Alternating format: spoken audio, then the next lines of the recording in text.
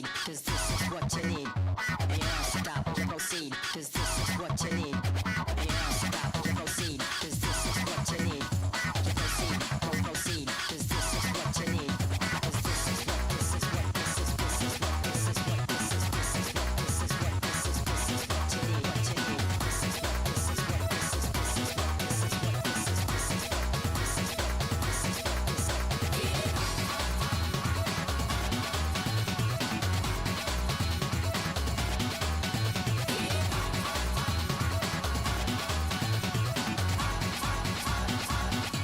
this is, this is what, this is what, this is, this is what, this is what, this is what, this is what.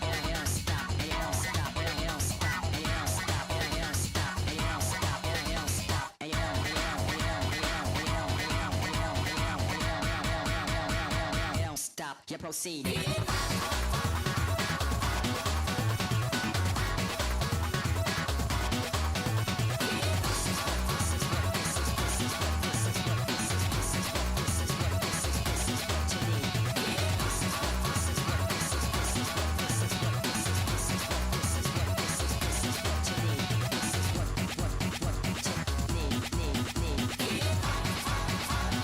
This is what you need, what you need.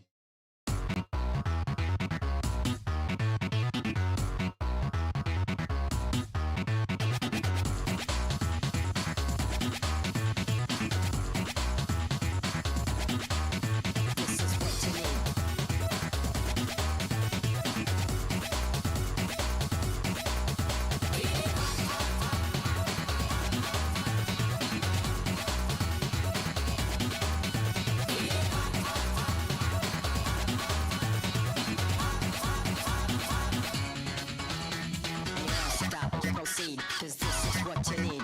And you don't stop, you proceed, cause this is what you need. And you don't stop, you proceed, cause this is what you need.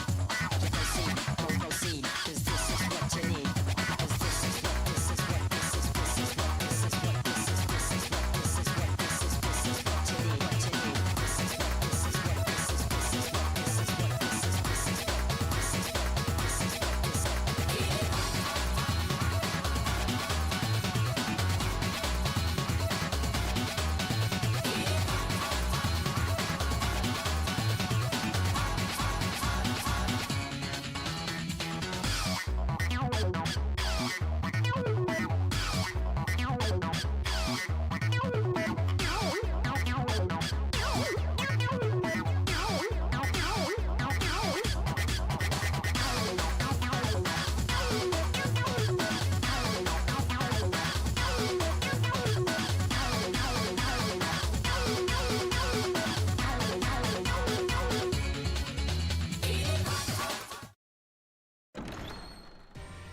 Hello everybody, welcome back.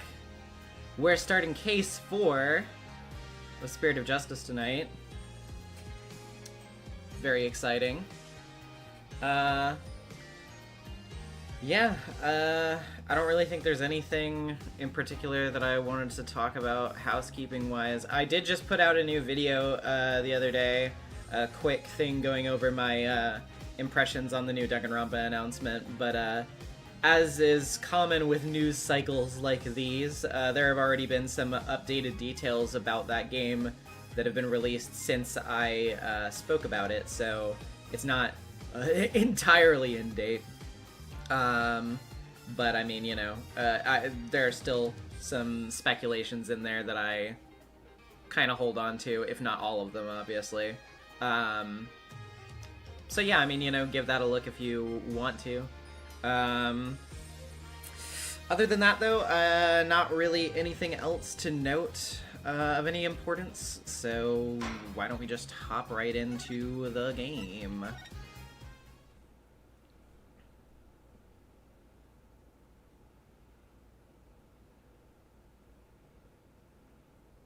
Alright, Turnabout Storyteller.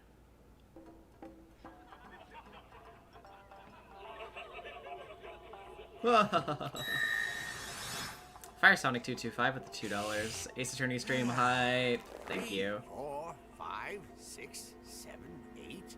What time is it? It's 9, 10, 11. Uh-huh. That was a very sinister cut. Oh no! Not in the noodles! Shisho's dead? No. Do you think he did it? Oh no! If he did, then what do we do? Hey, pull yourself together. I don't know who's speaking. Don't worry, I have an idea.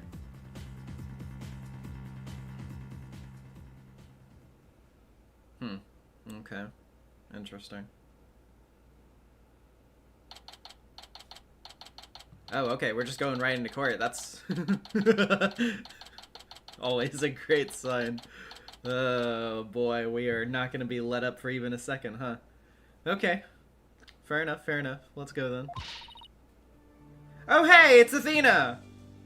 Okay. What the heck? Who brings a defendant to his own trial late? Plus, the request was so last minute I didn't even have a chance to talk with my client. Philip with the 3, popping in to say hi. Hope Spirit of Justice is going well. It's going. I have mixed feelings about it so far, but I mean, you know, there have been ups and downs.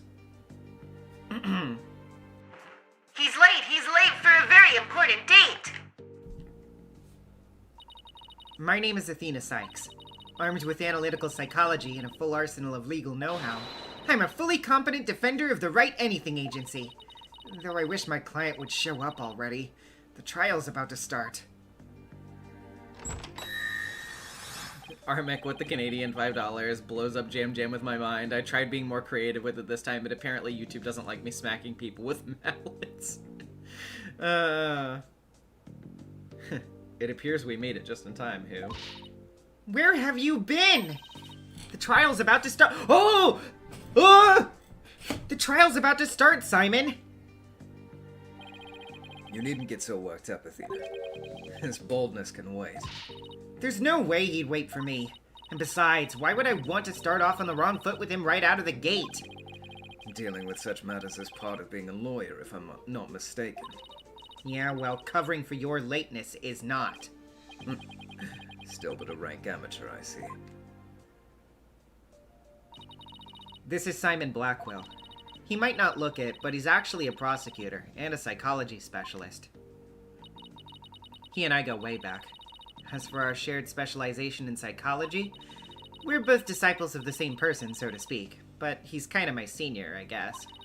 But twisted sense of humor or no, I wish he'd stop treating me like a child all the time. Neon Roses with the $5. Sorry this is wildly off topic because I didn't have the money during the Sonic stream, but what are your thoughts on Sonic.exe? They're not very high thoughts. I think the original story is, bluntly put, dog shit. I think a lot of creative fan works that have come out of the space are, like, of varying quality. There have been, like, interesting things done with it. I think as a concept it's just kind of silly, personally. But, I mean, you know, if people are driven creatively by it, then, you know, I can't poo-poo on that. So, you know, there you go. So, Right don't know and Justice don't know. Mr. Wright's abroad, and Apollo's helping Trucy with her magic show. Oh, so this, I guess this probably took place during, the second case. Or as Yell with the Canadian $20, giving $20 mode gives you $20. Whoa. I didn't know that you could engage $20 mode. I think more people should do that. Thank you. Didn't I tell you? They're what? So neither of them are here. Leaving you to take this on alone? Yep. Ye gods. Call right down her back. It's not too late. Oh no, not too late at all. He would only need to know how to teleport. Very well.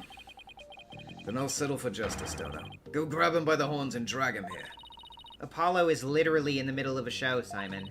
You may not want to admit it, but I've got what it takes to take on this case. Just leave this to me and go watch from the gallery. Has your defense derails in spectacular fashion? No, as I win the heck out of this trial. I'll be okay. Promise. So wipe that look off your face already, will you? Anyway, take it the guy behind you is... Yes. He's your, He's asleep again. Oi, Bucky, wake up! Yeah! Ow! I need to see what this character looks like. What'd you do that for, Simey? Okay. That is not the... Let's see. What type of voice do I give you?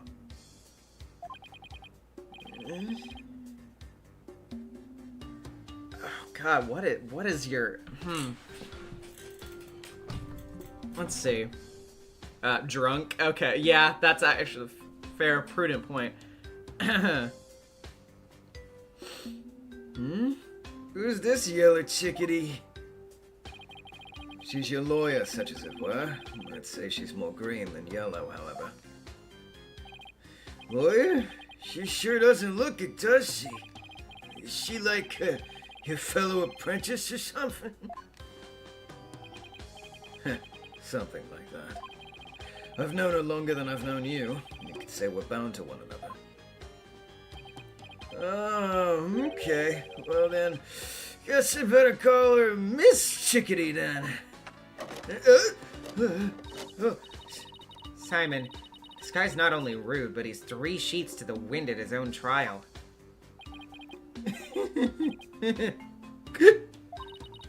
I know we just met, but I'm about ready to give him a piece of my mind. Do as you will. Just save it for after the trial. Miss Chickadee? Don't call me that. How you do? Simon here's an old friend of mine. I'm the 4th generation head chef, Wet Soba. Wet noodle number 4, Bucky Wet. Nice to meet ya. It's, nice to meet you too, Mr. Wet. So he can pull himself together when he wants to. God, if only the trial wasn't starting in a few minutes. Having been accused of a murder that only occurred yesterday, I'm afraid it's taken a toll on the poor boy. And you happened to be there at the theater where it all happened, too, right? They said they found a Rakugo storyteller murdered in his dressing room. Indeed. The victim, Master Storyteller Taifu Tornado, was a longtime patron of Wet Soba. Master Tornado had been looking after Bucky ever since Wet Noodle number 3 passed away. I see. So the victim was kind of like a father to the defendant, huh? That stupid old fart. Like a father? No way! He was always dissing my soba. How dare you speak ill of him? Running your mouth like that's why they suspected you of his murder in the first place. All hail Sunset Youth 2 with $5. One flaw I have with this trilogy is that they rarely call back, mostly to the originals, but even between Apollo Justice games.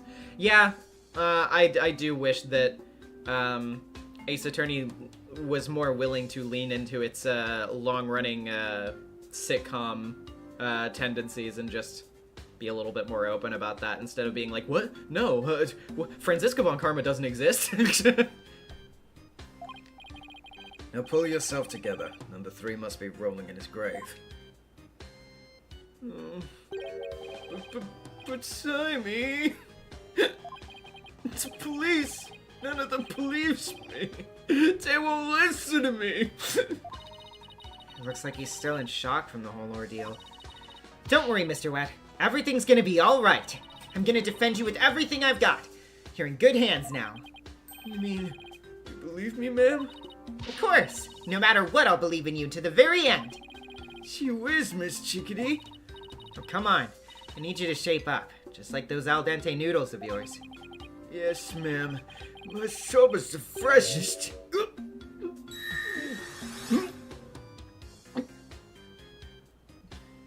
Firesonic 225 with the $2. There is no Francisco von Karma in Boss Sing Sing. God. Oh, there he goes. Mr. Wet! Bucky, you great big pillock. So, how exactly do you know this guy? I used to frequent Wetsoba, and still do, in fact. So I've known him since he was a lad. That's why his father and Master Tornado were always so good to me. I didn't know you liked soba so much, Simon. I wouldn't expect one such as you who eats meat slapped between slabs of bread to understand the delicate taste and the subtle textures imparted by buckwheat flour. Hey, that's just rude. But I digress. I'm all about flavor and subtlety stuff. If I let Wetsoba end like this, we'll never be able to face number 3 on Master Tornado in the next life. I see. And that's why you came to me. You wanted somebody you could trust. It was never my intention to ask you. Grrr. I'll show him. I'll show him I can handle it just fine. Well, I believe it's just about time. What? But we haven't even properly discussed the case yet. What's the matter? You look nervous, Athena. Don't tell me you're chickadeeing out. I'm just trembling with excitement of battle, that's all. Of guts, let's do this! Come on, Mr. Way. Wets. Sorry. I don't know. Mixed up, because I think I mixed up. Because I'm not entirely confident I pronounced that correctly either, but whatever. Get up off the floor. We've got a case to win. Yes, Miss Chickadee. I'm gonna do my best. Wet soba. Wet What? soba. Hello? Wet Hello? soba. Wet soba. Wet soba. That is a terrible ringtone. Hello? 2 bowls of noodles? Sorry, sir, no can do. Kind of busy at the courthouse. Huh? They hung up. Huh? Okay, let's do this.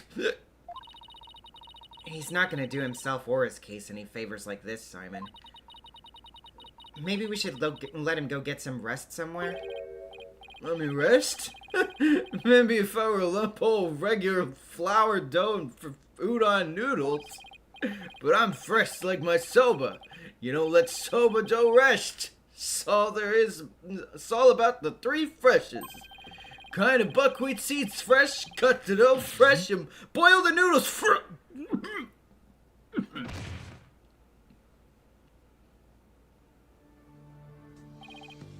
He's blocked out. Oh boy, I just knew something like this would happen. Simon, what did these 3 freshes of soba he was talking about? First, buckwheat seeds or groats, ground to make buckwheat flour. Then dough made with this flour is cut with a large rectangular knife into noodles. And finally, the buckwheat noodles are boiled. Each step is done immediately, one after the other, so the soba's fresh when eaten. Oh, so that's what he meant. I wouldn't want him to make me any soba right now, though, that's for sure. Athena, this is no time for idle chatter. You need to get to the courtroom now. Just remember, as a prosecutor, I'll be unable to lend you a hand. So don't expect any help from my quarter. There you go, treating me like I'm incompetent again. For your information, I wasn't planning on asking you for help anyway. Gah, just you wait, Simon. I'll show you. Mr. Wright and Apollo may not be here, but that's all right. I can do this on my own.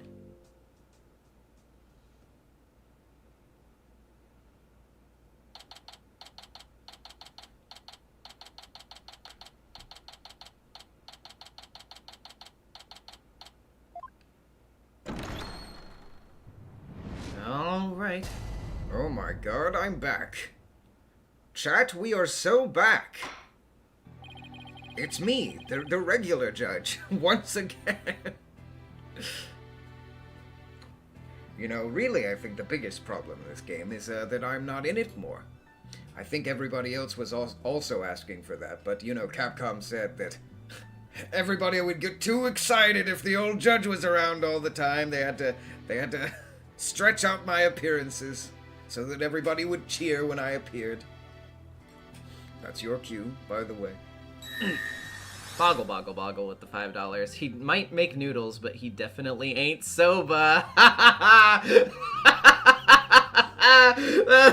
That's terrible. Thank you. That was great. Hats off. That was a pretty good one. Court is now in session for the trial of Bucky Wet. The defense is ready, Your Honor. The prosecution is fully prepared, Your Honor. Oh my god. Oh wait, right. I was about to say, like, wow, Naruto got back here fast, but yeah, I mean, like, if it's simultaneous with the other one, then he would have been around. What's this? No prayer this time, Prosecutor Soundbody? That's correct, Your Honor. To expedite these proceedings, I completed them beforehand in the lobby. How very thoughtful of you. By the way, what brings you back to this country? Chief Prosecutor Edgeworth himself called on me to handle this case. Besides, I have a debt to repay. And though my opponent's yet a callow thing, I have no qualms with sending her down to hell. If you have a score to settle, it's with Apollo, not me. But more importantly, I'm not a callow thing. I'm a qualified and capable attorney. Then what is that yellow attire if not proof of your immaturity, you small spring chick? Now cease your shrill chirping. Now, Prosecutor Soundbody. She's still only a teenager. Please go easy on her. Great. Now even the judge is giving me the kid treatment. Very well. Shall we begin, Your Honor? Yes, I suppose we should. Now then, Prosecutor Soundbody, please give your opening statement. I'll show them what I can do. They'll be sorry they underestimated me. Certainly. Let the last rites of the victim commence. The incidents believed to have occurred at around 4 p.m. yesterday, May 12th, at a storyteller's theater called Kurukuru-te. The victim was a great master of the Tornado School of Rakugo, or comedic storytelling. His name was Taifu Tornado. The scene of the murder was the theater's dressing room. It's accessible via the staff entrance hallway and has an inner and outer sliding door. Cam. The estimated time of death is between 2 p.m. and 5 p.m. The cause of death is suffocation, though how the victim suffocated is yet to be determined. I'm on with the $5. Korean is in the Himalayas. That's an 18-plus hour flight with 2 overlays just so Nayuta can make Athena's life as difficult as possible. Get a life. The autopsy found nothing unusual in his lungs or stomach, and there's no murder weapon. Yeah, so Moonlight Mariposa says, this isn't simultaneous. If I remember correctly, this is the day after the last trial, and I used to be catching those red eyes. So yeah, I would assume that the second case took place, and then before Nayuta went back home to Kurain, he did this first, and then went back.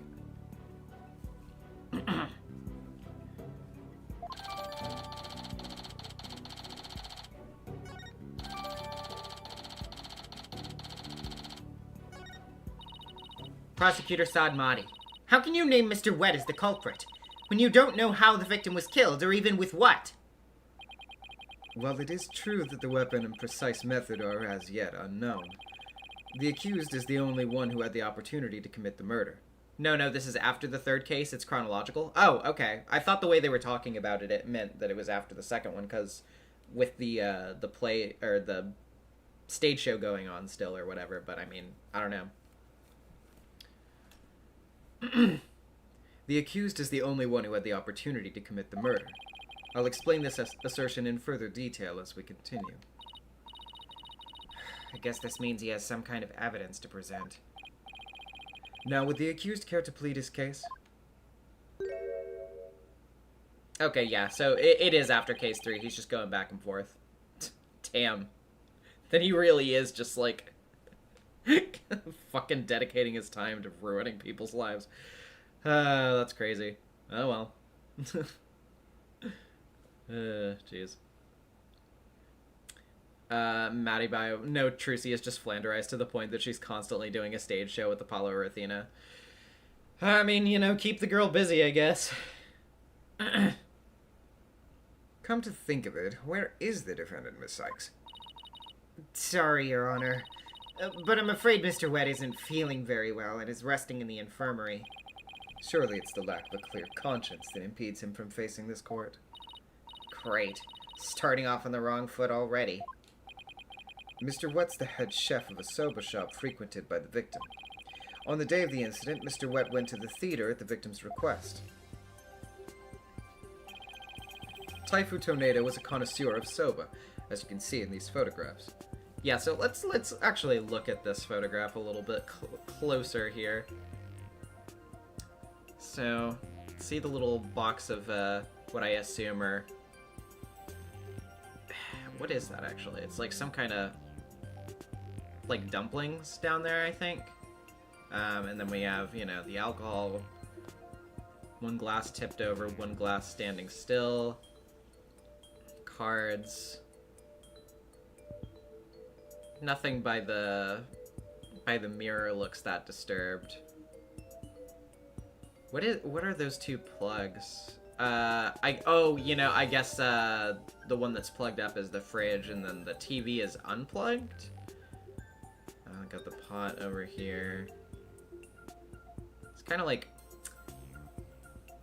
I don't know, is that like, what is going on with that, actually? It's like powdery, almost. Not sure.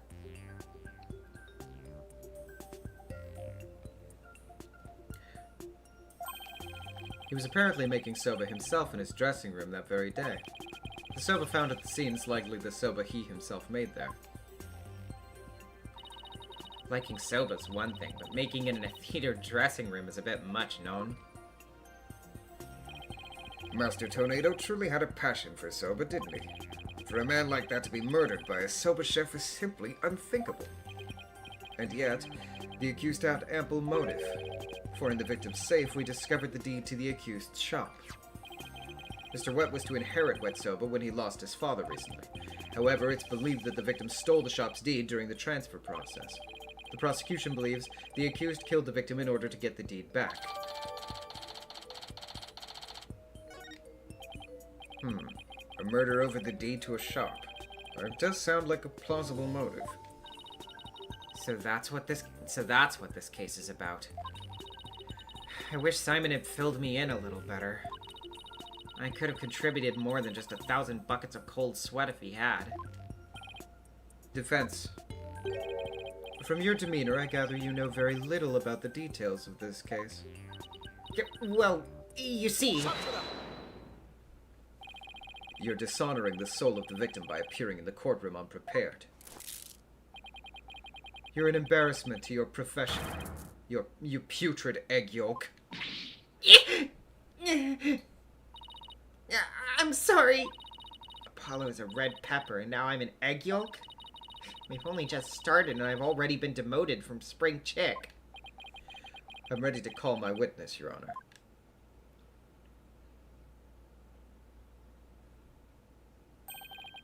Let us listen to the words of one who was present when the crime was discovered. You could say a witness. you can just call them a witness. Someone who was there when the victim's body was found? Very well. Witness, please take the stand. Okay. Oh. But Simon. Witness, please state your name and occupation. Simon Blackwell, prosecutor. Prosecutor Blackwell! You didn't tell me you were going to take the stand! There simply wasn't time.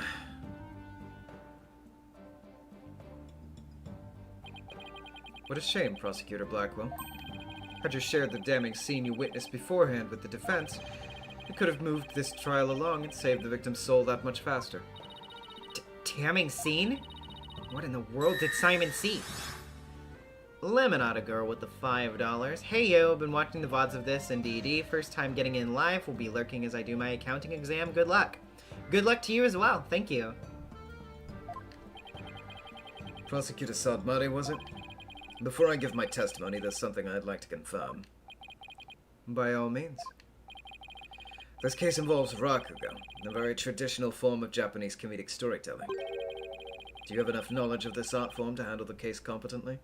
Hi, Tay. I haven't really gotten far enough in this case so far to really get an idea of what I think about it, but we'll see as we go, I suppose. As far as the game so far, it's a bit of a mixed bag. But, you know, the good parts have been pretty good. The bad parts have been, you know, we'll see by the end. Are you implying that I'm not qualified for this case? Not yet. I'm simply trying to ascertain your familiarity with the topic. For now. It's a prosecutor's duty to learn the background of any case he takes on. I did some research on rakugo last night, and I've grasped the overall idea of it. How much could you possibly grasp in a single night?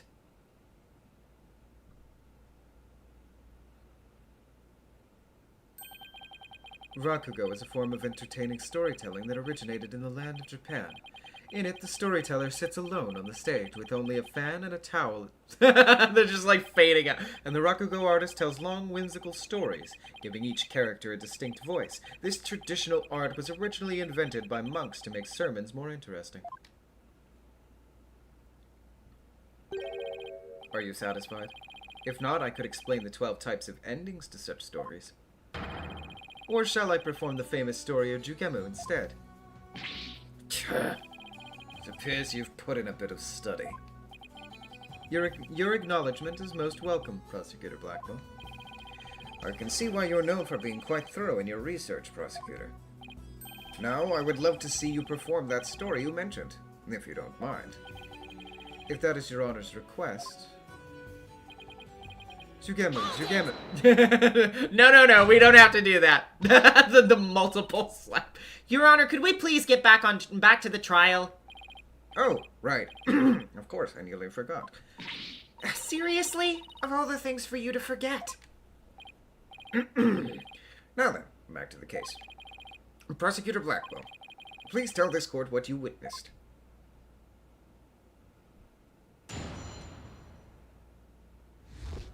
Okie dokie. I went to the theater yesterday and arrived at approximately 4 p.m. I went straight to Master Tornado's dressing room to say hello. Bucky went into the dressing room thereafter, only to come storming out a while later. Master Tornado's junior disciple, Uendo, apparently then entered the room soon after. That's when Uendo discovered Master Tornado's body. Okay, that's pretty cut and dry. Now wait just a minute here, Prosecutor Blackwell. With testimony like that, you're practically accusing Mr. Wet of the crime. All I can do is state what I saw. I can't help how it appears. But a qualified and capable attorney such as yourself should be able to dispatch with it, right? Well, yeah, duh. All right. Guess I'd better start by getting all the info out of him that I can. Yeah, so this is a presser. Okie dokie. Went to the theater yesterday and arrived at approximately 4 p.m. Prosecutor Blackwell, what did you go to the theater for in the first place? I went because I had received an invitation from Master Tornado. Here, see for yourself. It was a special show commemorating his junior disciple Uendo's promotion. It was also an occasion to announce the boy's succession to the stage name of Uendo II. So what exactly does it mean to succeed to a stage name? You really don't know, do you? In the performing arts, a name succession is when an artist inherits a predecessor's name. I see. So there was another Uendo Rakugo artist before, and this disciple succeeded him, huh? And what exactly did your invitation say? It contained a simple letter of salutations and an outline of the show's program. Oh, it appears Taifu Tornado was going to perform Toki Soba, or Time Soba. He's famous for his masterful pantomime of eating soba, using only his fan as a prop. And Uendo was to perform Soba Sei, or Soba Glutton, a soba-themed show, I see. It seems you know a thing or two about Rakugo yourself, your boldness. The first to perform was the senior disciple Geiru, followed by Uendo. And lastly, Master Tornado. I see. So that's why you happened to be at the Storytellers Theater yesterday. So what happened after you arrived? I went straight to Master Tornado's dressing room to say hello. Okie dokie. And how did Master Tornado appear when you said hello to him? I went with the intention of greeting him, but ultimately we didn't actually meet. You didn't see him? Why not? Geiru escorted me to the dressing room, but we heard the sound of Rakugo being performed from within. Thinking the master was rehearsing, we decided to wait in the hall until he was done. You heard Rakugo being performed in the dressing room? Yes, not just me, but Geiru as well. In other words, you can confirm that the victim was still alive at around 4 p.m.? Correct. I couldn't hear him clearly through the doors, but I'm sure it was Master Tornado. I could tell because it was the timed silver routine being performed in there. So that means the victim was killed sometime after that. Bucky went into the dressing room thereafter, only to come storming out a while later. Please tell us in detail how Mr. Wet appeared at the time. Geiru and I were waiting in the hallway for Master Tornado to finish practicing. When Bucky appeared and entered the dressing room with his things... with his things. That was the end of the sentence. What happened after that? We heard what sounded like Bucky shouting inside the room. About 10 minutes later, Bucky came out of the dressing room looking rather irate. Irate? Would you say that he looked like an irate gamer? His trial's stupid. Sorry. I can't help myself. This is most likely when the murder was committed. The victim was an elderly man. It would have been entirely possible to kill him within the span of 10 minutes. I better come up with some kind of counter-argument, and fast. Why are you booing me? You know I'm right. Ah, jeez. The sound of the plane yet again. Okay. Master Tornado's junior disciple, Uendo, apparently then entered the room soon after. Fucking tomato emojis in the chat. Jesus. What do you mean by apparently? Didn't you see him go in? No, I couldn't. I wasn't able to see the dressing room door from where I was standing at the time.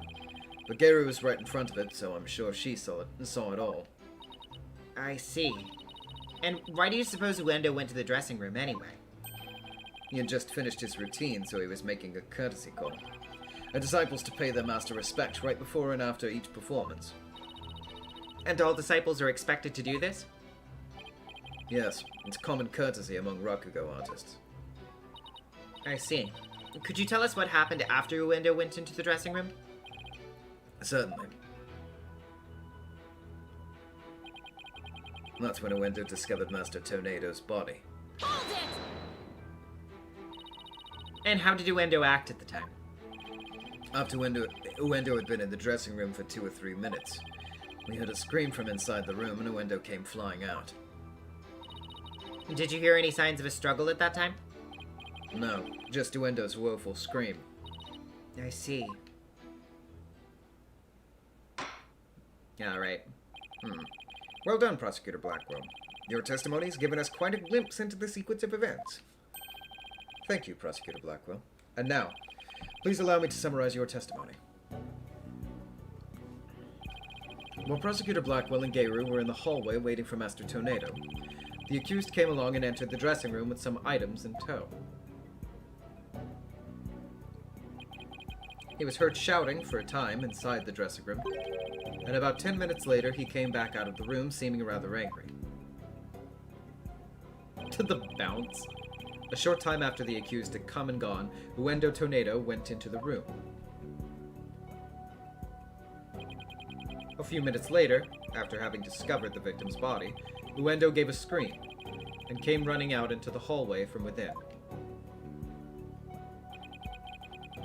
Prosecutor Blackwell and Geiru then ran into the room and saw the body for themselves. From the circumstances, it's quite clear that the accused murdered the victim.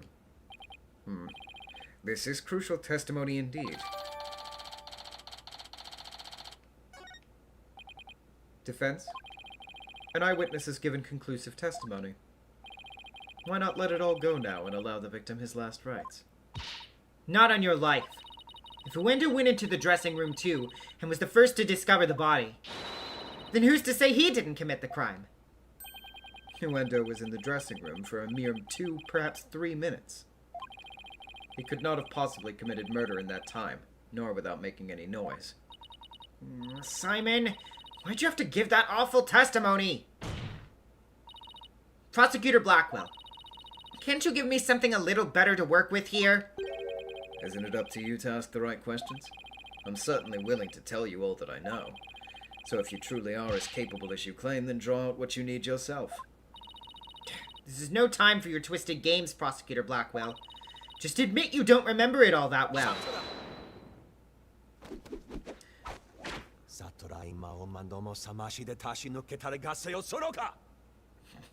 Everybody's favorite filler voice line. Dara, Nezumi, have you picked up on the puns for the characters with Japanese names? It took me a while playing. I don't know that I have picked up on them quite yet. I don't really mind if anybody wants to say what they are, though. Prosecutor Blackwell, watching you collude with the defense like this, I see that you are no prosecutor. Begone, witness! You shall haunt this sacred hall no more! How dare you treat me like some evil spirit to be exorcised. Now remember this, you blackguard.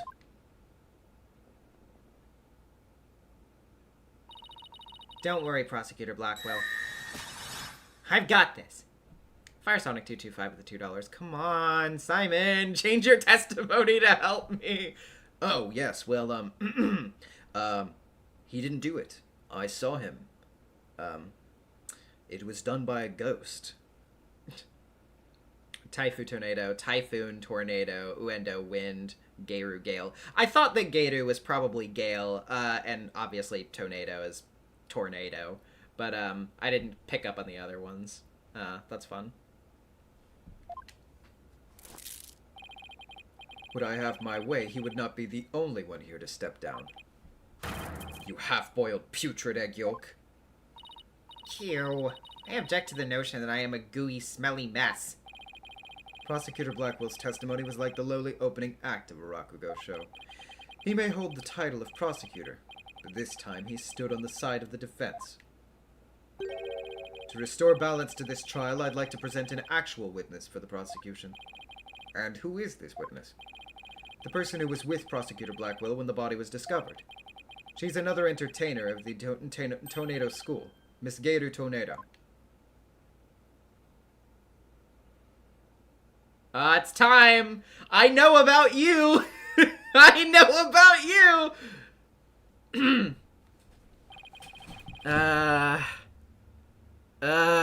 No comment. Anyway. Please state your name and occupation, witness. Hello, everyone. I'm here to represent the Tornado School with the Twisty Twist Twist. And balloon! There you have it, a stunning balloon hat. It's me, the balloon artist you all know and love, Geiru Tornado! Just call me Geiru, sweetie. 1, 2, balloon! Oh my god.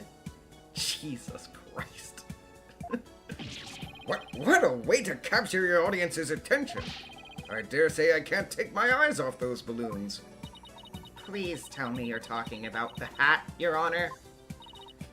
Oh, Mr. Judgy, I'm so glad you liked my performance. Would you consider joining my fan club? Would you please? Oh, absolutely. And please save your fanboying for after the trial, Your Honor. Anyway, Geiru, I can't help but notice, you seem awfully cheerful for having just lost your master. Of course I'm sad, but Shisha would scold me if I didn't put on a big smile. Never show sadness. Smile, smile, smile, with a twisty twist twist. My god. And balloon! There you have it. One gorgeous cake. I see. I guess an entertainer's gotta do what an entertainer's gotta do. Her balloon art's worse than a Rorschach test. All I saw was a severed monster.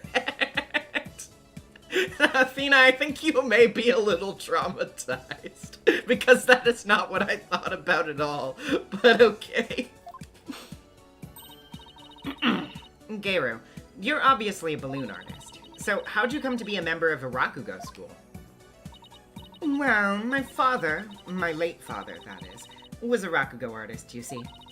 So I joined the Tornado School to be just like my daddy someday. I see. My father and I owe so much to Shisho, our master, but that Bucky wet. How could he? I want to see him pay for what he's done as quickly as possible. Your distress is entirely understandable, and my condolences for your loss. And not only that, but he... You have more to say about Mr. Wet? Every time he comes to deliver soba to us, he yells at me. He always tells me to get away. Is there any reason why he would say such a thing to you? He says the smell of my perfume will get in his soba and ruin it. Like, how can he say that? This is a great scent! How very rude of him. I don't blame you for being upset. Excuse me, Your Honor, but please don't let Gator's balloons bias your judgment. Mr. Wet hasn't been proven guilty yet, remember? It will be interesting to see how long that fire of yours will last, Defense. Now then, Geiru, please share the truth with this court. Yes, Geiru. Your testimony, please.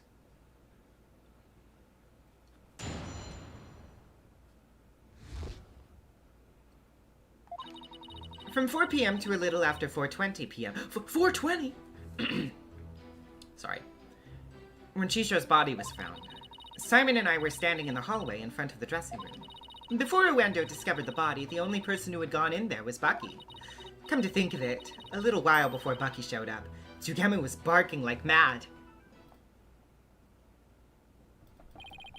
Prosecutor Blackwell, do you have any objections to this witness's testimony? No. Make up your bloody mind, sad monk Sadmari. First you exercise me, now this. You need only do as you were instructed by this humble servant of the Holy Mother. As there are no objections, Your Honor, let us move on to the salvation of the victim's soul. Hey, I'm the defense attorney here, Prosecutor Sadmati, and I just might have an objection or two once I actually cross-examine the witness. So what are you asking Prosecutor Blackwell for? I'm the one you should be checking with. There's a passage in the sacred scriptures of Koreanism. To stir the wind is beyond the power of a spring chick. In other words, the inexperienced are useless. With that in mind, it seems more judicious to consult Prosecutor Blackwell. He doesn't even see you as an adversary, Sykes Dono. Well, I won't let either one of you insult me. I'll show you I'm no inexperienced spring chick. Your Honor, I'm ready to cross-examine the witness. I hope you can make Prosecutor Sadmati see you as a worthy adversary, Miss Sykes. I'll allow your cross-examination, so you'd better strike while the iron's hot.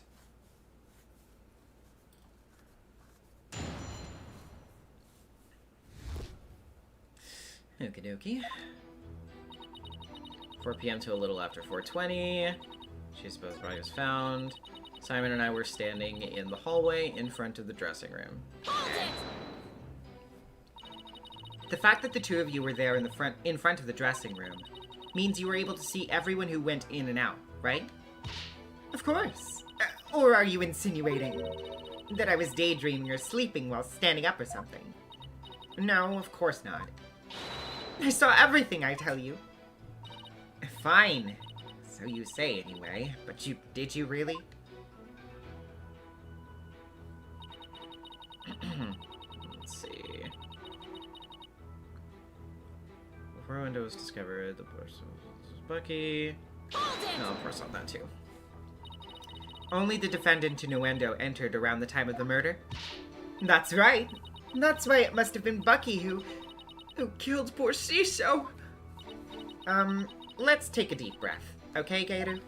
So, not a single other person set foot in the dressing room during that time? I already told you over and over, didn't I? There was nobody else. I must apologize on the lawyer's behalf. Even her memory is that of a spring chick's.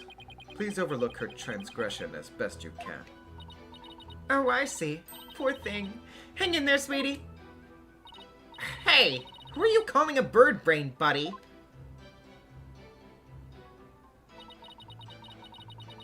Think of it a little while before Bucky showed up. Tugema was barking like mad. So yeah, I am curious about that for sure. Jugemu?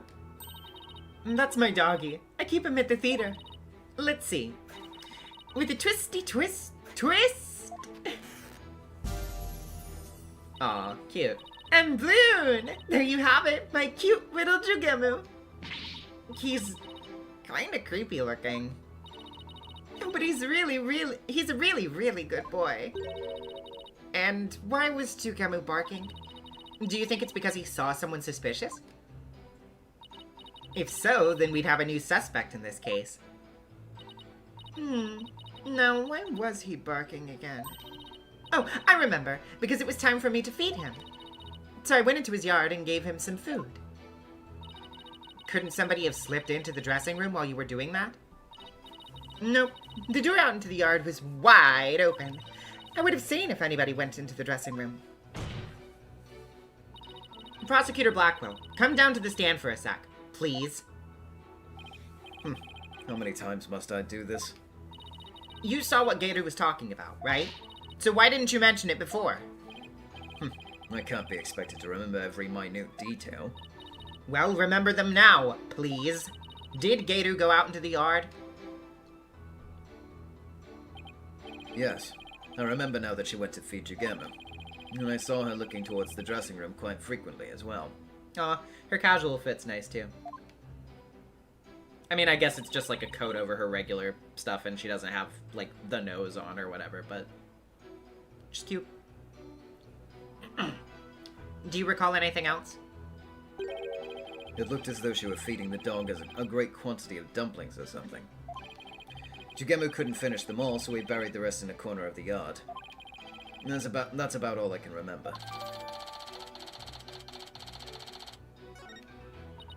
It looks like Gator was telling the truth. Your Honor, I'd like Gator's last statement added to her testimony.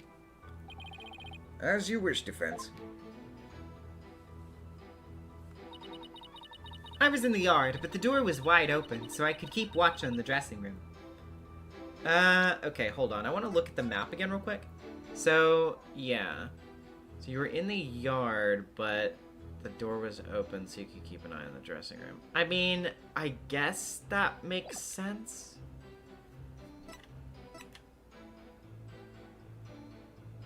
But, well, because the thing about that, though, I mean, the door is around the corner there.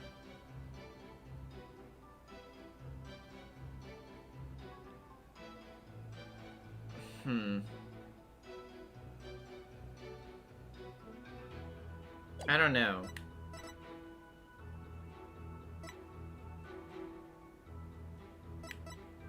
Whoopsie.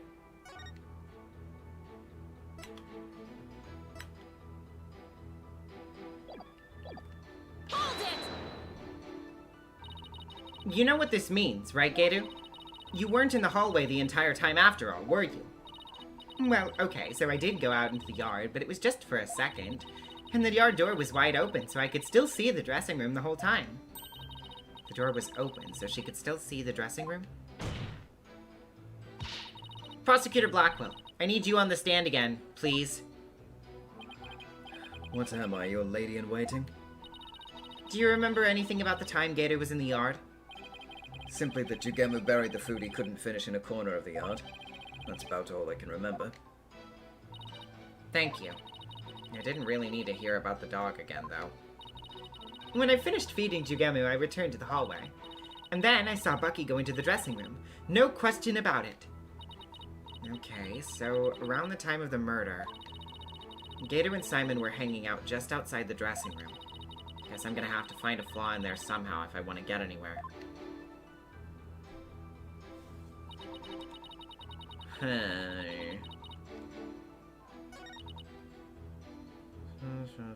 Hallway for the dressing room.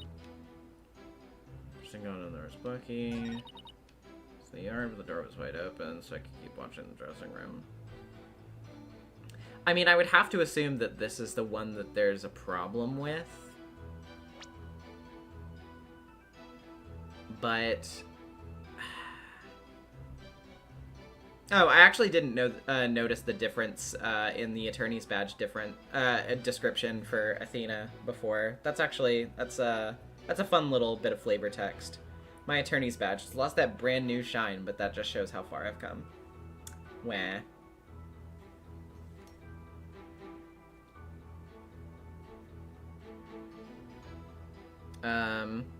But yeah. Huh.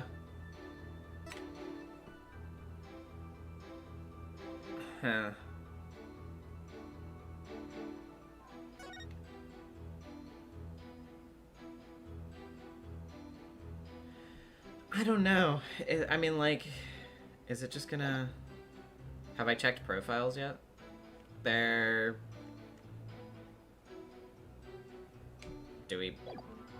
Are we able to?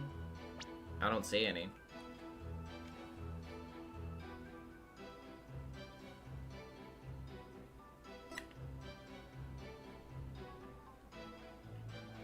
I don't know. What?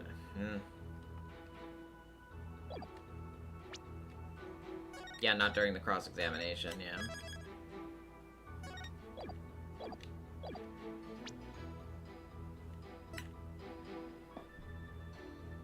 I don't think this is it necessarily. Okay, I was overthinking it. So, you were able to keep an eye on the dressing room while you were out in the yard. Is that correct? That's right. The door out into the yard was wide open. Sorry, but that makes zero sense. Take a look at the diagram of the backstage area. There's a clear contradiction between this diagram and the witness's testimony. Oh? I'm afraid I don't understand, Miss Sykes. Please point out what contradicts the witness's testimony. Well... I mean, because what I was thinking was, like, right here. No. No.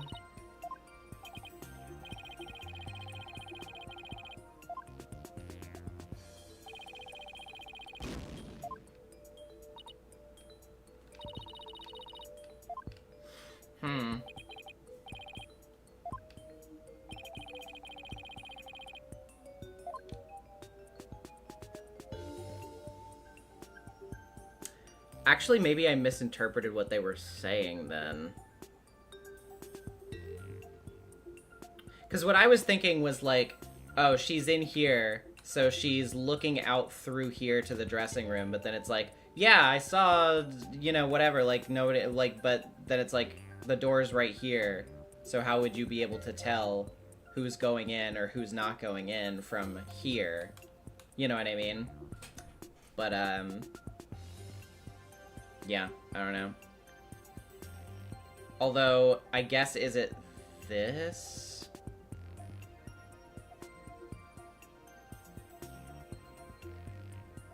Well, yeah, because, I mean, yeah, because of the way that the door would open, I don't know. Try that. Okay, yeah. Gary was in the yard near the doghouse. Prosecutor Blackwell even saw her there. And while she was out there, the door to the yard had been left open. Yeah, which closes up the yeah. Ah, I see. Yes, if the door to the yard was wide open, as Gator said... Yeah, I was focused on the wrong part. It would have blocked her view, making it impossible for her to see the dressing room. What? No way! But even if there were admittedly a few moments Gator was not keeping watch, how much would that really affect this case? It would greatly affect the case. From the spot Prosecutor Blackwell stood, he couldn't see the dressing room door either. Anyone could have entered the dressing room during that time without being seen.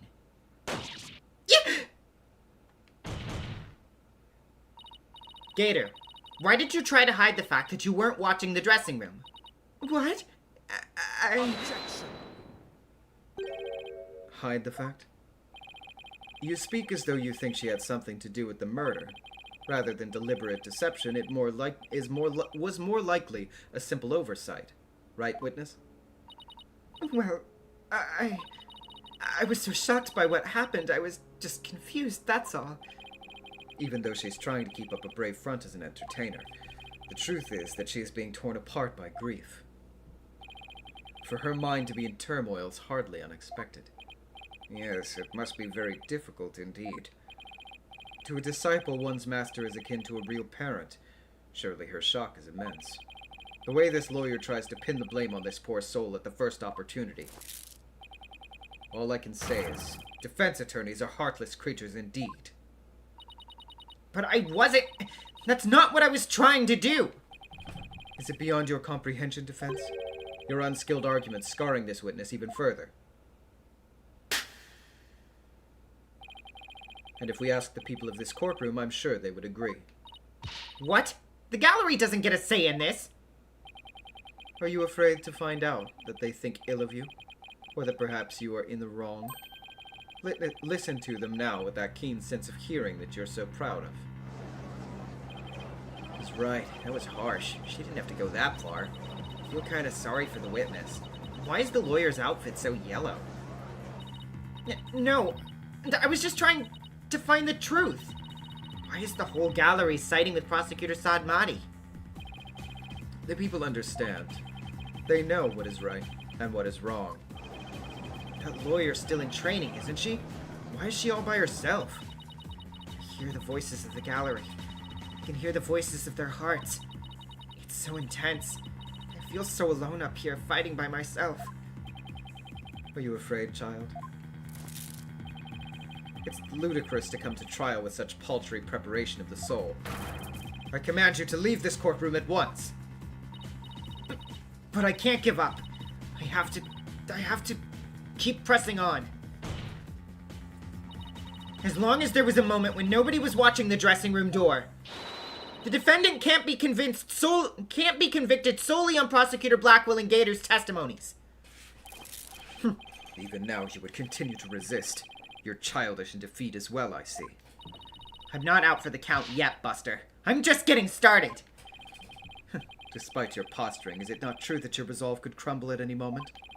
With but a little push, you'd surely succumb to despair. A little push such as this with a piece of conclusive evidence. Such as with? Conclusive evidence, huh? That's correct. We found a critical piece of evidence at the scene of the crime. The victim's dying message, which clearly implicates the accused, Bucky Wet. It says 1103 look at these Japanese playing cards, known as karuta, lined up on the table. These special English version karuta cards spell out a message. That message? Wet number 4. Wet number 4? You mean wet noodle number 4? Yes. Wet noodle number 4 is the fourth head chef of Wet Soba is also known. This message points to none other than the accused, Bucky Wet. No! That makes perfect sense, doesn't it? Wow, great job, Mr. Prosecutor. Oh no. This is really, really bad. What do I do? What do I do?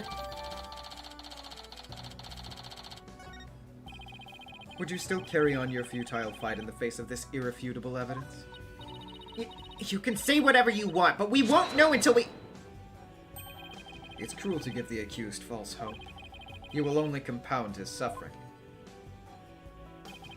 Wise people of the courtroom, do you not agree? He's right. It's cruel to make him suffer when there's conclusive evidence. What an incompetent noob. I feel bad for the victim and the defendant. What? But I'm trying to prove Mr. Wet's innocence here. I know you can hear them, Defense. Their voices implore you to save the accused soul. It's time for you to let it go and move on, you inexperienced lawyer. You lack the competence with which to acknowledge and to accomplish anything meaningful here. Is he right? Is it too much for me to handle on my own? What good is she doing anybody? She should just quit right now. Gah. Now, Defense, leave everything to this humble servant of the Holy Mother. Silence! Oh? Oh? Oh? He's trying to use your keen sense of hearing against you to manipulate the trial, Athena. What a cheap trick for a supposedly holy man. Simon! And you fop doodles in the gallery. Can't a man watch a trial in peace? This inexperienced amateur's about to turn this trial around. Does that prosecutor really think she can turn things around? The mood in this courtroom's starting to change. Prosecutor Blackwell, what are you doing at the defense's bench? I grew bored of watching from the gallery. Besides, if I were to leave this trial to this spring chick, and lose my favorite sober shop in the process, I'll be quite cross. You voluntarily stand on the side of impurity and sin. Truly, what a fool you are. To think you were so easily manipulated by his parlor tricks. Whatever happened to qualified and capable, Athena? I just let my guard down a little bit, but it won't happen again. Then gird up your loins and steel yourself a battle. I'm not girding up anything in this skirt, but I am ready to get serious. 10 grand with the $2. Simon is my favorite perky teenage sidekick. Wait. Yeah, just Simon showing up like dressed like Maya, like, all right, Nick, it's time to go. It's like, what are you doing? Eminon with the $5. Wow, Naruto is so unlikable that Simon changed careers from prosecutor to defense attorney just to avoid being associated with him. I would too, TBH. Yeah.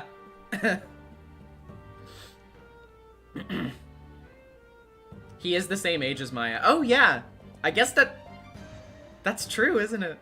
Wait a minute. Okay, yeah, we can look at the profiles now, by the way. That reminded me. Yeah, he is the same age as Maya. Wow, that's weird to think about. That's weird to think about. Damn. Firesonic225 with the $5. This is so fun to see, especially after the end of Dual Destiny. Seeing Simon and Athena working together is a true highlight of this game. I think it's a fun idea. Bucky, Nayuta, Blue. Oh my god, Geru is 34? She's perfect? Actually? No notes, no comment? I love her. Anyway. It seems there's now yet another soul I must cast down into hell. I was in prison for a long time, and hell sounds no worse than cell, to be honest. But the fires of hell will not be the end of your suffering. For the sin you have just committed, you shall surely be reborn as a panda in your next life. And a white and black reverse panda, that is. And you shall be put in a zoo to be exposed to public ridicule. A threat like that won't work on Prosecutor Blackwell. After all, he's already used to looking like a panda in this life. Who are you calling a panda? Sorry.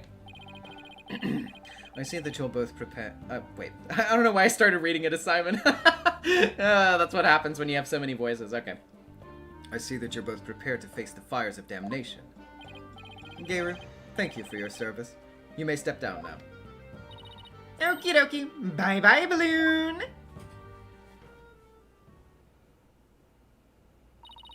Does everything have to be about balloons with her?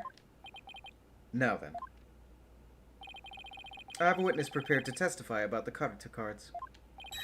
And who is the witness this time? Glossy Rat with $5. I'm about to head into an audition. Here's my VOD dues, and I'll see you later, Marcy. Good luck! Hope it goes well. The first to discover the body, and someone who witnessed the crime scene firsthand. Mr. Uendo Tornado. The time has come for that ponytailed pair over there to finally let it all go and move on. Very well. Let's bring in this witness, then.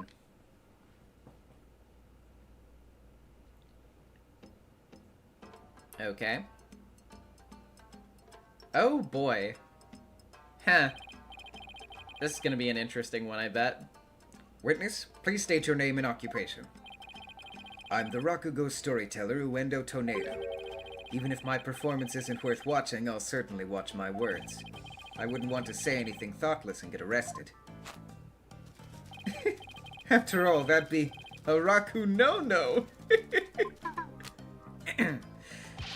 Thank you, everybody. Good night!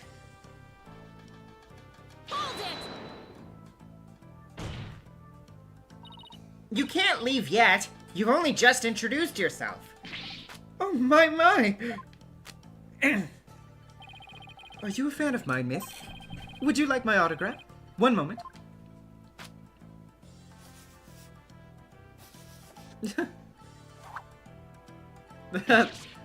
3DS power. Ow! What do you think you're doing? No need to stand on ceremony. My fan deserves a fan, after all. A fan for a fan. Nice one. Oh, why if it isn't Simon? How are you on this fine day, sir? Quite a dilly of a pickle we found ourselves in, wouldn't you say? I don't believe I've ever seen you talk quite so much, Uendo. Never performed in a place like this, you know? I got butterflies here, can't you see? Why do I always get the weird ones? Pardon me, witness. As much as I enjoy your banter, I believe we'd better return to the case at hand. Ah, I suppose you're right. In that case... I was promoted to Futatsume yesterday and received the stage name of Uendo. The show was our way of celebrating my new name and middle rank standing. Oh? And then that happened. I never dreamed something like that had happened. Not in a million years. And just as I got my chance to start repaying my debt to Shisho, too. Yeah. Plus, I'm worried about Geiru. The way she clung to Shisho. Poor thing. I told her to keep a stiff upper lip. Stiff like rigor mortis. Keep telling those lame jokes and Shisho will come scold you from the grave. Oh wait, did somebody else say that? Sorry. No, he said all of that. I wouldn't mind getting yelled at, you know, if it meant seeing him again. Uendo, please. As charming as your various characters are, this isn't a Rakugo stage. Let us hear your testimony now, witness. Tell the court about the evidence left at the scene, the proof of the accused's guilt.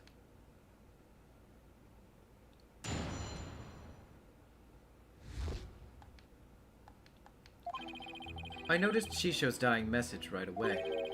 The stiff cards were right there next to the stiff, you see. Hey now, enough with the silly puns already. Anyway, I got the meaning right away. I knew it must have been talking about Bucky. That was the Master's final message, left as he was drowning in soba broth. It's so like Shisho not to write Bucky's name outright. Plain and simple wasn't his style. Well, that was certainly a more entertaining testimony than usual. The variety of characters performed by the witness was absolutely splendid. But he shouldn't be performing any characters in the first place, Your Honor. And Uendo, the murder weapon hasn't been determined yet. So how can you say the victim was drowned in soba broth? It's obvious. All you have to do is look at the crime scene. He was found with his face shoved in a bowl. It's only natural to assume he was drowned in the broth for the noodles. Except we're not here to assume things, Uendo, so please just stick to the facts. My. It's so like a soba chef to kill someone this way, wouldn't you say? And with the Karuta message he left behind, it's clear Bucky Wet did it. Setting aside the issue of the murder weapon for now, that dying message certainly does seem to be irrefutable evidence. I don't know that I would call it irrefutable. I mean, it's definitely suspicious, but... Indeed, it proves the absolute guilt of the accused. I mean, I've got to admit that I can't see how that message could mean anything else. Yeah, but, like, I don't think that would have been very difficult to manipulate. FireSonic225 with the $5. Uendo's one of my favorite characters in this game, TBH. I love this silly little person so much. Very true. I like Uendo so far. And Griefing Golem with the $5. I'm about to watch and to head to a movie, so I'll rewatch the VOD once I'm back. Hope you enjoy one of my favorite cases of the whole series. Thank you. Hope you have a good time at your movie. God, my... It's not too bad, but, like, I'm definitely starting to feel the pain a little bit more from the tattoo that I got yesterday. It is currently wrapped over right now. I have to wait a couple days to take it off. But it's definitely, like, you know, it's stinging a little bit. Anyway. Bucky used sober for the deed, all to get back the soba shop deed. Oh, you're going to see The Long Walk. Yeah, the trailers for that looked pretty good. M. Hollis, Nezu got a tat of what? I got a tattoo of Rika from Higurashi. It was a donation incentive at the end of my Higurashi stream series, and everybody pulled together and got it, got the goal paid for. So thank you to everybody who was there for that, for contributing. I posted a picture of it on my community tab, if you want to check that out. This testimony makes Mr. Wet look super guilty. I have to do something. That's his conclusive evidence. What a farce. What do you mean, Simon? What's this? I thought you said you weren't planning on asking me for help. Ugh. I did, and I won't. Thank you very much. Simon must have found an inconsistency in the testimony. And better listen carefully and try to see what he found.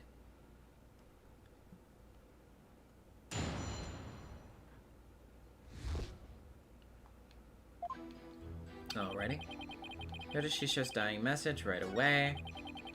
The stiff cards were right there next to the stiff, you see. You know, enough the silly puns already, hee. Anyway, I got the meaning right away. I knew it must have been talking about Bucky. Hold it!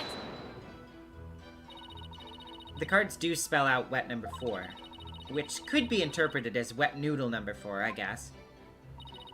I suppose you took this to mean Bucky wet?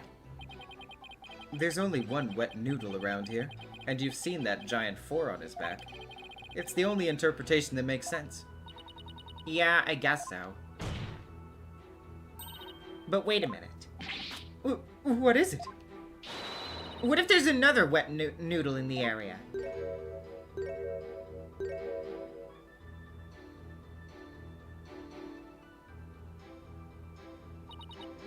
What? Did I say something strange? Bucky's the sole heir to the shop. So enough with the ludicrous straw grasping. Hey, how was I supposed to know? Just listen to the testimony again and find the glaring inconsistency. What if there's another wet noodle in the area? Yanni Yogi stands up from the audience. Damn it! They got me again!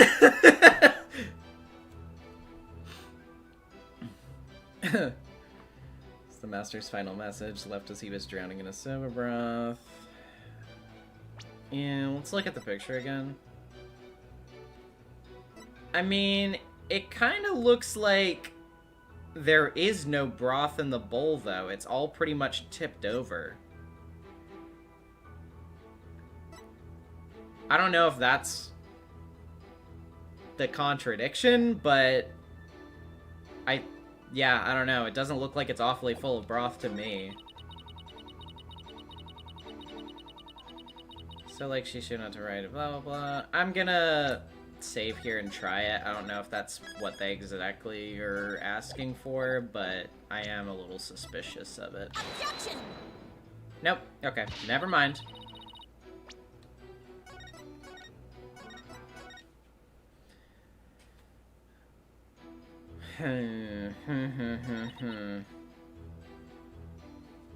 I will press on it, though. Hold it! So the victim lined up those cards in his final moments?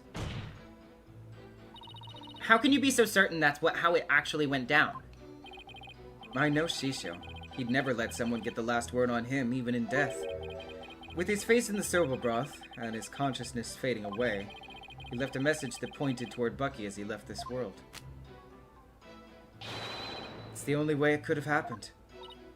Wait. The only way? Now you're just speculating. Look, a dying message is something you leave as you're dying, right? I saw a scene like that in a detective show. Uendo, we have a saying in my country. Silence is more precious than diamonds. Please do not speak any more than is necessary. I mean, yeah, the broth definitely could have been spilled over after his death. It's just, yeah, I don't know. It was just something that stuck out to me as a potentially interesting detail, but could have choked on the noodles, though.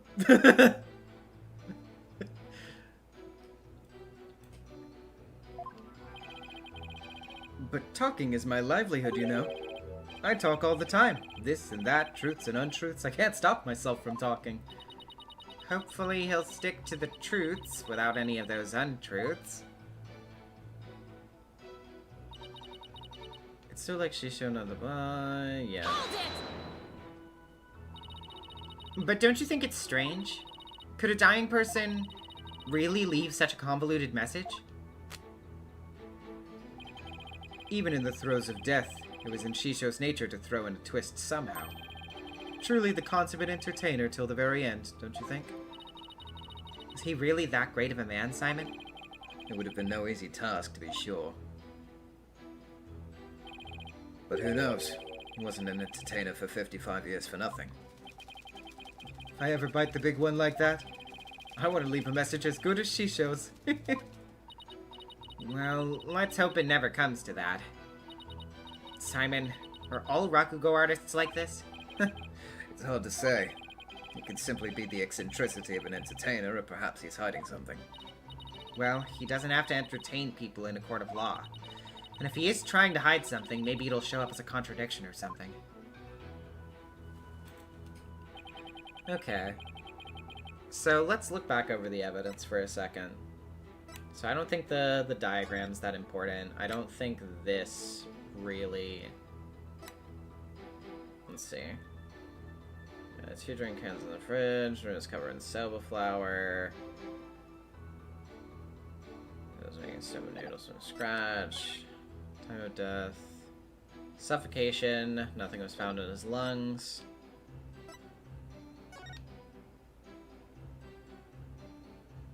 Undisputed sober glutton routine. News. First time sober routine. Confirmed alive at 4 p.m. And discovered the body upon entering the room after Bucky left. Before Bucky came to the theater, Gabriel was outside feeding her dog a number of dumplings. Dog buried his leftovers in the yard. Huh.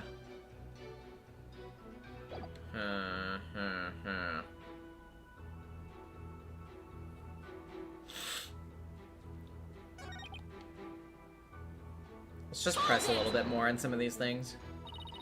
The cards were on the table. Your master's body was slumped over, right? You must have been surprisingly calm to notice them at the time. As I said, the stiff cards were right there next to the stiff, so they were hard not to miss. Or, they were not hard to miss. Hard not to miss. Yes. Jesus Christ, sorry. But wouldn't it have been more natural to notice the victim rather than the cards? The message just caught my eye because the stiff cards were right there next. Oh my god, you have to keep saying it. Yes, but that fact hardly seems significant enough to make a person take note of them. Stiff cards next to the stiff. So basically, there was no real reason for them to catch your eye, was there?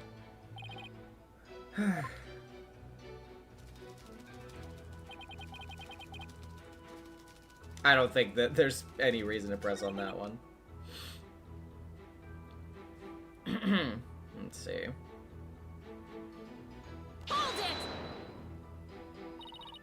The cards do spell out wet number 4, which could be interpreted as wet noodle number 4, I guess.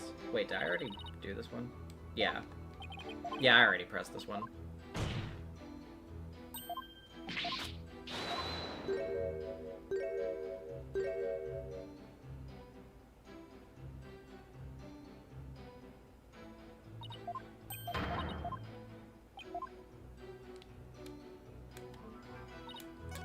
Okay.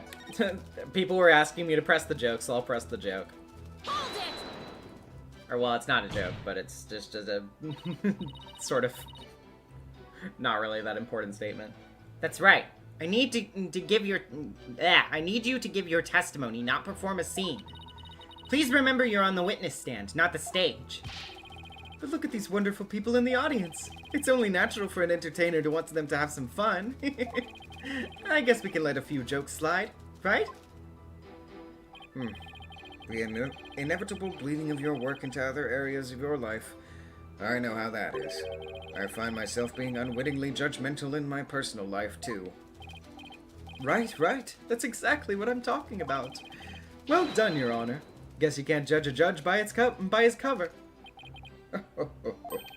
I advise the defense not to be so critical of the witness. Yes, Your Honor. Much obliged. Wow.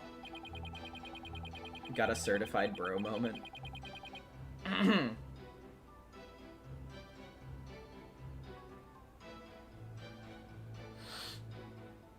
Let's see.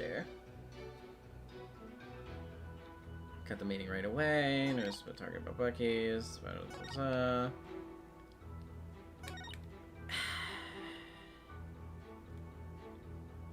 I don't know.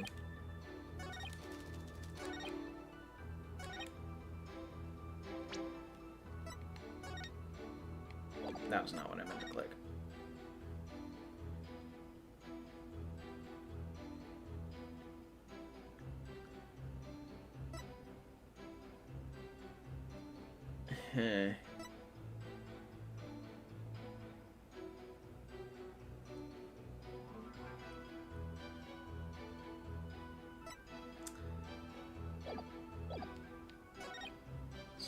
Just the stuff. Got the meeting right away. Knew it must have been talking about Bucky. Master's final message. She's drowning soda broth.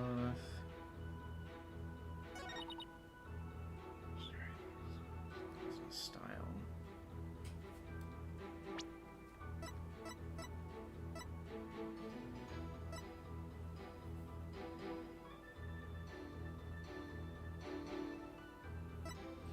I mean, it's not that, right? Is it? I don't think so. I don't think so. I wouldn't think so. But... maybe? I don't know. Objection!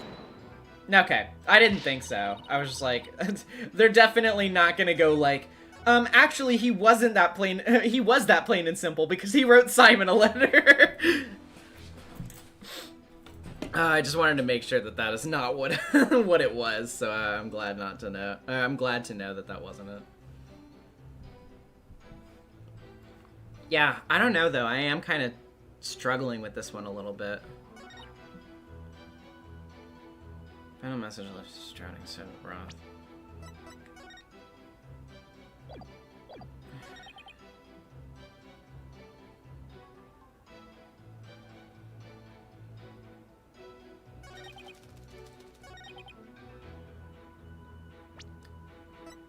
I mean, is it just that they're drenched and therefore wouldn't be stiff, quote unquote?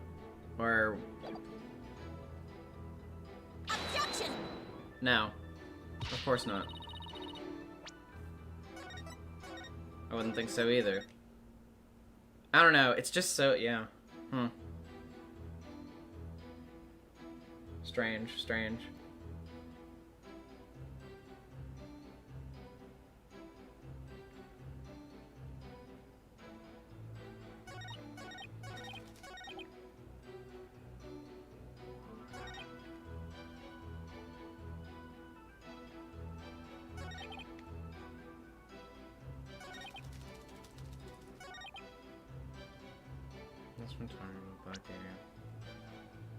Yeah, I am also kind of lost here.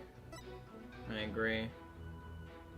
I don't know that we've technically pressed every statement. Like, I don't know if I can't remember if we pressed the first one or not. Uendo, when you saw the cards on the table, what made you think they were Master Tornado's dying message? Well, it was a coded message right there next to the body. I'm sure anybody would have thought that they were there to name his killer. I love murder mysteries and often watch them on TV. Oh? I see. I saw a similar scene during the Murder Mystery Marathon last Tuesday. That's what made me think this must be a dying message. Okay. That's about it for that.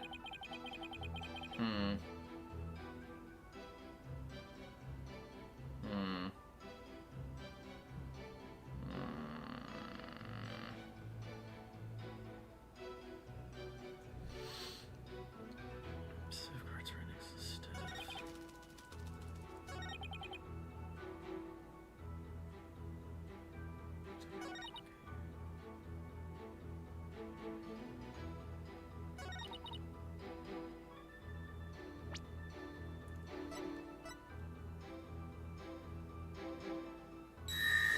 Fire Sonic 225 with the $5. You see, Athena, I just love myself a good true crime podcast, so I knew he was guilty. Yeah, I think it does come back to the photo somehow. I'm just not sure exactly what to pin down about it.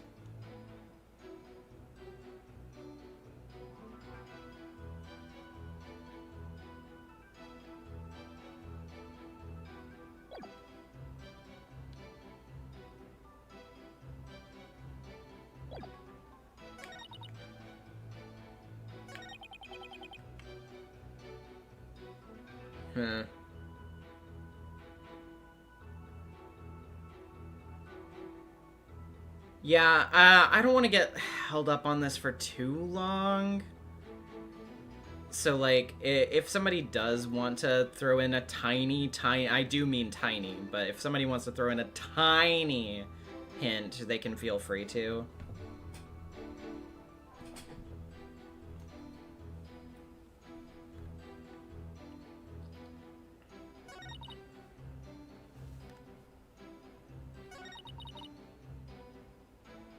The placement. Check the autopsy? Okay. Suffocation, nothing was found in his lungs. Oh, wait. Oh, is that it? Is that fucking it? Okay, god damn it. So I had kind of the right, like, sorta-ish the right idea earlier. I just didn't think to present the fucking autopsy. God, Jesus Christ. Okay. There's a contradiction in Uendo's testimony. And would you care to explain where, Miss Sykes?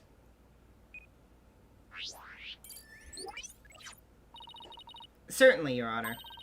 According to the autopsy report, nothing unusual was found in the victim's lungs. Yes, it does say that, doesn't it? If he had drowned in a bowl of soba, then there should have been soba broth in his lungs. But since there wasn't any, it means the victim was suffocated with something other than soba broth. What? This is the contradiction you noticed, isn't it, Simon? Not bad. Not bad at all. Guess I showed you. But if drowning in the soba broth wasn't the cause of death, then what was the victim's face thrust in? Then was the victim's face thrust into the bowl? When was the victim? Take your time, Your Honor. Thank you. Then when was the victim's face thrust into that bowl? Typhoon Tornado's face was thrust into the bowl. Before his murder, during his murder, or after his murder. I would have to assume after his murder. Because no soba broth was discovered in the victim's lungs, his head must have been placed into the bowl after he was killed. And that's when the soba broth must have been spilled onto the Karuta cards. In other words, the victim could not have lined up the cards as he was drowning. I see. So it was done after he was already dead. But why would the culprit do such a thing? I'm afraid I don't know yet.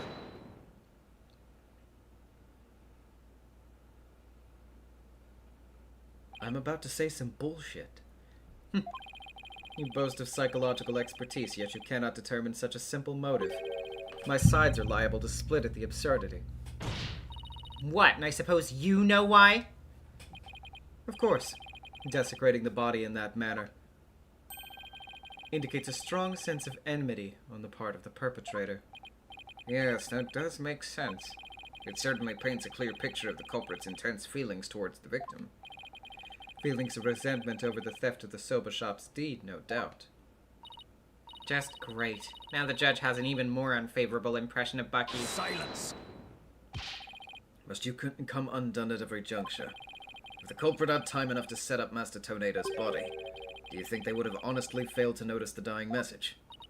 Good point. The cards were right in front of his body, after all. Rationally speaking, there's no way the culprit could have missed that, huh? Objection! Ah, but was the accused rational at the time, given the way he stormed out of that room? Silence! Never mind that. I have something more important to ask, Uendo. Me? You saw the Karuta cards firsthand, did you not? Would you care to tell us about them in a bit more detail? Those tiny crime scene photos show us precious little of what I wish to know. Hi, Austin. Who is this rancid white-haired twink? Why does he look like he says he's an empath without a hint of irony? I mean, empath evil, I guess, to be honest. It's not entirely inaccurate, I suppose. Well, those cards are from Shisho's special Soba scenes of Tokyo Past set. Each card's related in some way to Soba. Spare me the history lesson. Just tell me how the cards looked at the scene and no more. Well, there was soba broth spilled all over them. That's not much help, I'm afraid. Prosecutor Sadmati, do you have a photo that shows the cards more clearly? I do. Please accept this meager offering, Your Honor.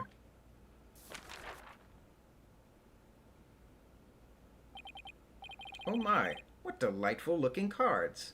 Okay, yeah, so let's look at these. Wet number 4. Yep. Wavy, hound, equipment, traditional, nostalgic. Ouch. And 4. Okay. Well, well.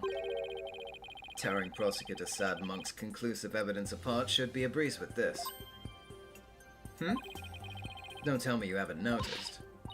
Don't be silly. Of course I have. Not noticed anything, but I can't exactly say that now, can I? Yes, the classic Karuta card, ouch. Miss Sykes, do you really see a problem with the prosecution's claims about these cards? Well, go on then. Alright, it's do or die. All I have to do is study the picture and...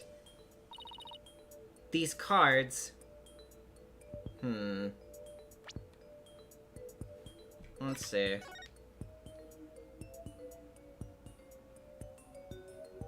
I don't think they were... Wait. No, wait, they were rearranged because the stain's not consistent. The shape of the stain isn't consistent. They were rearranged. These cards were rearranged. But how can you tell? Please take a good look at these cards, Your Honor. The answer's right in front of us. Where exactly should we be looking, Miss Sykes? These soba broth stains. Please focus your attention on the soba broth stains on these cards. The outline of these stains don't match up with the larger stain on the table. Oh, would you look at that? You're absolutely right. And? Please recall that the soba broth was spilled and got on the cards after the murder, when the victim's face was planted in the bowl. Yes, go on. By the stains, we can see that the culprit deliberately rearranged the cards after that. In other words, this message was altered in order to pin the crime on my client. What? Then if we put the cards back in their original positions, we can restore the evidence and see who the cards were really pointing toward. That's true. Then what are we waiting for? Let's do this! All I have to do is rearrange the cards so that the stains match up. Let's see. Where was this W card originally? Oh my god, what? Oh god, this is gonna be really annoying, isn't it? Okay, so... It's like the stain is going, like, down like that. So I guess it would be here. Perfect. Okay. H card's next. Let's see. Where was this H card originally? Okay. So then there. Got it. Let's see, or was this E card originally? That one would be there. Okay, yeah, it's not as bad as I thought it would be. T card goes here. Wait, what?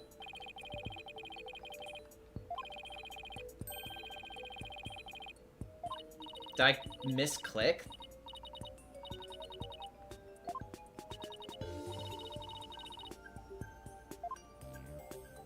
Or is it this one here? Okay, it was this one.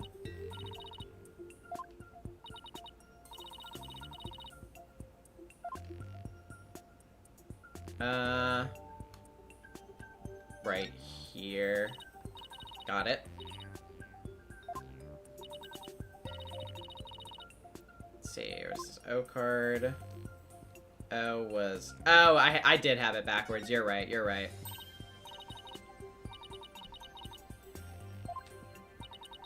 And yeah, of course, this one is just completely stained, so it would be here.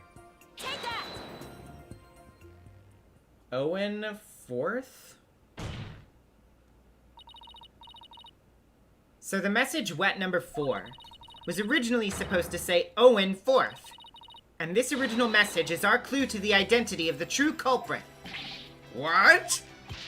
That indignant look on Prosecutor Sad Monk's face is positively priceless. This is absurd. So it was originally Owen 4th? Wasn't wet number 4? Maybe the lawyer is smarter than we thought. Order! Order in the court! Well, I never would have imagined that there was more to these cards than meets the eye.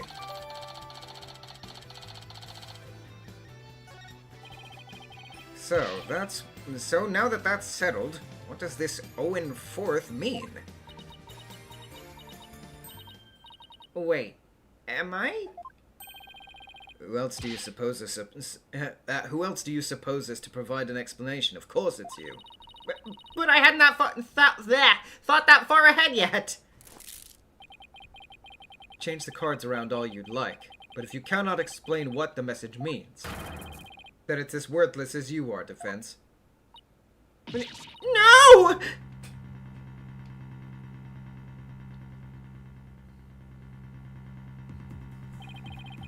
And so the spring chick that fancies itself a graceful swan is brought back down to earth. I have to do something. But what? Still your thoughts for a second.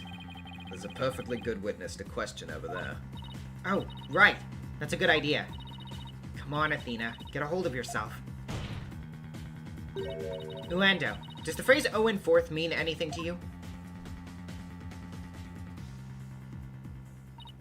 No, there's no one named Owen in the Tornado family, or our circle of friends. Go ahead, ask anybody you'd like. You can't be serious. Having rummaged through your empty mind, I see you have, as expected, turned up nothing. Silence! I'm afraid I have no idea who the devil this Owen 4th is either.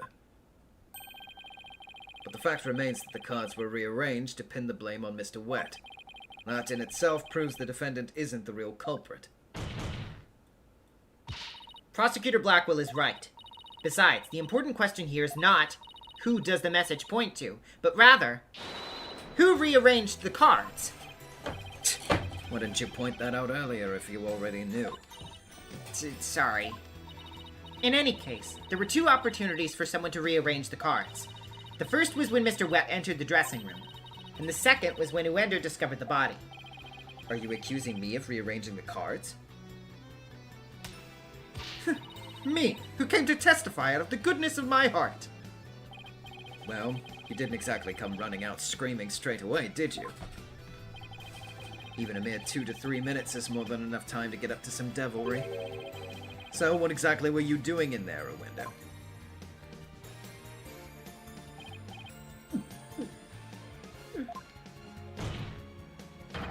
Put down the tea and spit out your answer. Mr. Prosecutor, what's a guy supposed to do at a time like this? Silence is more precious than diamonds, witness. Therefore, you need only stay silent.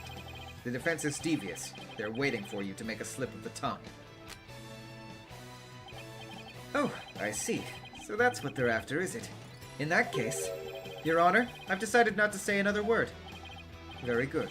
After all, your right to remain silent is protected by law. Well, Prosecutor Blackwell, any other brilliant ideas you'd like to share?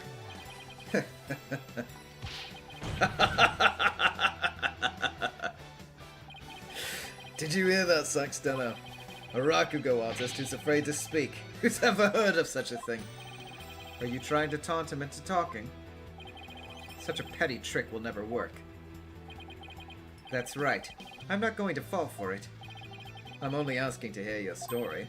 Besides, is it not your job to tell your tales if there's an audience to listen? Even so, I have the right to refuse your answer. The more you keep quiet, the more we want you to talk. That's simply human nature. Isn't that right, people of the gallery?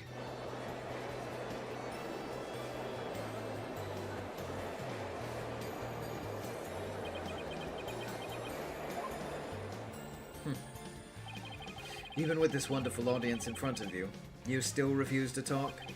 If so, then perhaps you chose the wrong line of work, my friend. Are you saying I should quit? Because I'm not afraid to speak my mind, I'll have you know. Oh no! Never mind what I just said. It is scary to talk. It's absolutely terrifying. But no, as a Rakugo artist, I must talk. If I don't, how can I ever show my face on stage again? Your Honor, I'm ready to testify. He did it. He managed to convince Uendo with his power of suggestion technique. Bully for you, Uendo. That's as a real Rakugo artist should be. All right. If the witness wishes to testify, then by all means, please do. To be turned on by such an obvious ploy. What a man of weak spirit. Turned by, not turned on by. Though I mean, considering their their chemistry. Jeez.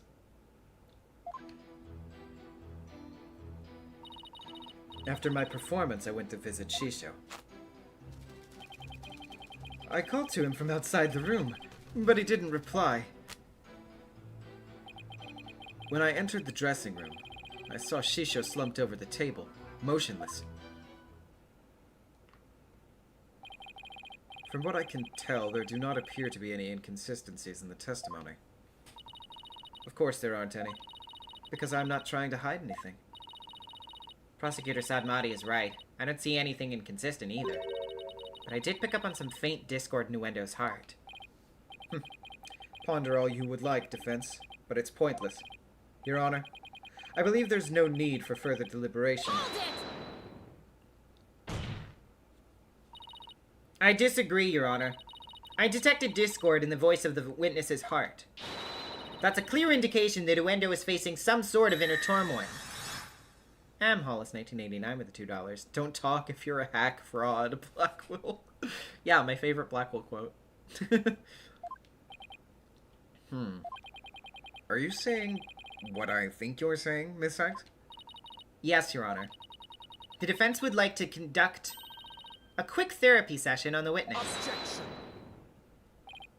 Uendo, there's no need for you to submit to this so-called therapy.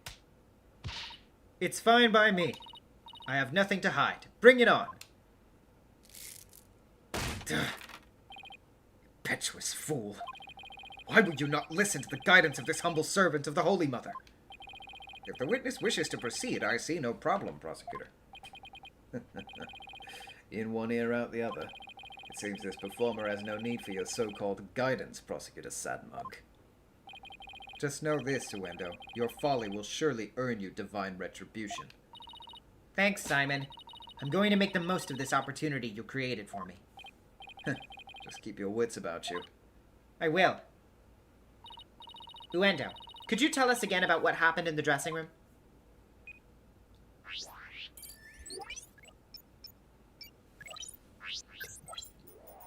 It's Mood Matrix time. It's been a while. After my performance, I went to visit Shisho. I called to him from outside the room, but he didn't reply. When I entered the dressing room, I saw Shisho slumped over the table, motionless. I didn't really notice any unexpected emotions in that testimony. But it isn't always a question of the presence of an emotional response, but the absence. You know, you're right. It's not always the emotions I do see. Sometimes it's a matter of what I don't, but would expect to see. I'd better carefully compare Uendo's statements to his emotions again. Okay. Called him from outside the room, but he didn't reply. When I entered the dressing room, I saw Shisho slumped over the table, motionless. Okay, but... Let's see. I mean, I guess I would also maybe expect that, but... Is that it? Uendo, I'm noticing something strange with these emotions. Some thin stranger with cheesy toe skin, you say? No, something strange with these emotions. How could you have heard some thin stranger with cheesy toe skin? That is the most cursed phrase I think I might have ever heard, by the way.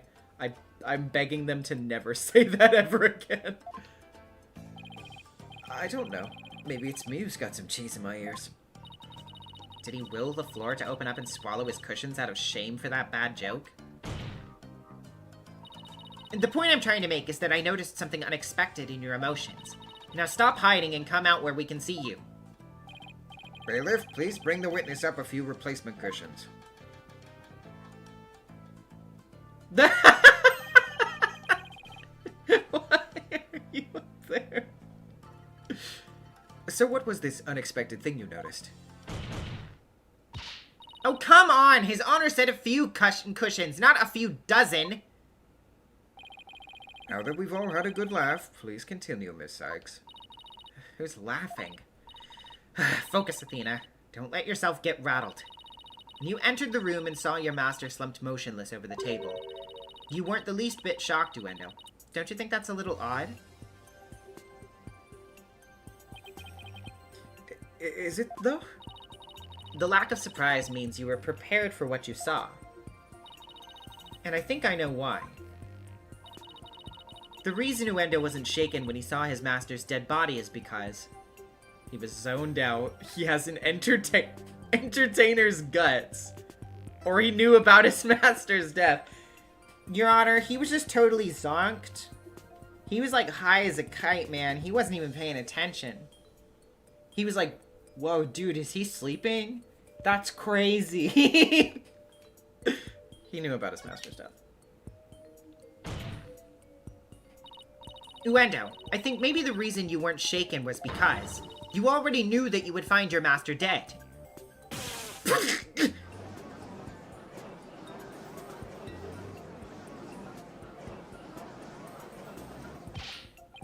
What?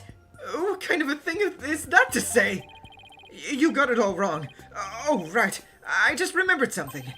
I thought Shisho was just sleeping when I first saw him.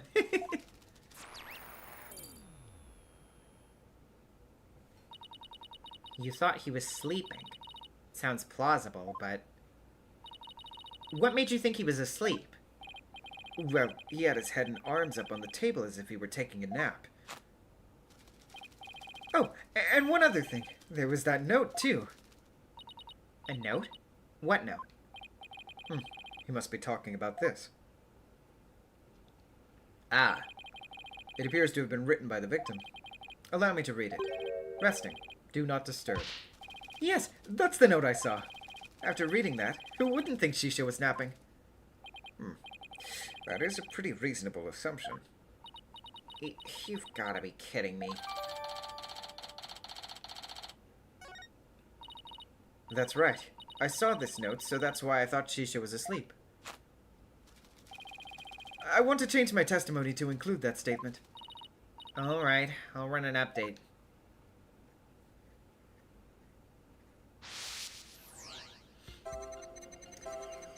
Okay, I went to performance. Visit Shisho, called him from outside the room, but he didn't reply.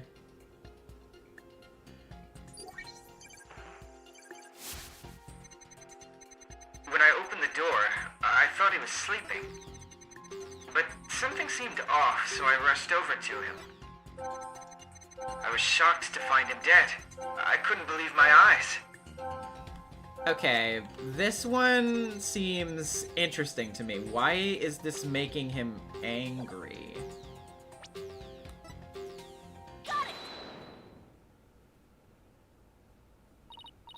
Uendo, I noticed something funny in your emotions again.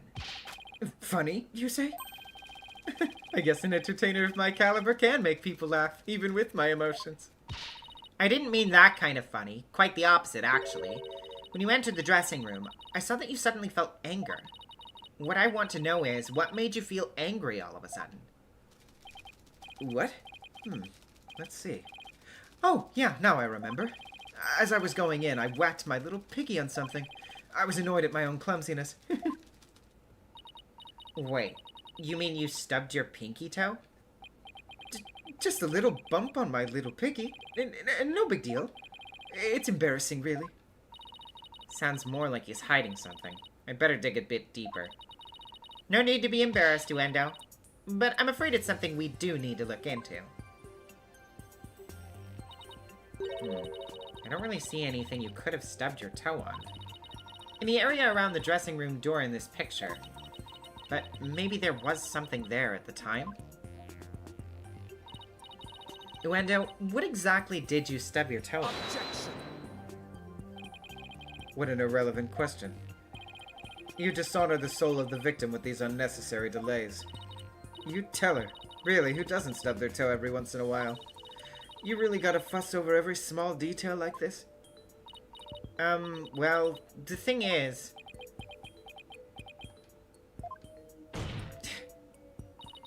Even the most subtle of fluctuations in a person's psyche can clue us into the truth. That's why it's important to get to the bottom of this question. Plus, if I back down now, who knows what new insult Simon will hurl my way. Is there really no trace left of what Uendo stubbed his toe on by the door? What in the world might have been there then, but's not there now? Huh. Let's see.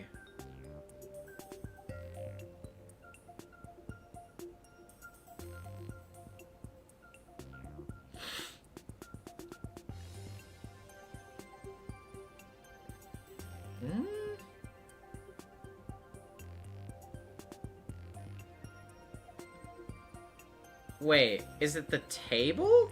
Because there's little imprints in the floor from the table moving. But... Huh.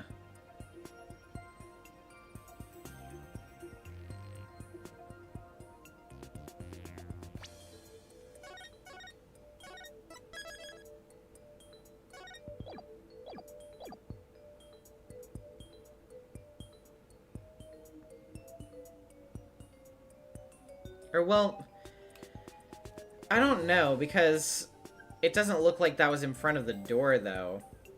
But... I don't know. That's weird. What is the question again? Or, yeah. When the world might have been there, is there any trace left? I mean, I guess I could try that. I don't know. I don't know about that, but... No.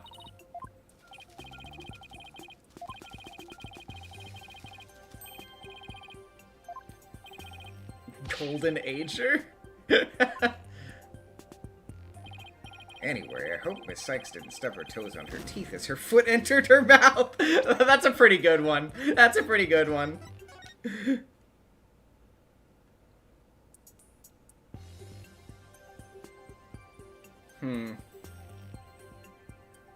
Let's see.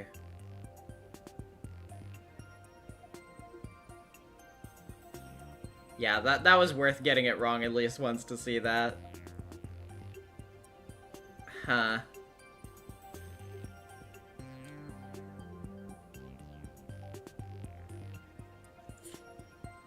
I mean, surely not that, right? Right? Take that! Okay, it was that. Please take a good look at this photo of the crime scene. I did think about this a second ago. I literally was just like, nah, surely not. Do you see it? This long track that goes from the door to the way across, all the way across the room? Okay.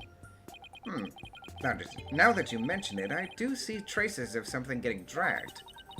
And the drag mark ends there, at the TV. This implies that the TV was originally by the door. I'm convinced that this TV is the object that the witness stepped his toe on. Well, the window? How about it? Yes, you're right. It was the TV. There. The noise level dropped again. Yes, I stubbed my pinky toe on the TV. But what of it? Why is this so important to you? Why would Tenna do this?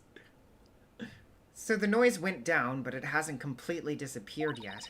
Which means he's still hiding something. Okay, then let's try this tactic instead. Uendo, why was the TV moved there? Shisho must have moved it so he could watch my routine. But what a place to put it, right in the middle of the doorway like that. I didn't want to bump into it again, so I put it back where it belonged. Performances on stage can be viewed in the dressing room using that TV? That's right. It's a closed-circuit monitor that shows the stage. I see. Now what? I can't find anything else out of place. And I still haven't gotten the noise level down to 0 yet. Simon, I'm still getting noise here, but I don't see anything else fishy. This is precisely why amateurs are such a bother. Sorry. I'm in no mood to play nursemaid here, but if that's what it takes to save the soba shop.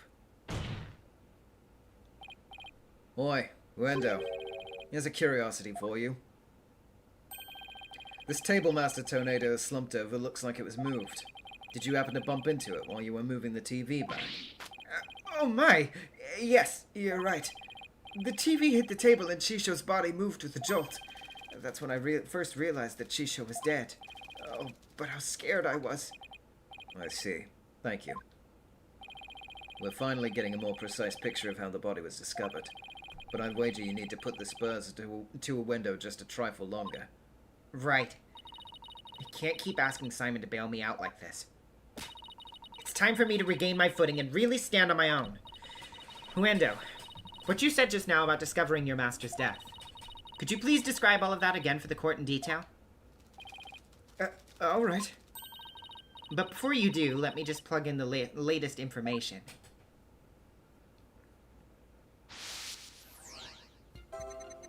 Okay. My performance went to visit Shisho, called out to him from outside the room, but he didn't reply. When I opened the door, thought he was sleeping. I tried to enter the dressing room, but stubbed my toe on the TV. When I put the TV back in its normal spot, I realized that Shisho was dead.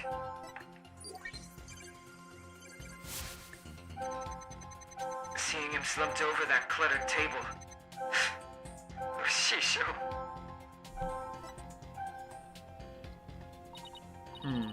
I'm not really seeing any emotions I'd consider out of place. How about you, Simon? How many times are you going to come running to me? No, I was just looking for a second opinion. Well, take another look at good look at the flow of emotions. Don't just look for simple inconsistencies, look at the intensity of the emotions too. I see. Thanks, Simon. Okay. So, let's see. Open the door, thought he was sleeping. He gets angry when he stubs his toe. Put the TV back in his normal spot. I realized that Shisha was dead.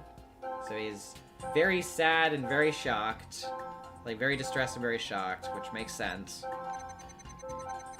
But then... yeah, his shock gets, like, way more.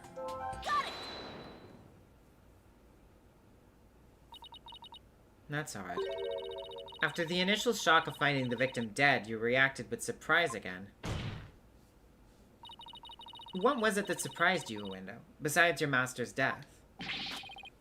What do you mean? What's more, you were even more surprised the second time than the first. What could have surprised you more than finding your late master? Search me. Your little thingy must have made a mistake. Silence. The girl's as sharp as a trout, to be sure. But her ability to hear people's emotions is absolute. Now get to remembering, Window. What was it that surprised you? That was a compliment, right? Well,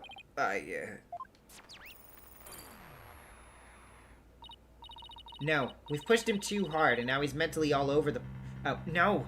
We've pushed him too hard and now he's mentally all over the place. His emotions are completely out of control. Out of control? Care to explain how that's relevant? You know how normally I listen for the hidden emotions in a witness's voice, right? From there, I look for inconsistencies between their testimony and those emotions. But sometimes a person's feelings can run too high, making it hard to get proper readings. So that's how your Matrix program works. Fascinating. Ordinarily, it's just one emotion that runs out of control. But it seems there's nothing ordinary about this time.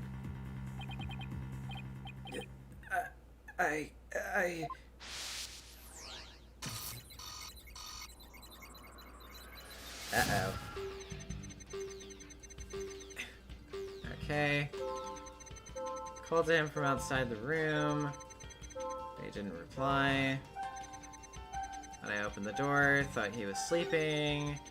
Tried to enter the dressing room, but stubbed my toe on the TV. When I put the TV back in its normal spot, I realized that Shisha was dead. Seeing him slumped over that cluttered table. Oh, Shisho.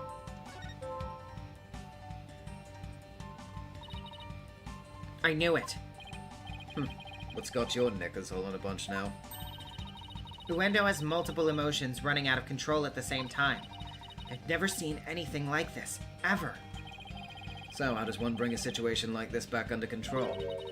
I have to find the root cause of this tangled mess before I can treat him. If I can identify what's causing this emotional rampage, then I can probe to dive in further. I'll need to point out what I think is the root cause and hit probe again. Through this process, and I can identify exactly what's causing Uendo so much distress. And that will help me bring his emotions back under control. That will help bring his emotions back under control. In that case, let's get started, shall we? Alright. I can't guarantee success, but it's definitely worth a shot. Time to look for the root cause of Uendo's rampaging emotions.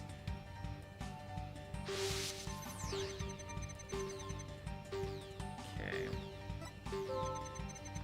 Called to him from outside the room. He didn't reply. When I opened the door, I thought he was sleeping. Tried to enter the dressing room to stub my toe on the TV. Thought he was dead. Seeing him slumped over that cluttered table. I think I know what this might be.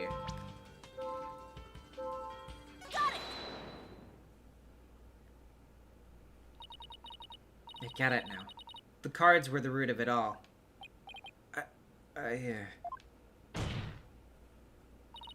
Don't try to deny it. You can't hide your feelings from me. The dying message that was left at the scene of the crime is what was causing your distress. And if the dying message was the cause of all those feelings, then that means the phrase Owen Forth must mean something to you.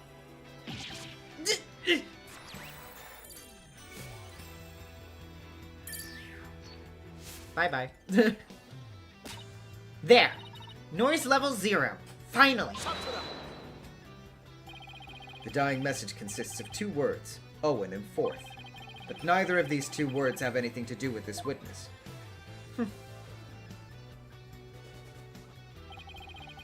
This topic warrants no further argument. Sure, there may not seem to be any direct connection between Uendo and the message. For now. But why don't you wait and decide what's necessary after you hear my theory? I trust you've hit upon something, Athena.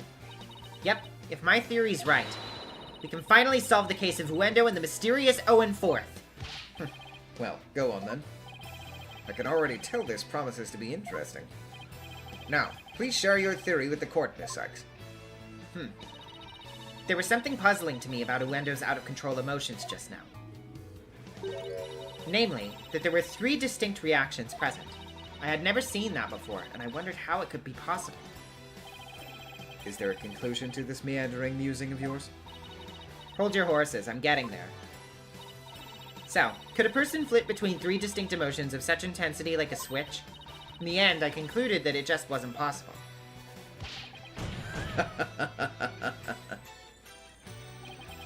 So that's it, is it? A bit unconventional, but I'll grant that it's possible within the realm of psychology. Within the realm of psychology? I'm afraid you'll have to explain it for the old man up here on the bench. Your Honor, my theory is that Uendo... Oh! Oh! Okay. That's where we're going with this. I see. Okay. Alright. Say your piece, game. But I am listening.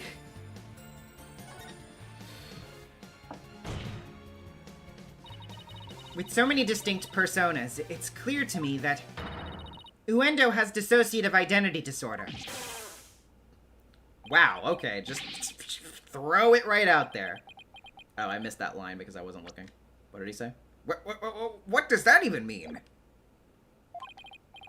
Your Honor, the defense would treat this trial as a child's jest. Multiple personality disorder? A preposterous proposition indeed. Hey, Nayuta, that term is outdated. Would you not agree, witness? How did she know? How did she figure it out?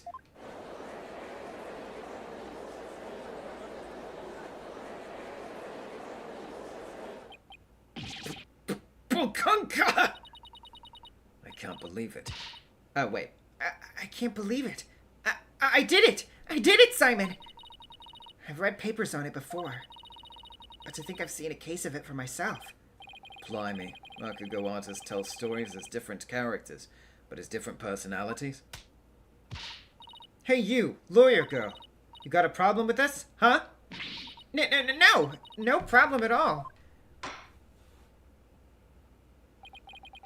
This is all very hard to believe, but now that we've established that the witness has multiple personalities, could each of them please introduce themselves to this court? Kirby Superstar 44 with the $2. Welcome back, Genocide Jack. I mean, we haven't gotten that far yet.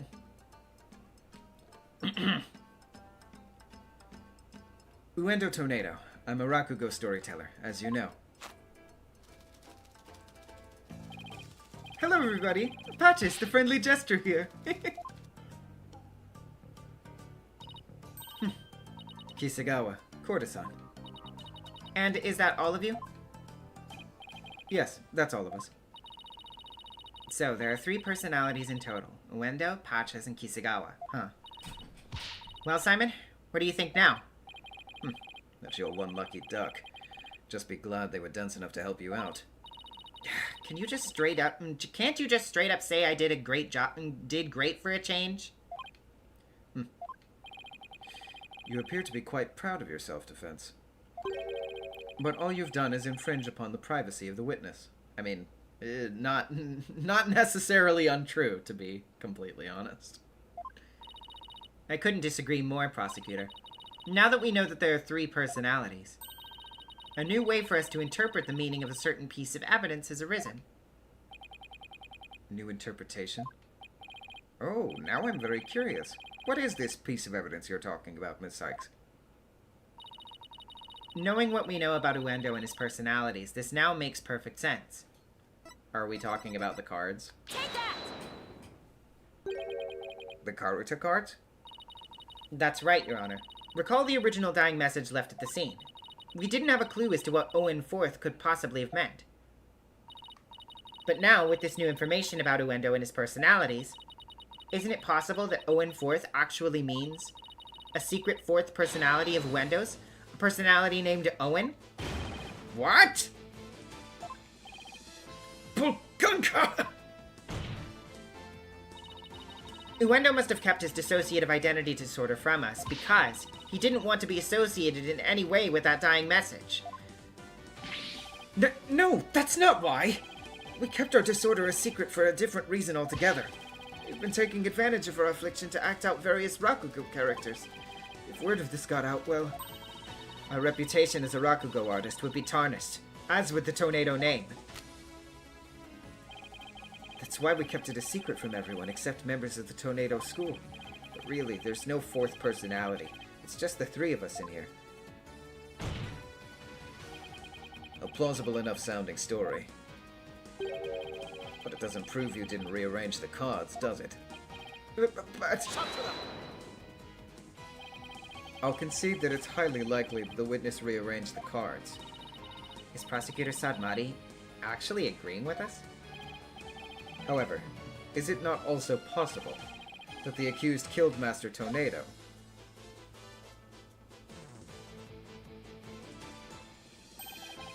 And then left that message in order to frame the witness?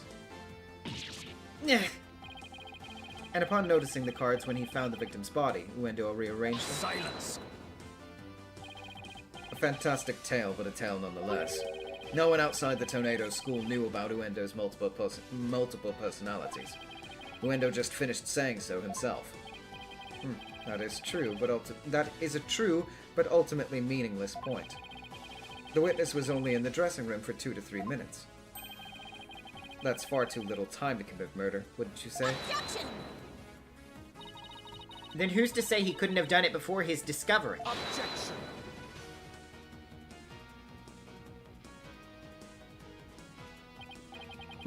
That spring chick memory of yours. Have you already forgotten Prosecutor Blackwell's testimony? Simon's testimony? Oh. Geru escorted me to the dressing room, but we heard the sound of Rakugo being performed from within. Thinking the master was rehearsing, we decided to wait in the hall until he was done.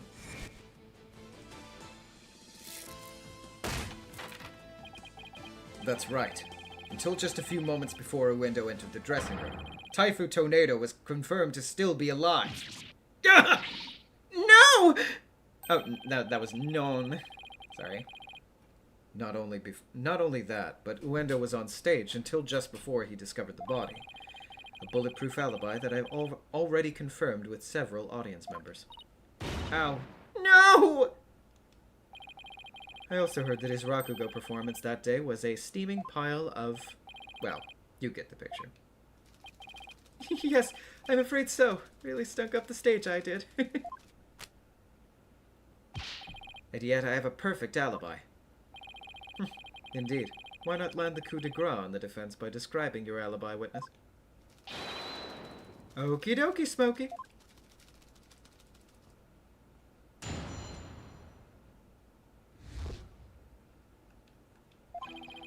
I was on stage until just moments before I went into the dressing room. The entire audience was my witness. But my performance was a huge bust. Not a single soul laughed. I'll never be able to live down how terribly I bombed during that very important show. Uendo was on stage before he found the body, so he could not have committed this crime. It's time to let it all go, defense, and move on. Well, get this, Prosecutor Sadmati. The Right Anything Agency never gives up. We fight to the bitter end. Allow me to say this once more. Let it go and move on. And allow me to say once more, I'm never giving up. Let it go and... Never! This is pointless. You should have taken advantage of this opportunity while you could, you foolish child. Your worthless convictions only serve to prolong the accused's suffering. If words will not sway you, then perhaps pain will. Oh no! Anything but this!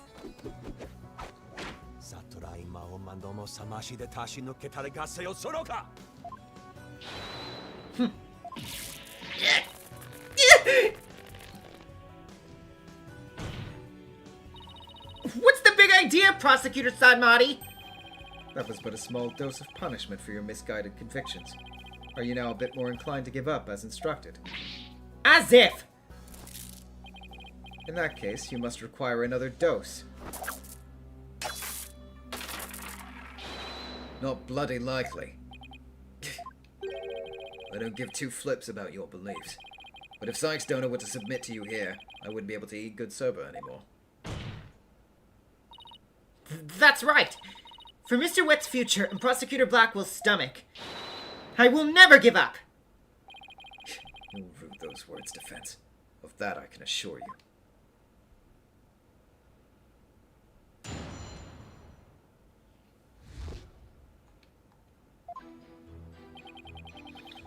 Okay. It's on stage until moments before I went to the dressing room. Entire audience was my witness. The performance was a huge bust. Not a single soul left.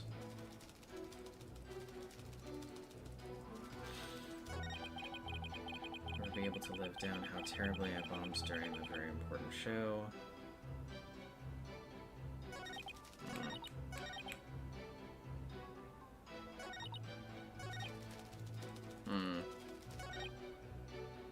Try that.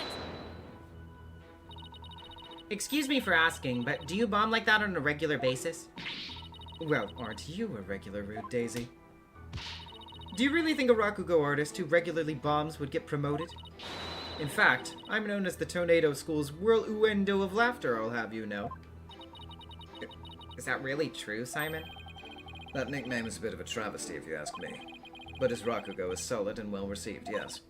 I see. But yeah, whirlwindo of laughter is a big old stink bomb of a name, isn't it? Phew, what a relief. I thought it was just me. I mean, whirlwindo of laughter is great! Funny stuff! I'm glad you like it. With the audience as his witness, Uendo has a pretty unshakable alibi, doesn't he? Oh, actually, I didn't notice before that the name display was changing. That's actually pretty nice. I like that.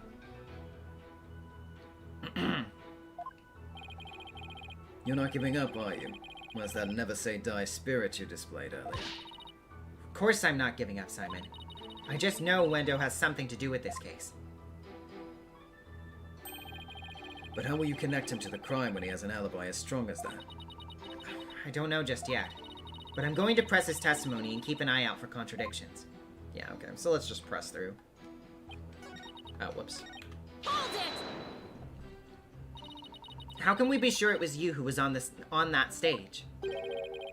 Are you asking whether it could have been some imposter? I guess so. Unlike a big arena, a Rakugo theater is a cozy little place. It would have been hard to fool an audience in such an intimate setting, don't you think? Yeah, I guess you're right. Good. I'm glad we could clear that up, because I guess you could say the entire audience was my witness. Hold it! Was there anything special about the stage or your performance that you can tell me? For example, were the lights dimmer than usual? Were there any problems or accidents?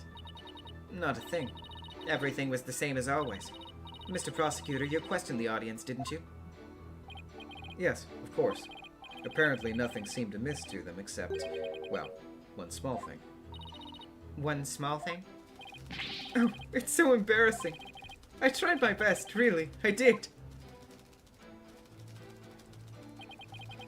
My performance was a huge bust, not a single soul left. Hold it! Do you have any idea what went wrong? I'm not sure if it was my performance or if it was just that particular audience. Or maybe it was the story I picked. But every entertainer knows that this kind of thing happens from time to time. I guess that makes sense. Still, I wonder how he could have flopped at his own commemorative show. Maybe I should dig into things a bit more. Let's see. Number of audience members. Well, I mean, I would say probably what was performed. I don't know that the number of audience members is necessarily relevant. Could you tell me which Rakugo story you performed? I could, but I'm not sure if it would mean anything to the uninitiated. Well, even if I might not get it. Can't you at least try me? All right, if you insist. The story I performed is called Tokisoba, otherwise known as Time Soba. Time Soba? Maybe Wendo is right. He's only said the name of the routine and I'm already lost. So you performed Time Soba, did you? What? You know it, Prosecutor Sadmati? In the course of my studies last night, I became familiar with a number of stories. I must say, Defense, you do well to prepare better for your next trial. Yeah. Simon, what's Time Soba about? Look it up yourself. Allow me to give an overview. The story takes place on a winter's night. A man orders a bowl of soba at a street stall. How you doing, sir? What can I get for you? I see you've got seaweed top tanamaki soba and mixed topping shippoku soba. I'll have a bowl of shippoku, my good man. Sure is cold tonight, isn't it? But there's nothing like a hot bowl of noodles and soup to warm the soul. You know what, sir? One shippoku coming right up. So, how's business? Not so great, sir. Is that so? Well, that's great because things can only get better from here, right? Well, prosecutor. The customer talks on and on like this. Finally, when he's done eating, he goes to pay for his soba. So, how much do I owe you? Oh, that'll be 16 mon, sir. I see. Sorry, but I only have small change on me. I'll count the coins in your palm, so you could hold out your hand for me? 1, 2, 3, 4, 5, 6, 7, 8. Hey, what time is it? It's 9, sir. 10, 11, 12, 13, 14, 15, 16. Thanks, and bye. Very well done, Prosecutor Sadmati. That was excellent. I don't get it. What was so funny about that? Don't you see? The customer paid with coins, counting them out one by one. Then, just after counting 8, he asked about the time. And the soba vendor answered with 9. Oh, now I get it. He made the vendor say 9, and then he continued counting from 10. Exactly. He cheated the soba vendor out of 1 mon with his smooth talking. The story continues with another man who saw the whole thing and tries to do the same. But he bungles the trick and ends up paying more than 16 mon for his soba. The story ends on that as the punchline. You can look up the rest of the details yourself. Or I'm sure Prosecutor Sad Monk over there would love to perform it for you after court. So basically, it's a story about a man cheating on a soba bill. That's kind of petty, isn't it? Is that really all you have to say about this classic story? Time soba is such a well-known staple of Rakugo that the skill of the artist is critical. Fine, so you studied a lot. We haven't the time for a lecture detour right now, Prosecutor Sadmuck. Oh, I wanted to hear a little more. But I suppose it is off topic. Getting back to the matter at hand, Miss Sykes, the witness stated that the story I performed is called Toki Soba, otherwise known as Time Soba. Would you like to add this statement to his testimony? Should I have that statement added to the testimony? Yeah, I guess. Yes, Your Honor. I'd like to have it added. Very well. The story I performed is called Toki Soba, otherwise known as Time Soba. I don't know about that one, actually, though. Cardi and Joker with the $2. This case is so Japan coded, it isn't even funny. Yeah, I mean, you pretty much can't really get around all of the influences here. There's pretty much... I don't think there would be any way to change this if you were trying to localize it more. I do wonder, though... Hold on, let me go back through this again. The number of audience members. Talk about that now. How many people were there in the audience when you were on stage? Well, let's see. They drew a full house, so I think there must have been 50, maybe 60 people in the audience. That's quite a lot, isn't it? Exactly. I dropped a big stinky bomb in front of all those people. It was a catastrophe, I tell you. I was sweating buckets from start to finish. That sounds exactly like how Apollo performs in court sometimes. Damn. Apollo can't fucking stop catching strays, I see. I see. Thank you. As for that statement, Your Honor, I'd like to...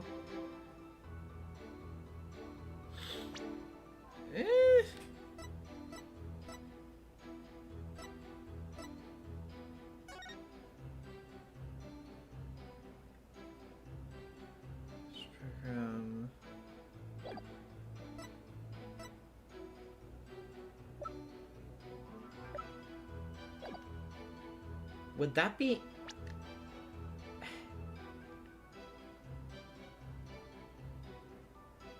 50 to 60 people in the audience. I don't know how that's necessarily relevant, though.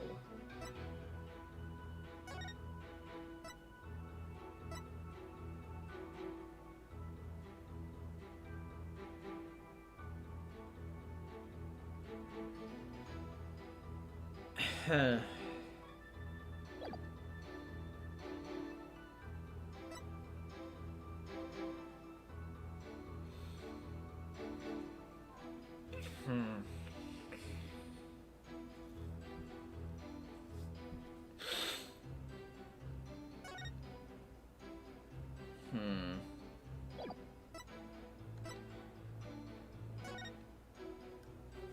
Inside the envelope was a ticket to the show, a letter from the victim. The letter contained a simple grading and rundown of the show's program. Oh, wait! Master Tornado was supposed to do the time sober routine. Leave that out.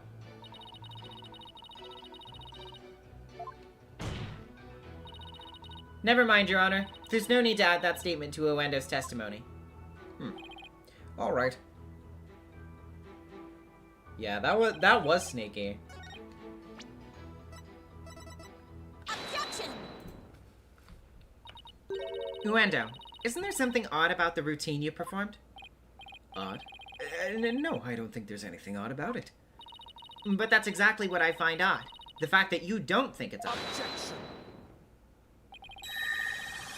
Shyblook1234 with the $5. The ability to pick and choose what is added to the testimony after it's said could only be a thing in the Ace Attorney universe. Yeah, pretty much. We're discussing the witness's alibi at the moment, defense. The show's program is completely irrelevant. Objection! That's where you're wrong, Prosecutor Sabmati. The reason being, it contradicts the statement the witness just made. Uendo, do you know what this is? No. What is it? This is an invitation to the show, sent from Master Tornado to Prosecutor Blackwell. Included in the invitation is a rundown of the show's program, which clearly states that Time Soba was to be performed by Master Tornado himself. No! Uendo, why did you perform the routine your master was scheduled to do? Well, you see, the reason for that is... How do I say this? You see, let's say it was a prank. That's right. It was just a little joke, you see. I was trying to surprise Shisho by performing his routine before he did. I don't know if I buy that. Was doing the victim's routine really just for laughs, or... Hey, didn't Simon happen to hear Time Soba coming from the dressing room? During Uendo's performance on stage? Seems like too much of a coincidence. Wait, can it be? What's the matter? You look like a hen with a dozen eggs to lay. Stop comparing me to birds. And cease this bird-brained timidity. If something has occurred to you, then lay it out for us already. Don't breed resentment in those watching your performance. Okay. I don't have a ton of confidence in this theory, but here goes. It looks like a Windows alibi checks out, Your Honor, but even though he was on stage at the time, he may have been trying to obfuscate a crucial detail about this case. Are you referring to the sober bill the man tried to skimp on in the witness's story? I'm not talking about the Rakugo story, Your Honor. Oh, I'm sorry. But then what are you talking about, Miss Sykes? What Uendo may have been trying to deceive us about was Cause of the victim's death, time of the victim's death, or what the victim was to perform. I would imagine maybe the time. Yeah. Uendo tried to deceive us about the time of the victim's death. What? Objection. What gibberish. Prosecutor Blackwell even testified to the time of the victim's death. I know. But he only testified that way because he and Gator had been completely taken in. You mean by the sober bill thing? Would you please forget about the story for a second, Your Honor? I was deceived. Pray tell, how did Uendo manage to deceive two people while he was performing on stage? That's easy. All he had to do was use a certain prop in the dressing room. Oh? And what might that be? The prop Uendo used was The TV. this TV was used to view what was happening on the stage. Prosecutor Blackwell, when you came to the dressing room, what was Uendo doing? He was performing time sober. Blast! Could it be? Yes, it could, and it was. What you and Gator heard was not Master Tornado practicing his routine. It was Uendo's performance as heard through the TV monitor's speakers. What? With the TV just inside the inner door of the dressing room, it could easily be heard from the hallway outside. And because we knew that Master Tornado was scheduled to perform time sober, we were easily manipulated into thinking he was still alive at the time, rehearsing. Yes, your knowledge of the day's program is why the two of you could be fooled this way. Simon, did the voice you hear belong to Master Tornado? With the doors in the way, I couldn't tell exactly who the voice belonged to. But because I heard time sober, I just assumed it was Master Tornado. Duh! Can't believe I was taken in by such a simple mind game. Objection. All of that's mere conjecture. Where's your proof, defense? Objection! Uendo moved the TV back when he discovered the body. After all, he couldn't very well leave it by the door. Because then someone might figure out the trick he'd been playing. And there's one more thing about Uendo's actions that's suspicious. And that is? The fact that he flopped so badly on such an important occasion. What's so suspicious about that? Even props and pros slip up once in a while, you know? But I believe that this time it was intentional. Because Uendo knew it'd be strange to hear laughter coming from the dressing room. Oh my! Yipes! Oh, that's actually very, clever. It's all just a bit too perfect to be sheer coincidence. Plus, if the voice Prosecutor Blackwell and Gato heard was due to Uendo's scheming, then the victim's time of death could have been earlier than 4 p.m.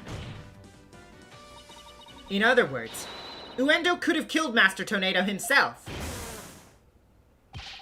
We've got you by the stones now, Window, so you'd better confess everything.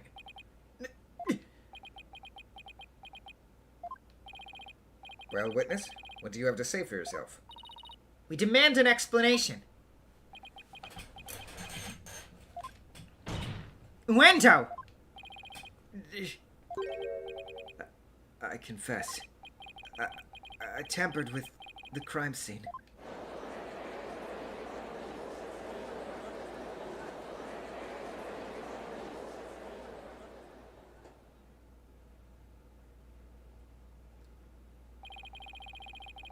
Is it the defense's claim that Uendo Tornado is the true murderer in this case?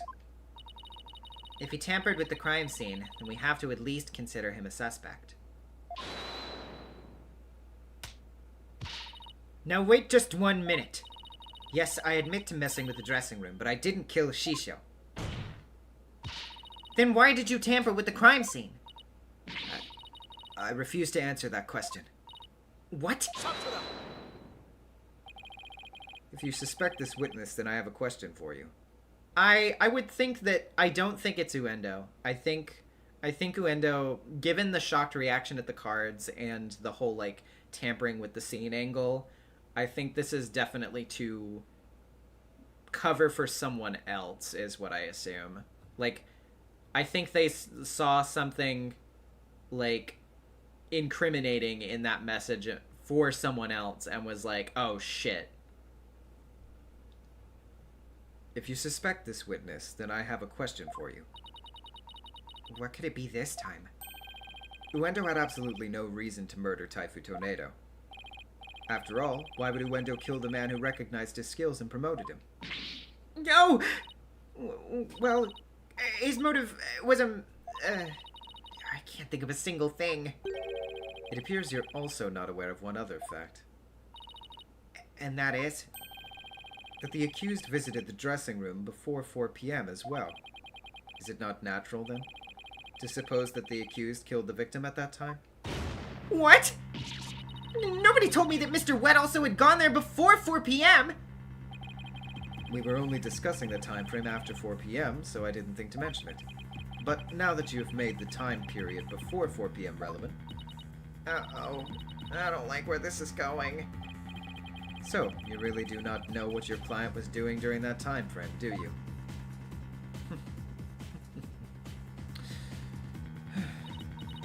Well, it was all very sudden, and, why did you wait until the very last second to contact me, Simon? Don't you give me that look. And just so you know, Bucky never told me he'd visited the Master before 4 p.m. either. This sort of thing is exactly why that prosecutor keeps calling us unprepared. The defense will stop squabbling this instant. Sorry, Your Honor. Prosecutor Sadmati, please continue. Thank you, Your Honor. Defense, you know of the soba-making implements in the dressing room, correct? Is he talking about the equipment for making soba noodles? You speak of the large bowl that's used to mix buckwheat flour and water. The long rolling pin and the special knife that's used to cut the dough into noodles. Precisely. These tools all came from the accused soba shop. You mean they didn't belong to Master Tornado? Mr. Wet... Oh, God. I keep accidentally sliding into Simon. I guess I'm just too used to him being on that side of the room. Mr. Wet had visited the dressing room to give the victim a soba-making lesson, and that visit was before 4 p.m. I'm afraid that after the accused kneaded the dough and made those noodles,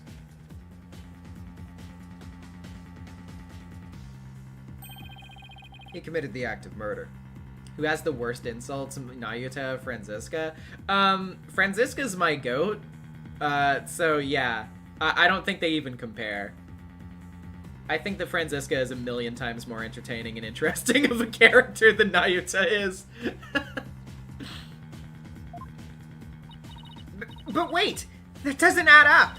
If Mr. Wet killed the victim before 4 p.m., why would he return to that room at a later time?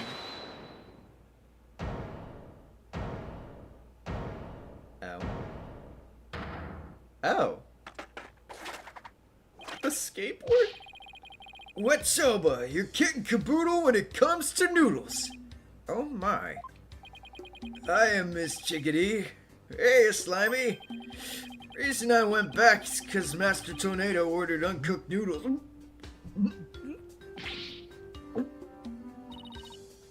Mr. Wet.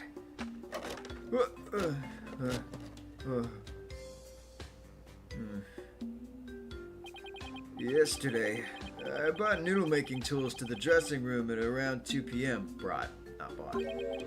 That's when Master Tornado ordered uncooked soba noodles to stock up on. Uncooked noodles to stock up on? Yes, ma'am. Master Tornado kept a supply of soba noodles from my shop in his fridge.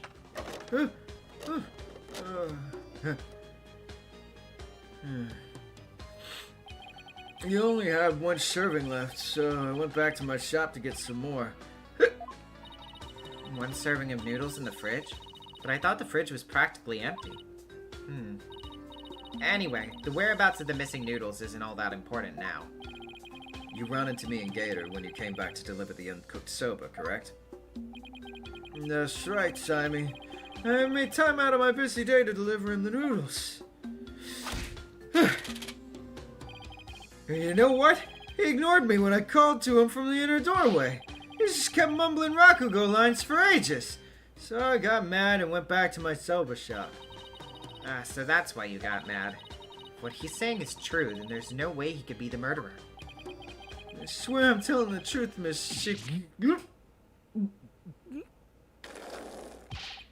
Bailiff, quick, get this man to the infirmary! Well, I dare say he's quite the handful.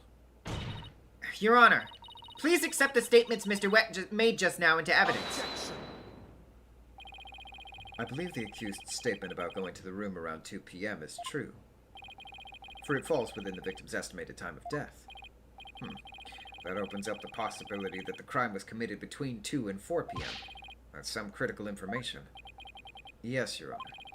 But other than that one point, Mr. Wet's statements are dubious and without proof. Objection! But they're the words of the defendant himself. Simon, back me up here. He has a point. If I were the prosecutor, I wouldn't accept them either. While I understand the defense's feelings on the matter, this court's unable to accept anything other than the time the defendant made his visit. Now, what do I do? I trust you have no further objections, defense. At last, the time has come to send the soul of the victim onward to the Twilight Realm. Silence! What are you yammering on about, Prosecutor Sadmon? We still have something we need to question Uendo about. We do? Like what? Well, don't just stand there. But we don't have any evidence left to present. Have you forgotten already? Isn't there still a hidden witness you have yet to question? A hidden witness? Oh, that's right! Your Honor, there's one more issue we haven't finished discussing yet. Oh? And what's this bit of unfinished business?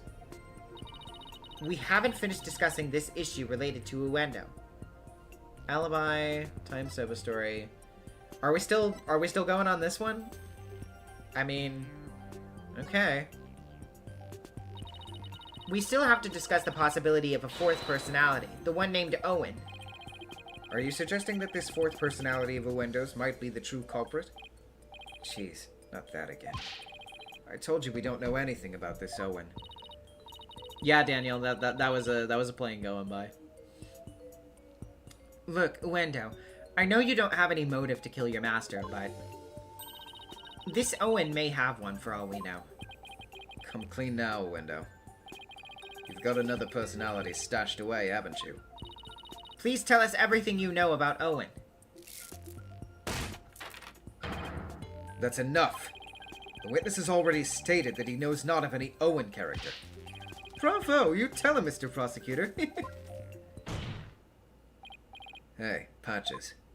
If you still claim you don't know Owen when you really do, that's tantamount to perjury. If you want to exercise your right to remain silent, however, well, that's a different story. Do not listen to the depraved prosecutor, witness. You'll be tainted with his evil. Do you have any idea how dark and cold a prison cell is? I exercise my right to remain silent. What's this now? Changing horses in midstream, are you? Shut up! I'll remain silent and that's it. Patches, you fool, you stay out of this.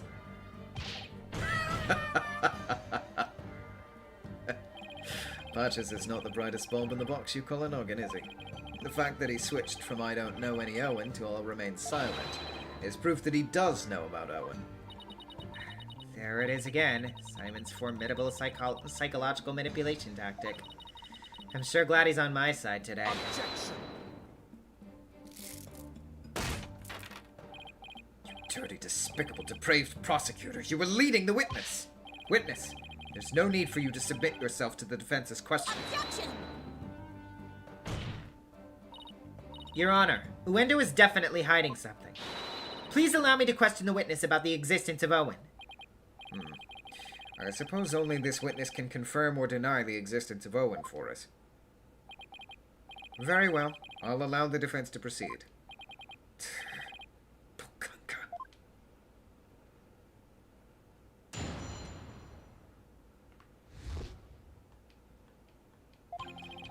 I've never met any personality named Owen.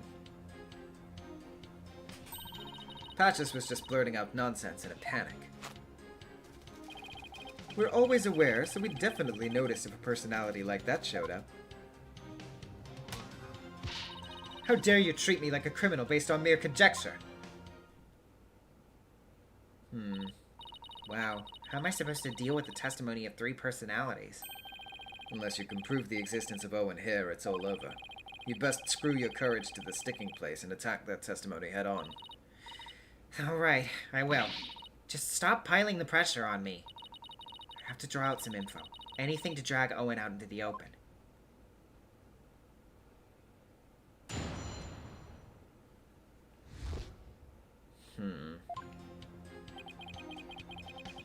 Never met any personality named Owen. Hold it! Matt, huh? Is that how you experience each other? Like people meeting on the street? Well, it's more like all 3 of us are always here. And the personality that's most suited to the moment is the one that comes out. So when you're out, Uendo, what are the other 2 doing? Well, we never know when our turn will come, right? So we stand by and listen. So that means all 3 of you share the same memories? I never really thought about it, but I guess that's right. I see. Thank you. Please continue.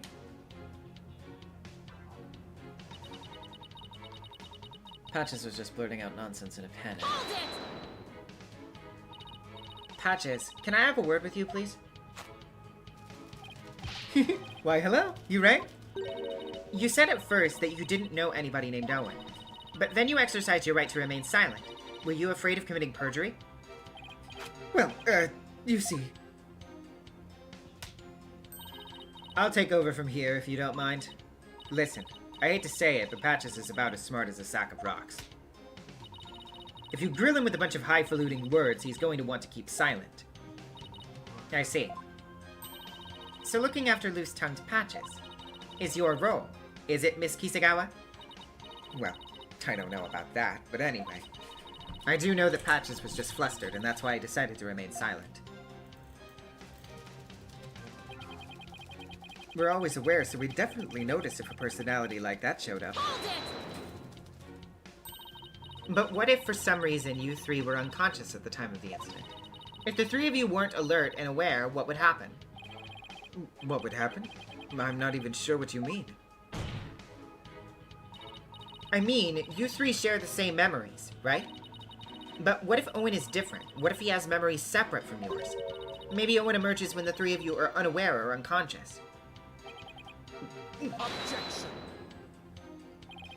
Instead of speaking as if this 4th personality is a foregone conclusion, I suggest you prove his existence first. Well, we've already seen 3 personalities. A 4th wouldn't be a stretch.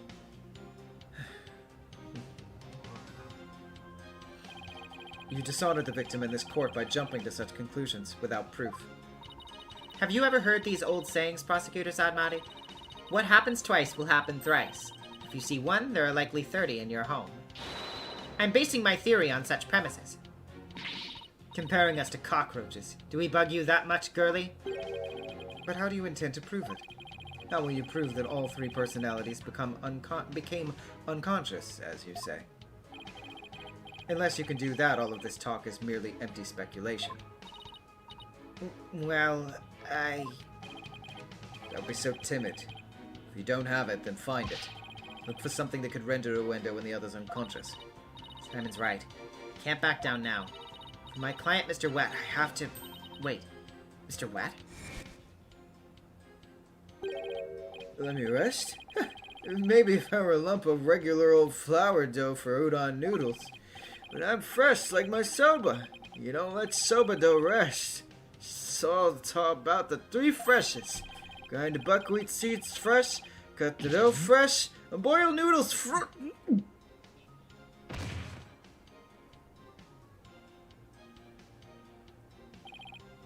He's blacked out. Mr. Watt, falling unconscious. Wait a minute. I think I've got it. Miss Sykes, do you have proof to back up your theory? Yes. Yes, Your Honor, I do. The proof is right here in this crime photo. It is? In that case, please point out what supports your theory. This most likely is what caused Uendo to lose consciousness.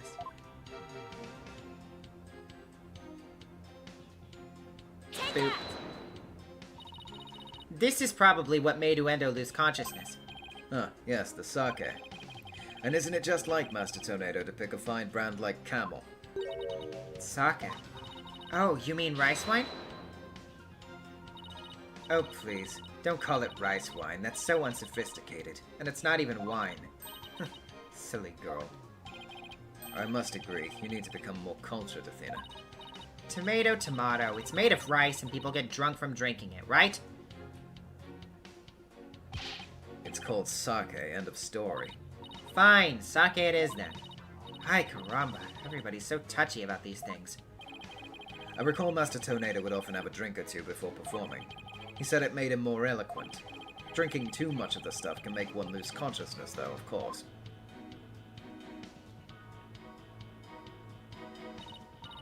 And look, there were 2 glasses on the table. Uendo, I believe your master offered you some rice, sake. And then you must have drank too much and passed out. And that's when your 4th personality, Owen, emerged. I drank sake? Oh, that's a good one. We have a real sweet tooth, you see, so yes, we did accept a sugary red bean bun. But since we really dislike sake, we said no thank you to that. Believe it or not, we're real weak when it comes to booze. Even a tiny drop can knock us right out. So you see, if I had a real sweet manju bun, but I didn't drink any sake... What? But that can't be right. The defense demands that the glasses be examined right away. You amateur. Do you really think I had not already done so? Your foolishness is beyond the pale. Don't tell me. There is no trace of the witness having touched either of the glasses, naturally. Right, of course. The baconing with the Canadian $2. Wait, actual alcohol in AA? Yeah, it's not grape juice this time. Miss Sykes, would you like the witness's statement added to his testimony? Yes, please, Your Honor. Very well. I had a sweet manju bun, but I didn't drink any sake. Let's see. But... Objection! No, that's not right. The witness's statement is absolute nonsense, Your Honor, and this evidence proves it. Wild guess incoming! Widget, shush! You're not supposed to tell. That strange device says what you're really thinking, doesn't it, Miss Sykes? In other words, the only real nonsense here is your wild guess, isn't it? That was pretty funny. Ouch! A 2, Widget!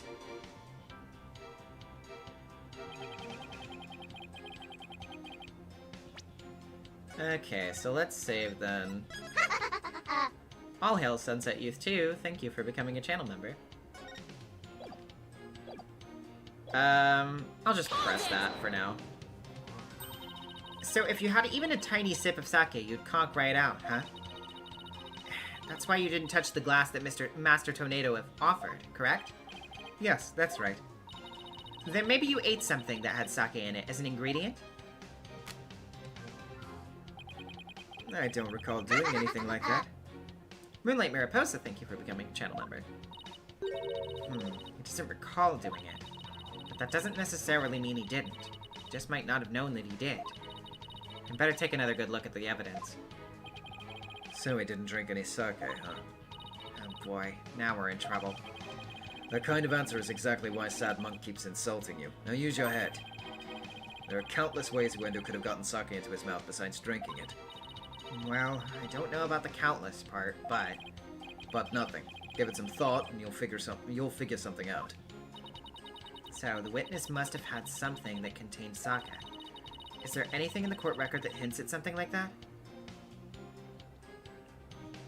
Yo, Borklaser 9000 with the 20 gifted channel memberships. Thank you. I appreciate that very much. Go ahead and mute the sound for now. Let me look though. So...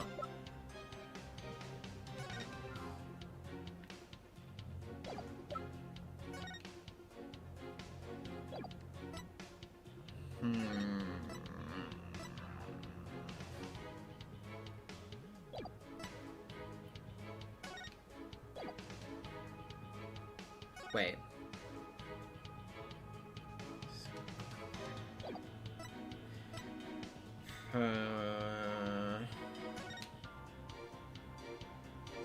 Location.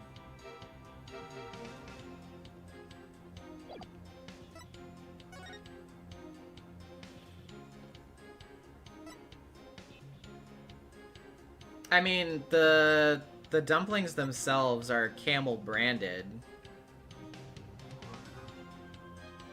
So I assume that even just eating part of one would get you.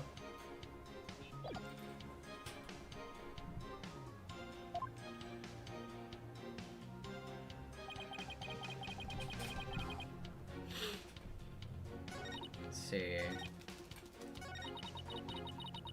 Jerry treat me like a criminal based on mere conjecture. John, but I didn't drink any sake. But then, if that's the case, if that's the thing that I have to point out, I was pretty sure that I presented this on that statement, though, right? So... I'm confused. Because I feel like that's the only piece of evidence to present that would show that.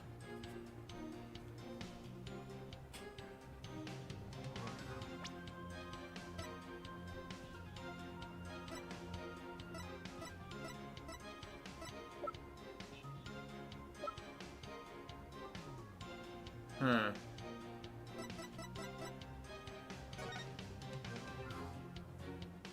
I mean, yeah, it literally shows it there.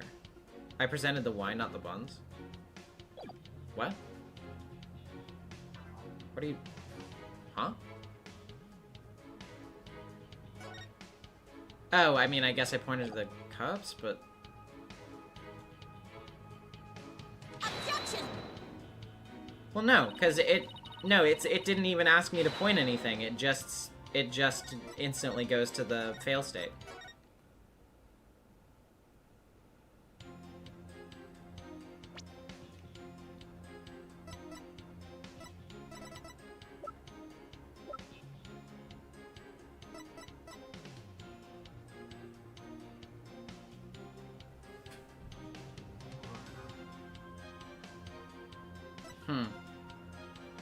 That's strange.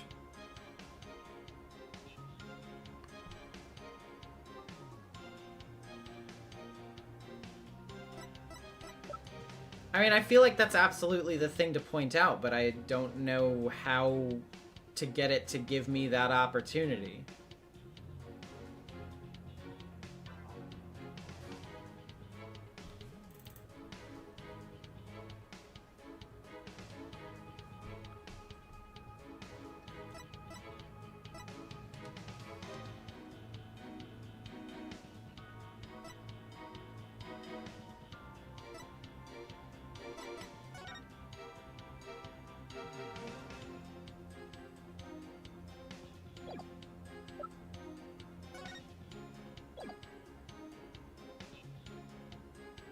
Wait.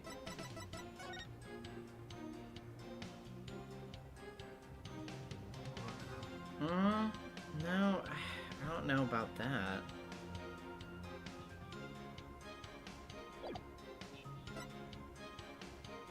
But at the same time, I don't know what else it would point to.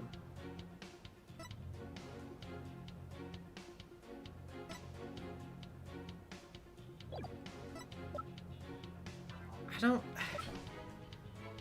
think it would be that. Objection! Okay, I guess it is that one. What the fuck? This shows what most likely made Uendo lose consciousness. That note? Are you feeling lightheaded, child? Or perhaps a bit peckish? I'm not hungry, and my head feels just fine, thank you very much. Look at the paper this note is written on.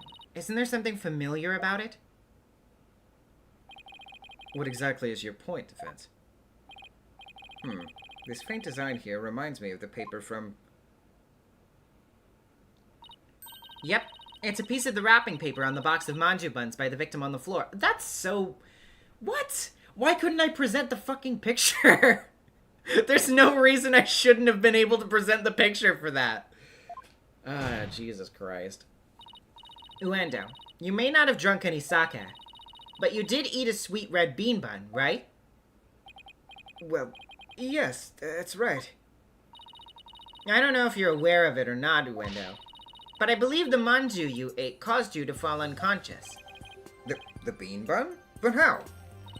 Because those buns contained a secret ingredient. A very punchy sweet ingredient at that. A punchy secret ingredient? Yes. The design on the wrapping paper matches that of something else in the room. It does? The design on this object matches that of the manju box's wrapping paper. Wait, what did she say? The design on this object matches that of the manju box's wrapping paper. I mean, it's literally, it's that. But, oh, well, I mean, I guess she's pointing out, yeah, it's like the sake, yeah. The camel pattern? It's the same as the one for Camel brand sake. So, just as Uendo said, he didn't drink any sake per se. But he did eat some. Impossible. Uendo had a Camel brand red bean bun, which boasts a nice shot of sake as one of its ingredients. So the defense is claiming that Uendo passed out after consuming a Camel sweet bun, which allowed a fourth personality named Owen to emerge. Is that correct? Give me just a second, by the way. Have to look at something on my phone real quick.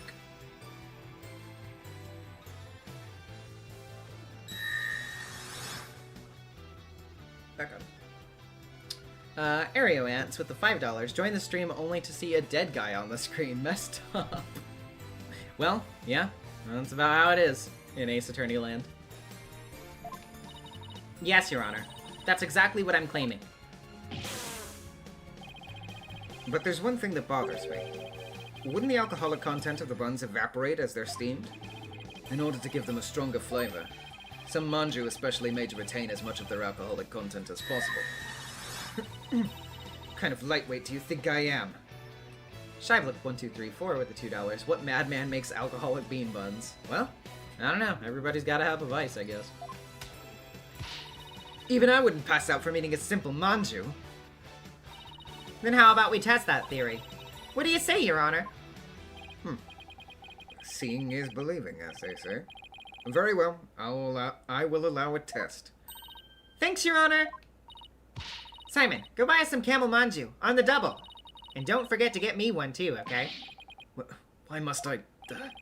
And while you're at it, Prosecutor Blackwell, you'll get one from me as well. I'm not the courthouse stable boy, you know.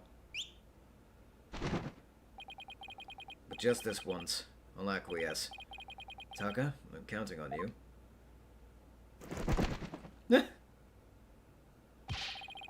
And all of you had better pay me back. Aw, but I thought it'd be your treat, Prosecutor Blackwell. What a shame. Now then, let us adjourn until the manju arrive by Carrier Hawk. The court will reconvene as soon as Taka returns. Board plays for 9,000. We are getting crunk in the courthouse. Yeah, buddy! Having on with the $2. Imagine the cashier trying to ID Taka for all the buns. Jeez. Okay, yeah, so actually while I was looking at when I was looking at my phone a second ago, I was actually looking to see, because we started off on a trial obviously, so I was like, I assume that's gonna be the case. So I looked up to see the runtime of this one, and I think we can probably fit it in this one stream if we just keep going for a little bit.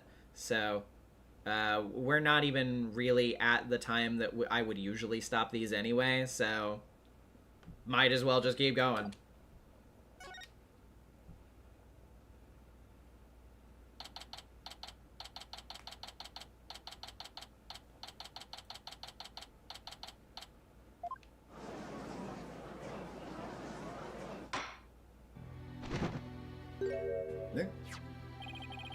Now that the sweet buns have arrived, this court's back in session. Go on, Uendo. Eat up.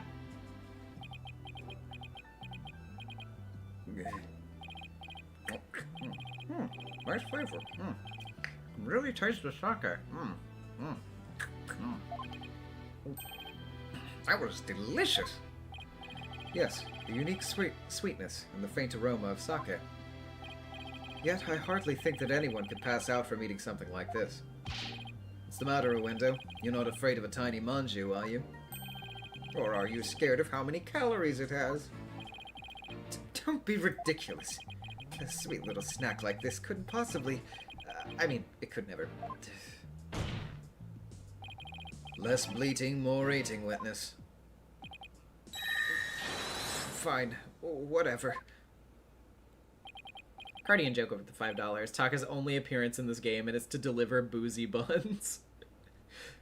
He's been demoted so hard.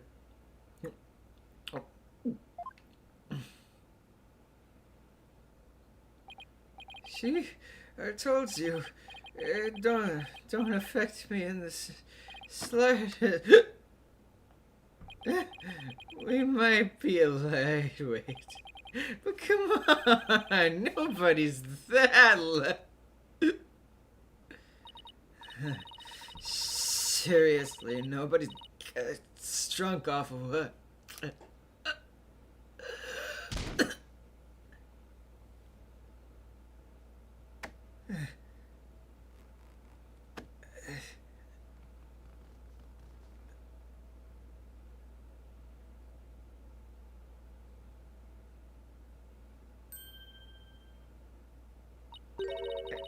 It looks like it worked.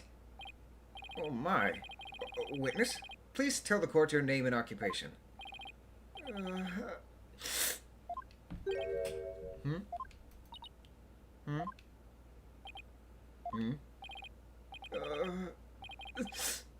My name is Owen.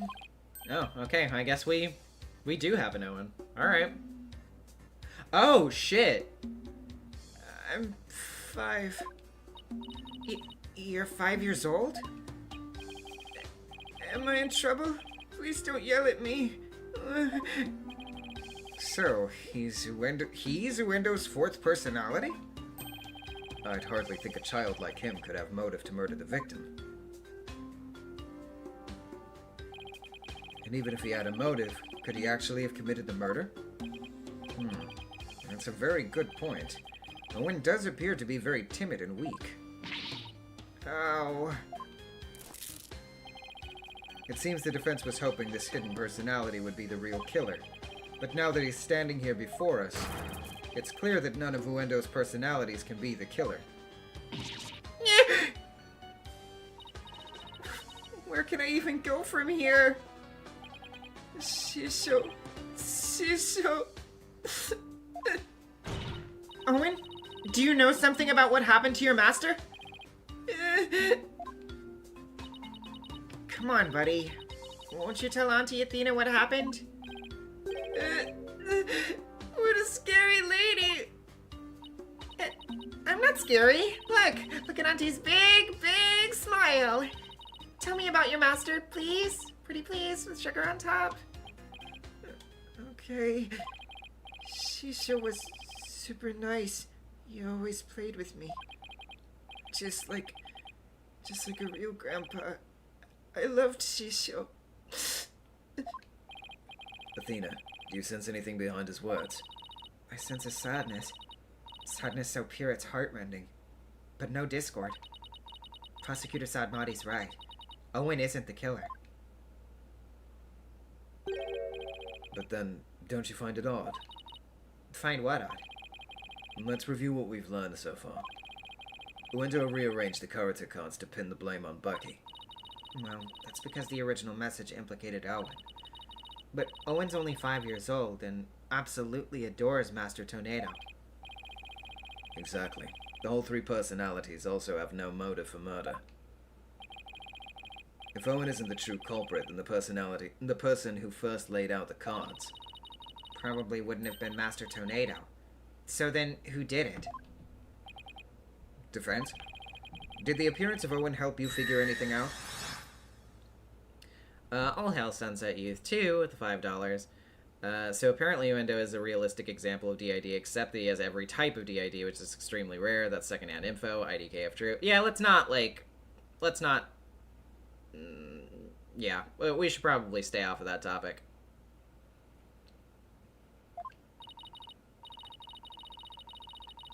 Whoops. Hold on. I think I skipped that line. Did the appearance of Owen help you figure anything out? Yes, Your Honor. I now know who it was that first laid out the Karuta cards. But I thought it was the victim, right? No, Your Honor. I don't believe it was.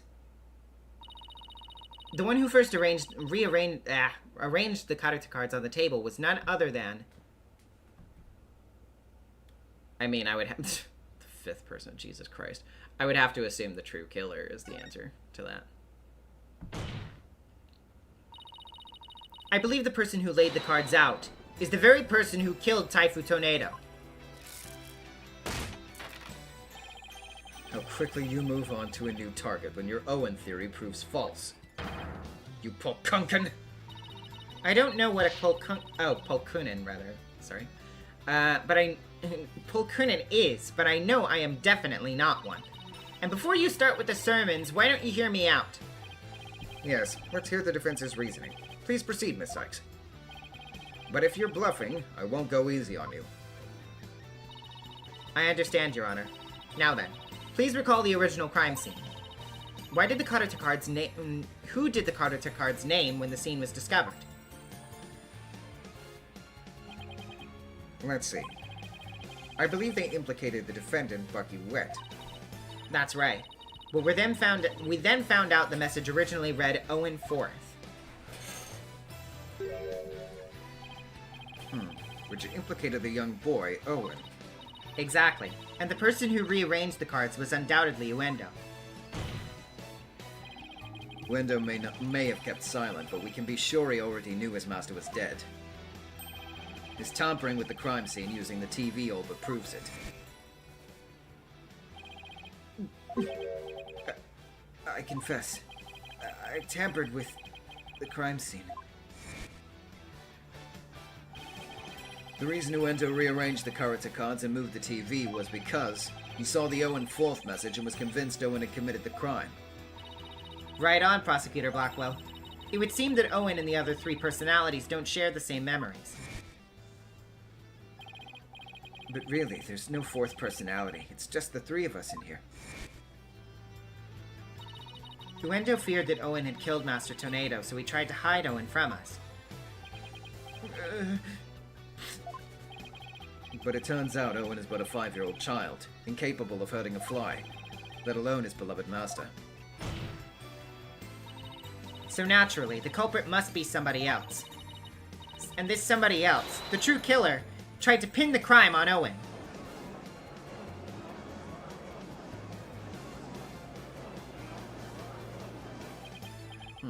I see. That does make sense. Objection. This is not but conjecture, composed of half-truths and fantasy. Who, then, do you maintain murdered the victim? I believe Owen might know something about that. Objection. I refuse to allow such impromptu testimony, and from a 5-year-old no less. Such a young child's incapable of producing anything coherent. Objection! But your desperation's rather disgraceful. You should realize when it's time to let it go and... I saw it. I saw Shisho getting... Owen! You do know something, don't you? Yeah. Oh my, is this true? If so, we must have Owen testify immediately. Don't you agree, Prosecutor Sadmati? It's all right, Owen. Go ahead and tell us what you know.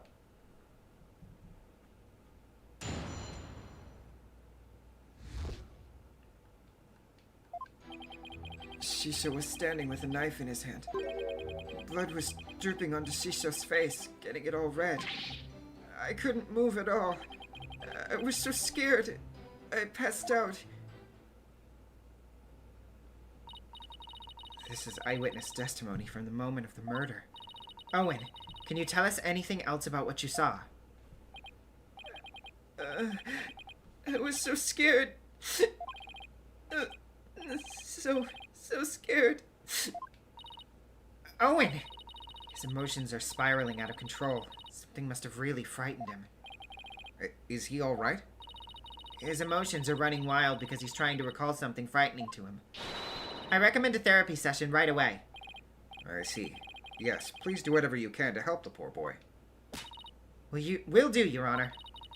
Better find the cause of these out-of-control emotions. Pronto.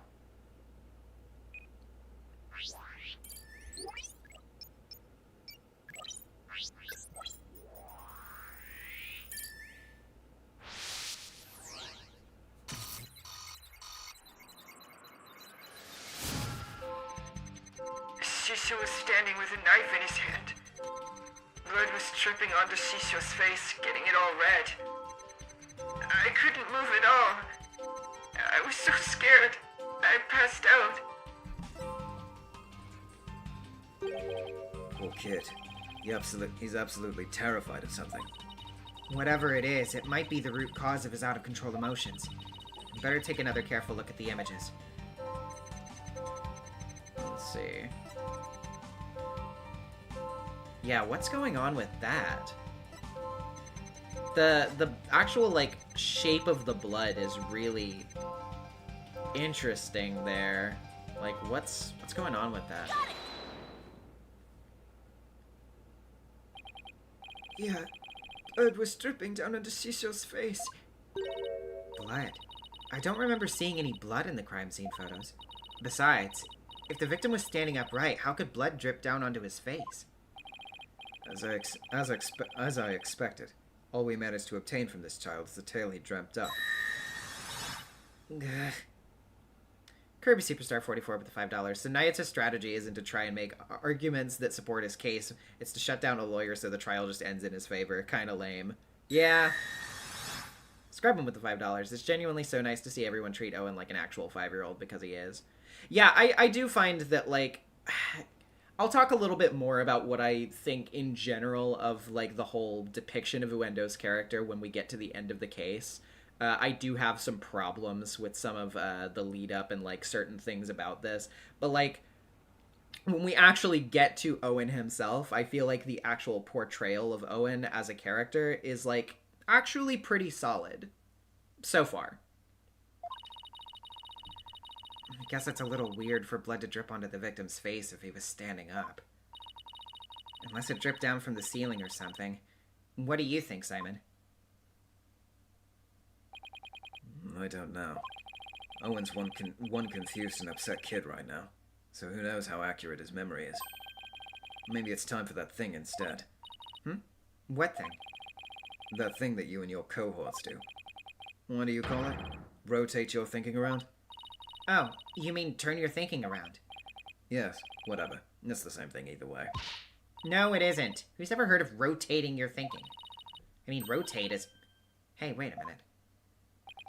What? You know what, Simon? In this case, I think rotate just might work perfectly after all. Come again? All I have to do is rotate things by 90 degrees. When he saw his master, Owen must have been...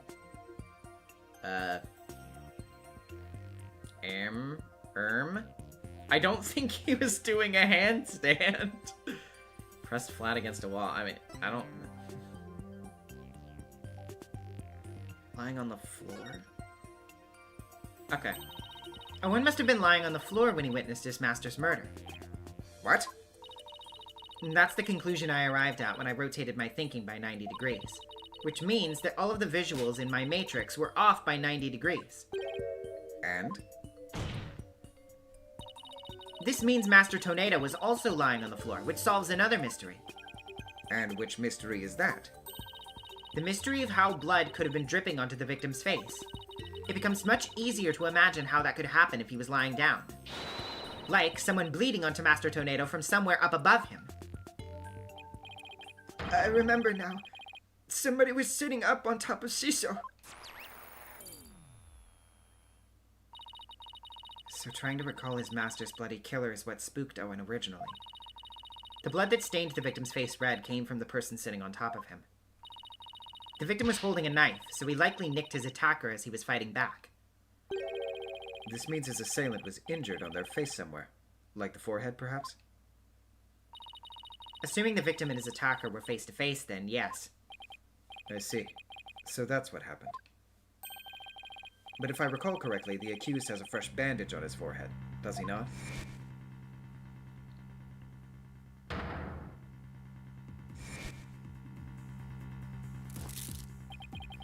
That injury of Mr. Wet's is conclusive evidence that he committed this murder. Why?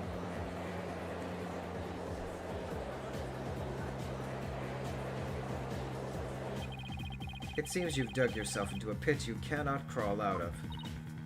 Oh. Even though I figured out the reason for Owen's out-of-control emotions, all I did was raise further suspicion against my own client. Oh, what do I do now? What's the matter? You aren't thinking of throwing in the towel, are you? But it looks so bad for Bucky. I mean, he had both motive and opportunity. Plus, he has that injury on his forehead. Your Honor, I sense the defense is finally ready to let it go and move on. Well, Miss Sykes? I understand that you don't want to give up on your client, but I won't allow you to prolong this trial without a good reason. Well, that lawyer did her best, but all the signs point to the defendant's guilt. Maybe it's time she gave up? She tried everything she could. I really, really don't want to back down, but... Silence! All hail Sunset Youth 2 with $5. Off to bed. Hope you enjoy the rest of the case. Apologies for my previous super chat. No worries. Take care. Hope you have a good sleep. Athena, are you having doubts about Bucky's innocence? I wouldn't say that. It's just... Do you remember what you said to Bucky earlier this morning? You mean you believe me, ma'am? Of course. No matter what, I'll believe in you until the very end. Were those just empty words? Of course not. It's just that all the cards are stacked against us. Are you still stuck on that line of thinking? Motive, opportunity, and an injury to his forehead. Is that all it takes to make you stop believing in your client? Tell me again, who are you to Bucky? I'm his Miss Chickadee lawyer. Then do your duty and believe in him until the very end. I will. Simon's absolutely right. I'm Bucky's lawyer, and he's depending on me. Defense team, please, no fighting in my courtroom. The defense is ready to resume, Your Honor. Prosecutor Blackwell was just giving me a pep talk, that's all. Thank you, Prosecutor. I didn't do it for your sake. I did it for the future of Wet Sober. Yeah, I got it. The defense would like now to continue with Owen's therapy session. Owen, would you be alright with that? Okay. So somebody was sitting up on top of Shisho, bleeding from their head. Grand with the $2. Simon jump scare. Ah! It's like jumping out at you from over the desk, like, ah!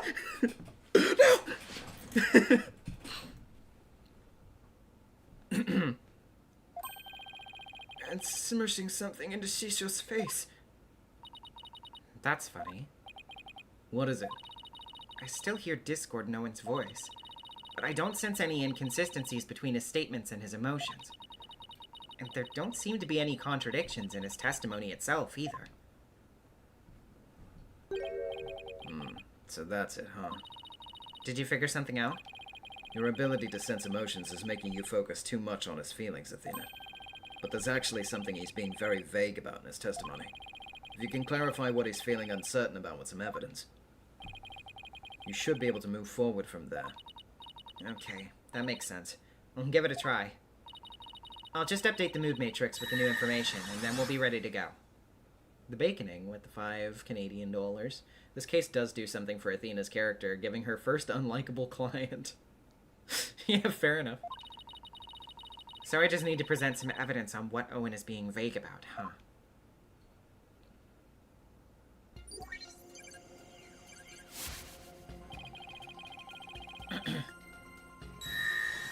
Amnon with the $2, Simon 6'2", and Athena 5'4", meaning he was lifting her. Yeah, if you were at eye level, you would have to be, I guess. But yeah, I mean, like, I don't know, like, Bucky's a little annoying with the drunk routine, but, like, I don't think he's actually, like, that bad of a guy or anything. Shisho had blood on his face and a knife in his hand. He was on the floor and somebody was smushing something into his face. I couldn't move at all. I was so scared, I passed out. But what was being smushed into... Oh, wait. Was it, Was it this? Uh-huh. Let's put a name to the thing Owen is uncertain of, shall we? By identifying the murder weapon that was used to suffocate the victim. Fortunately for us, I spy the murder weapon right here in this crime scene photo. Unfortunately for you, I spy nothing of the sort. And the police did not spy anything of the sort during their investigation either. Pray tell, where is this murder weapon you see? You don't see it because it no longer looks the way it did when it was used as a weapon. This is what the killer pressed into Master Tornado's face. Okay.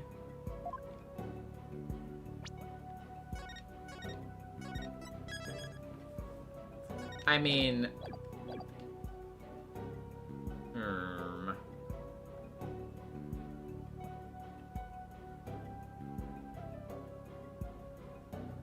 I guess the...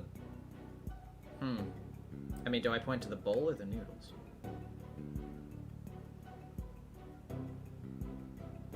Take that! Okay. The mystery person that Owen saw pressed in Soba into the victim's face. The mystery person that Owen saw pressed Soba into the victim's face, thereby suffocating him. I grow weary of your tasteless jokes. How could anyone commit murder with soft, delicate soba? The noodles would instantly fall apart if they were pressed into someone's face. Yes, I agree. Well, I disagree. There's a way the Soba could have been used to suffocate the victim. What? You'll explain your theory at once, Miss Sykes. To kill Master Tornado, the culprit must have smothered him with...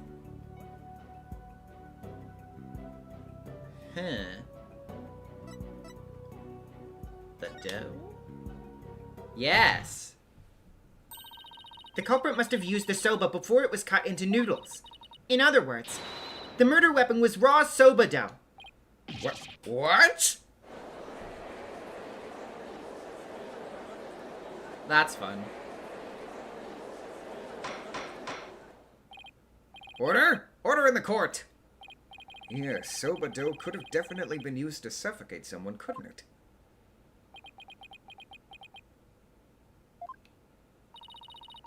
Are you all right, Prosecutor Sadmati?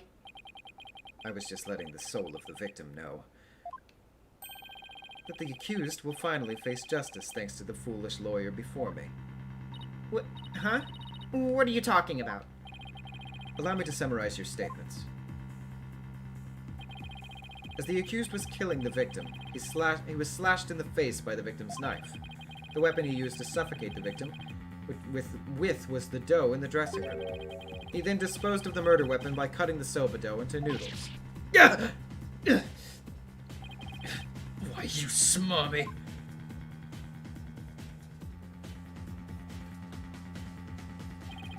Afterwards, the accused put the victim's face into the bowl of soba noodles and broth to wash off the blood that had dripped onto the victim's face from his own.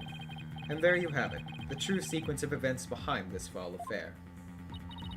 Now wait just a minute. I never once said that Mr. Wet was the culprit. Who but the accused knows how to cut dough into noodles, defense? That's a very good point, Prosecutor Satmati. I heard that cutting soba dough into uniform noodles requires considerable training. But then, what about the dying message? How do you explain that? The defendant wouldn't have known about Uendo's Owen personality. Perhaps the victim was simply playing with the cards, and they hold no other meaning. Perhaps he spelled out Owen's name in jest sometime before his murder. That's true. From Owen's testimony, it's clear that Master Tornado cared for the boy. It appears we've arrived at a compelling conclusion. Taken together, all of these points paint a convincing picture of the defendant's guilt. Owen, is there anything else you can tell us? It doesn't matter how small of a detail. Anything will do. You're scaring me. Oh, I'm sorry, Owen. Auntie Athena didn't mean to raise her voice. I have to be gentler with him. I can't forget he's only 5 years old. No need to be scared, okay, sweetie? Just tell us anything you can remember. Well, when I woke up, the person who killed Shisho was standing over me, bleeding from the head. Owen, you saw the killer's face? Oops, I did it again. So, who was it, Owen? Do you remember? I don't know who it was. I'm picking up some noise. That means there's still something to uncover in Owen's testimony. I don't know what Owen saw, but suffice it to say we're analyzing the dreams of a child. We've wasted enough of our time, defense. Let it go and move on. No, there's still discord in Owen's heart that needs to be addressed. Therefore, I can't give in here. Owen, do you think you could continue your testimony for us? Okay. I'll enter the new info and run an update then.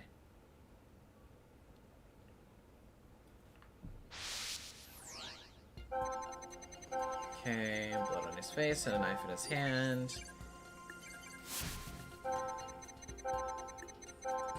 He's on the floor. He was on the floor and somebody was smushing dough into his face. Couldn't move at all.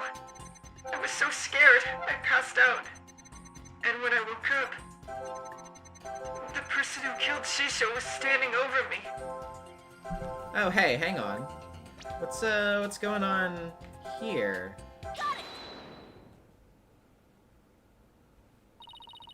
Despite witnessing the culprit's terrible crime firsthand, Owen experienced a positive feeling, one of relief. The person the witness saw was no stranger. Rather, it was the accused. Therefore, it's only natural that he felt some level of relief when he saw a familiar face. Gabe, silence that fucking tab. Sorry. Forgot I left something unmuted on my browser. Anyway. Let's see. What? There we go.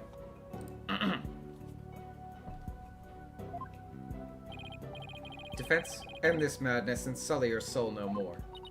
Owen, who did you see? That nice smell. I love the smell of that perfume.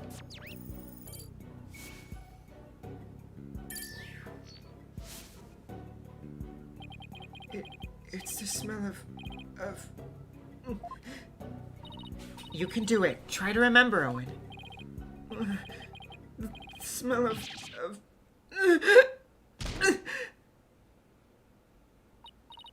Owen!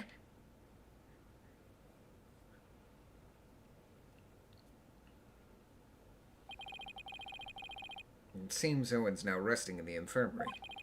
They certainly have their hands full today down there. Let's continue with the trial. Despite Owen's testimony, it's the opinion of this humble servant of the Holy Mother that the child's words were insufficient to clear the accused of suspicion.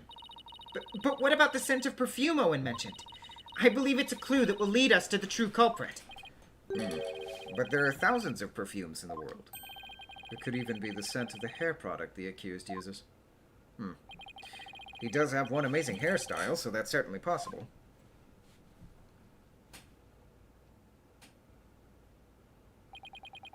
The witness is a 5-year-old boy.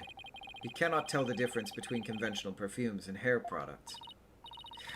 Why couldn't you have gone for a crew cut or something, Bucky? What's more, the only person who can cut soba noodles with such precision is the accused and no other. Oh man, how am I supposed to argue with that? And so, the person Owen saw at the scene of the crime can only be the accused, Bucky Wet.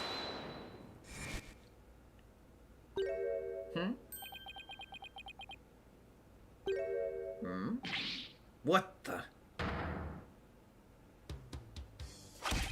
Hey! I never used hair products or anything with the smell. If I wore something like that, the smell would get into the soba. Boom! Check it!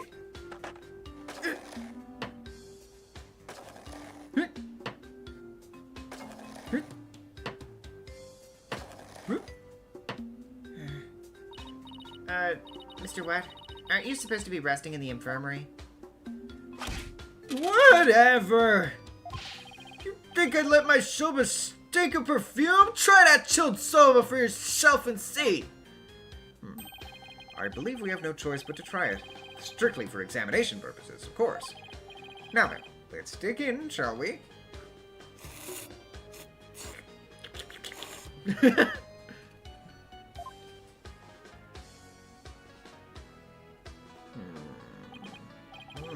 That was delightful. Well, I'm satisfied that there are no traces of hair products or perfumes in Mr. Wet Soba. First sweet bean buns and now savory soba. What a delectable trial this has been. This texture is different from the soba I had the other day. It reminds me of a dish we had in Karain called banupun. What you think, Miss Chickadee? My soba's pretty good, isn't it? It's delicious. Don't you think so, Simon? It still pales in comparison to his late father's cuisine. Simon, why you always gotta be so hard on me? Bailiff, take the defendant back to the infirmary at once for some rest. Rest? Hey, I ain't a lump of plain old weedy udon dough, you know. I'm fresh like my soba. You don't let soba dough rest. It's about the 3 freshes of soba. Grind the seeds fresh, cut the dough fresh, and boil the noodles.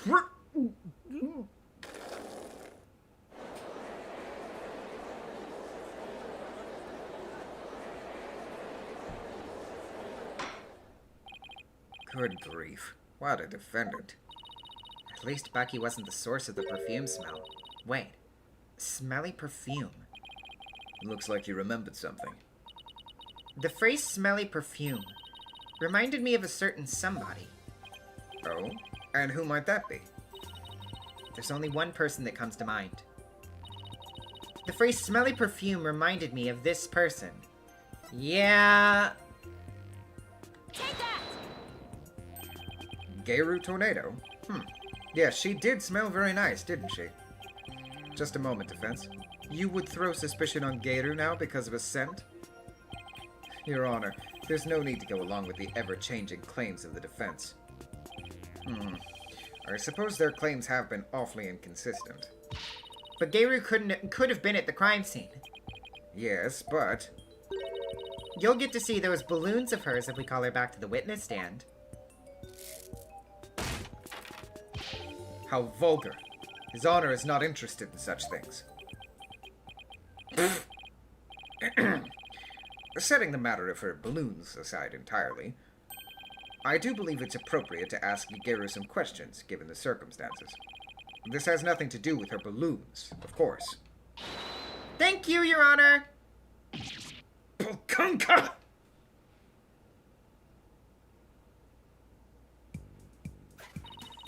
Thank you for calling this disciple of the Tornado School of Rakugo back for an encore. It's me, the balloon artist you all know and love, Gator Tornado! Tornado. Sorry. Kind of got a little mixed in there.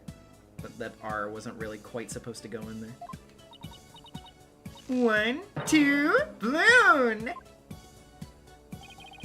What wonderful balloon artistry. Your Honor, please. Now then, what would you like me to make for you this time? Actually, I called you back for more testimony. But I'm all talked out. This case has left me completely deflated. What? You didn't find that funny? Anyway, what exactly is going on, Simon? It seems the person who murdered Master Tornado was wearing perfume. And you were the only person I could think of that wears perfume. Wait, you mean I'm a suspect now? Garu, you knew about Owen, right? Well, yes. I often played with him at Shisho's request. So that means you could have left that fake dying message, right? What? Just because I wear perfume and know Owen? You think I'm a murderer? Oh, how could you? The witness is absolutely right. With no evidence but the distorted memories of a small child. It is outrageous of the defense to accuse this woman. That's right. You don't even have any proof. You may step down from the stand, Gabriel. The defense does not have one scrap of evidence that connects you to the crime. Wait just 1 minute. I may not have proof, but Owen's testimony is still... Enough. Please feel free to leave, Gator. But I'm so close. There must be something I can do. Well, if the prosecutor says it's okay, then I guess I'll be going now. Silence! Oi, Garu. You're an entertainer, aren't you? Once you go on stage, it's your duty to complete your performance, is it not? So what are you doing, leaving halfway through?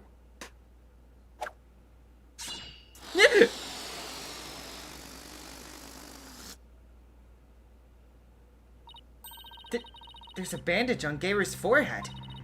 And since we know that Master Tornado's killer has a cut on their face somewhere... Impossible! How did you know, Simon? I didn't, but I had to take a chance and see for myself. Otherwise, your theory would remain a groundless accusation. Your Honor, Prosecutor Sadmati, the scent of perfume, an injury on the forehead. These things are completely consistent with Owen's testimony. In short, the mysterious individual Owen saw in the dressing room could have been Gato. Miss Sykes, does this mean you're formally indicting this witness for the murder of Taifu Tornado? Should your accusation prove to be false, I hope you're prepared to pay the price in full. Simon, what price is he talking about? I thought that should be obvious. Prosecutor Sad Monk is saying he'll see to it that you never stand in a court of law again. I must say, though, he knows how to make a trial interesting. Just whose side are you on, Simon? Go on, then. Into the deep end with you. You really have but one choice anyway. Well, Miss Sykes, I'm waiting. With regards to the witness Gator Tornado, the defense wishes to indict her. There's no reason for me to hold back. Not if I really believe in my client. The defense wishes to formally indict Gator Tornado for the murder of Taifu Tornado. I have tried to be merciful, but now not even your pleas will reach the Holy Mother's ears. You will have plenty of time to regret your decision. In the pit of hell! Except I won't need to. The person who murdered the victim was not Mr. Wet. It was Gator Tornado! That bandage is... Oh, that bandage is... It's just from a silly slip-up I made while cooking yesterday. That's all. What kind of extreme cooking were you doing to cut yourself on the forehead? Well, what can I say? That's what happened. You also don't have an alibi for the period before 4 p.m., do you, Gator? But... I really didn't know anything that was wrong until Shisha was found dead. If you don't believe me, then with the twist... And Bloon! There you have it. An adorable little kitty. How could you suspect a cutesy little balloon artist like me?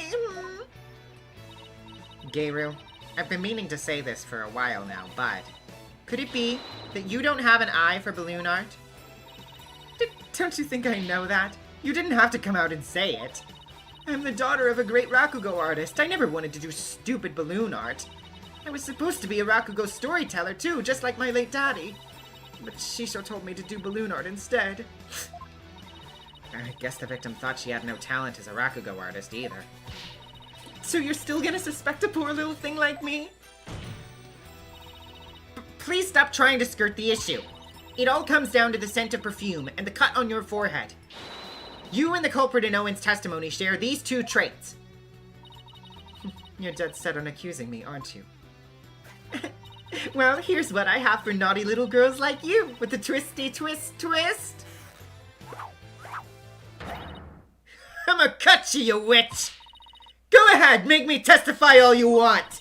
When the truth's revealed, it'll be your balloon or mine that goes pop! Got it?! Oh my! Is this yet another hidden personality? Simon, is everybody in the tornado school like this? How should I know?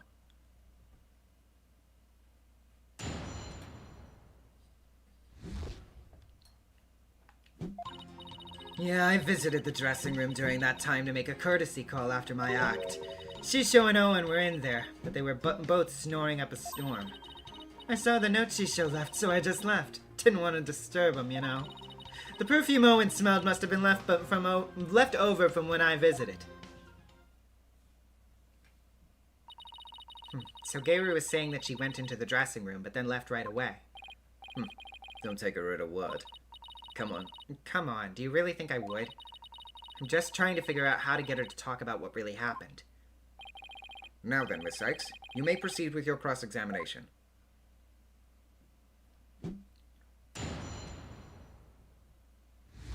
I mean, I don't know about you guys. Like, obviously, you know, fan service humor, but like, even disregarding that, I'm like, yeah. I mean, you know, I get it. I get it. Anyway.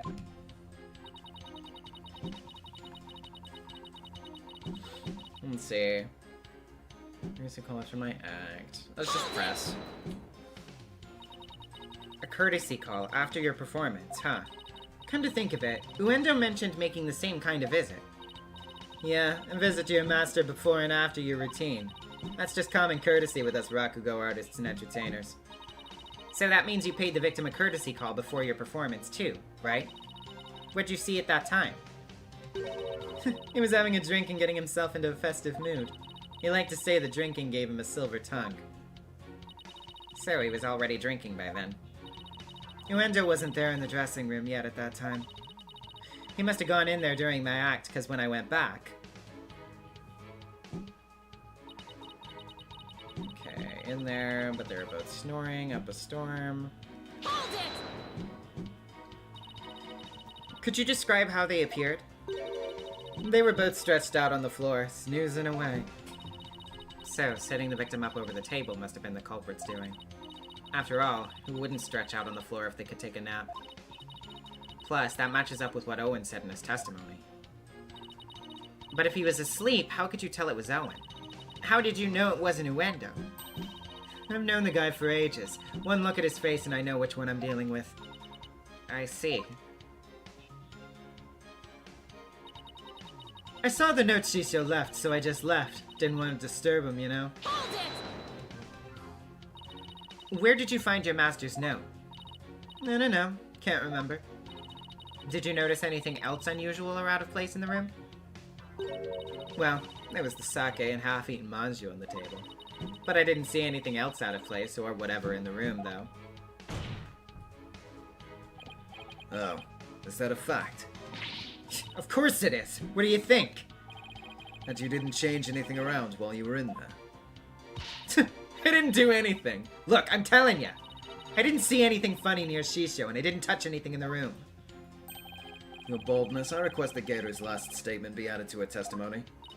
Simon, what's a statement like that gonna do for us? Just play along and you'll see soon enough. Yeah. I have no problem with adding that to the testimony, but how about you, Miss Sykes? I have no problem with it either, Your Honor. What's Simon thinking? I didn't see anything funny near Shisho, and I didn't touch anything in the room. Let's see.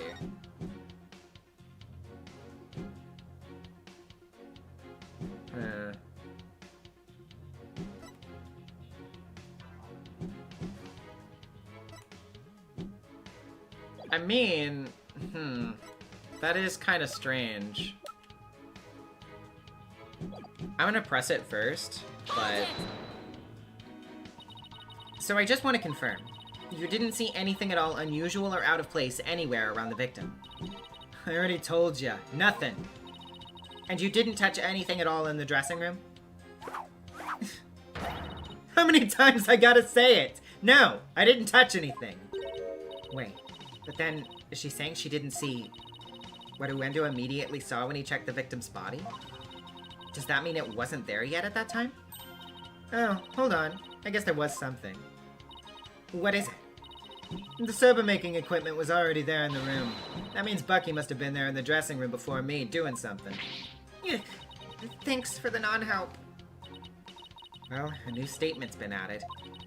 But she's still sticking to her guns. She said she didn't see anything unusual in the dressing room. But that strikes me as a little strange on its own. Really? Why? If Master Tornado really is the one who left that, you'd think Geru would have noticed it. But if Master Tornado wasn't the one who left it, then we must ask, who did? You know what I'm getting at, don't you, Athena? I think so. I really appreciate Simon's help, but I've got to come up with the answer myself this time. Okay. I mean, I feel like that's pretty obvious, but I just wanted to double check that. It's been left over from when I visited. Didn't see anything funny near Shisho, and it didn't touch anything in the room. Okay. Objection!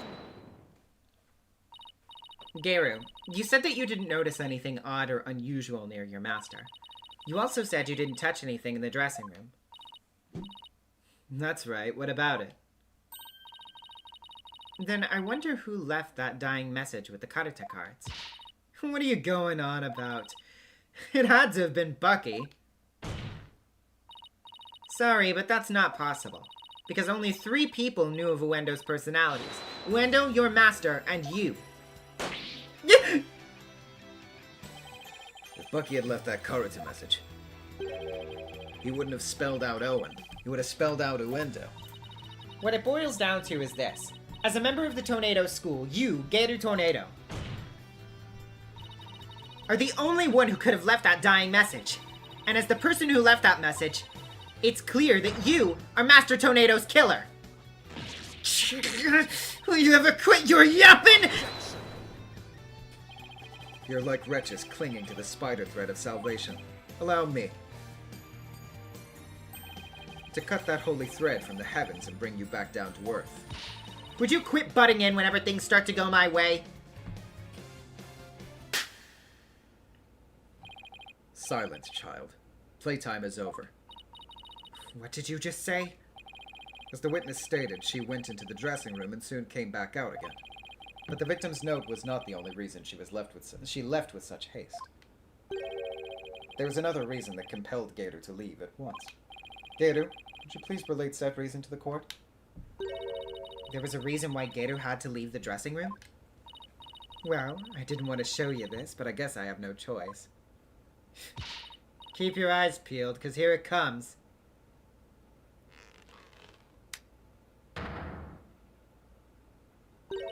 Your hand's all swollen and red. What happened, Geru? If you must know, I'm allergic to buckwheat. What? What?!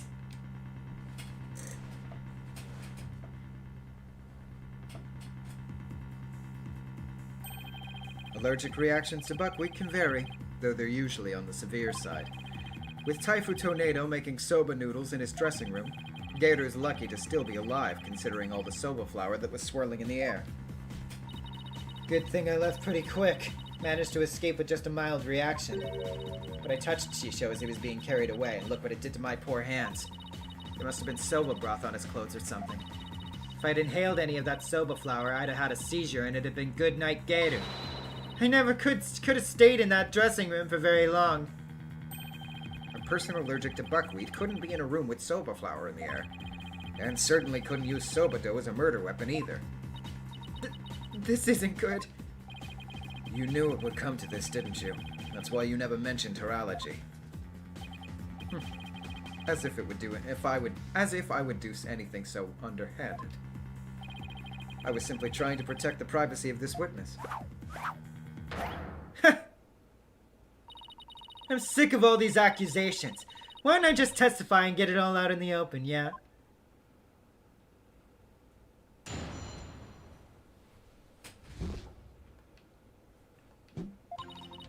If I come into the slightest contact with buckwheat, I get an allergic reaction.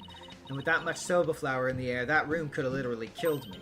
Look at my hand! Just touching Shisho's body caused this much damage. There must have been soba broth on his clothes. So he never could have committed that murder in the dressing room. I still can't believe it. Nobody told me she had a soba allergy. Did you know, Simon? Does it look like I knew? Protect the privacy of the witness, my foot. What a dirty trick. Now what do we do? There's only one thing to do. Put Prosecutor Sad Monk to shame with your cross-examination. Right. No matter how small, I'll find us an opening and break her testimony down.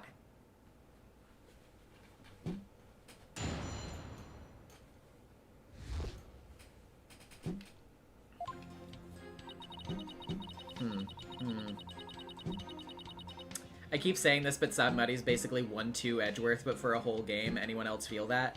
Kind of, but, like, at least Edgeworth had his moments of, like, being kind of, like, funny.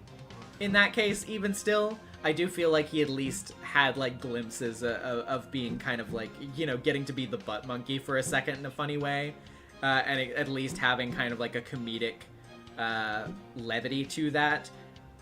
Nayuta doesn't really have that so much. Like, yes, he does get into situations where he's made to look like the fool, but he, like, basically never accepts it with grace or, like, is funny about it in any way. He's just always, like, stoically, like, like, you know, it gets old really fast.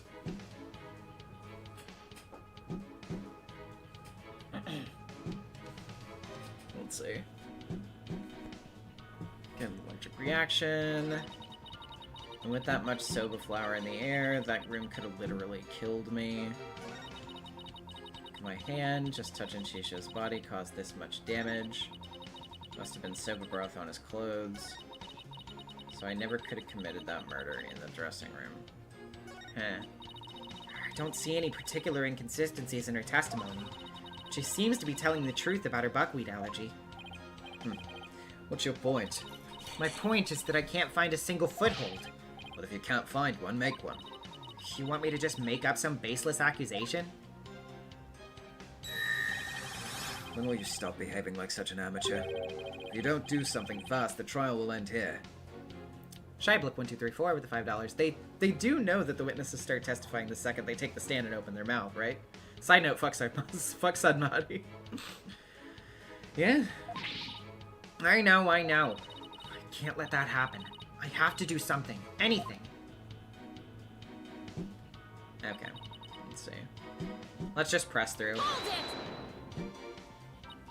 You're not lying about this soba allergy of yours, right? Of course not. I swear on the grave of my father up in heaven. I can even get you a doctor's certificate if you want. She seems to be telling the truth. I've had this allergy for as long as I can remember. But I never dreamt in a million years it'd clear me of murder. And you'll come out of this smelling like a delicate buckwheat flour to boot. Well said, Your Honor. Hold it! I'll give you that there was quite a bit of flour scattered about in that dressing room. But you went in to pay your respects to your master regardless, right? Yeah, but like I said, I came right back out. I mean, the soba-making tools were right there. You better believe I was careful not to breathe any of it in. But you still could have committed this crime if you'd held your breath while doing it. Don't be ridiculous. It would have suffocated to death before Shisho did. Yeah, I guess you're right. Jeez, get a grip, will ya? Hold it! Maybe there's a twist here. Like you're actually allergic to dogs and not soba? You kidding? Bring my little Jugemu in here. All I can squeeze him like there's no tomorrow. I'm telling ya, I have a genuine, honest-to-goodness soba allergy. Defense, the witness clearly has an authentic allergy to buckwheat. Any further deliberation on the matter would be meaningless, pointless, worthless. You heard the man, lawyer girl. All right, fine. I was just starting to think the same thing myself. Doesn't mean I have to like it, though. I probably got this allergic reaction on my hand here because I touched Shiso. Hold it! Yeah, see. I have a question about that, actually. If you're allergic to soba, does that mean you're allergic to the noodle broth, too? Well, the buckwheat from the noodles can dissolve into the broth, so duh. Touching soba broth can be just as deadly for me. Don't you know anything? What an amateur. I'm sorry. Do I look like a doctor to you? Look, anything that has soba in it, or anything that's touched soba, is like poison to me. So I never could have committed that murder in the dressing room. Hold it! So, I just want to cover all of my bases, but could the murder have possibly occurred somewhere other than the dressing room? That's out of the question. By even asking, you should know your complete disregard for all we've discussed and you show your complete disregard for all we've discussed until now. Yes, I have to agree. The defense can't go around suggesting new premises without bias, without basis. Unfortunately for you, Shisho didn't take a single step from his dressing room around the time of the murder. Well, that is unfortunate. For everyone. Yeah, okay, that was just a press to get nothing testimony. Or, I mean, you know, to fail, I guess.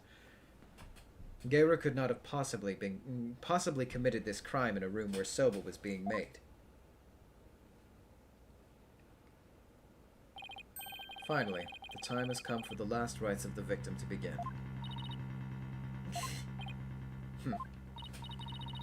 What would Mr. Wright do at a time like this? Kids, there's only one thing to do. What are you smiling about? Has the pressure overwhelmed you? Nope. It's just the worst of times are when lawyers have to force their biggest smiles. I see. You have no rebuttal, and so the only thing left to you is to smile.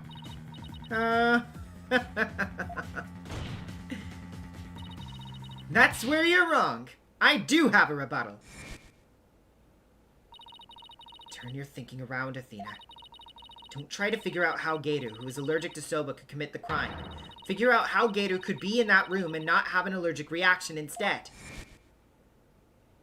Let me rest? Maybe if I were a lump of regular flour dough for udon noodles. But I'm fresh like my soba. You know what? Soba don't rest. It's all about the three freshes. Grind the buckwheat seeds fresh, cut the dough fresh, and boil the noodles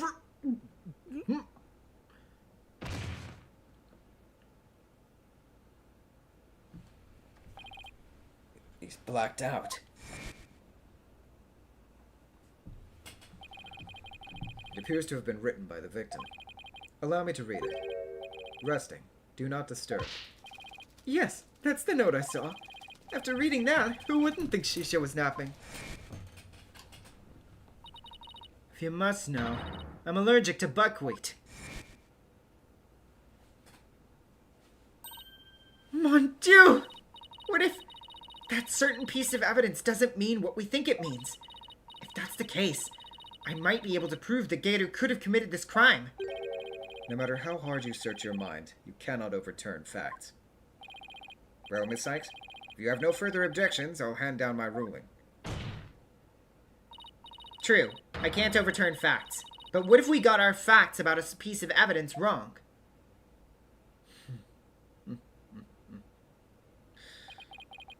Got our facts wrong? What are you talking about now? And which piece of evidence do you mean, Miss Sykes? Please point it out to this court. This evidence proves that Geru could have killed her master, even with her soba allergy.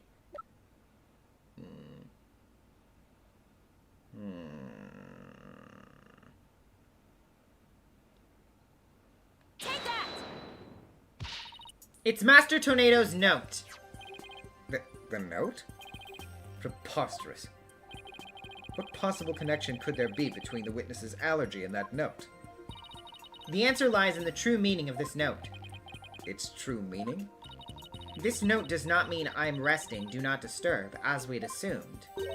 But rather, it actually means this dough is resting, do not disturb it. Ah!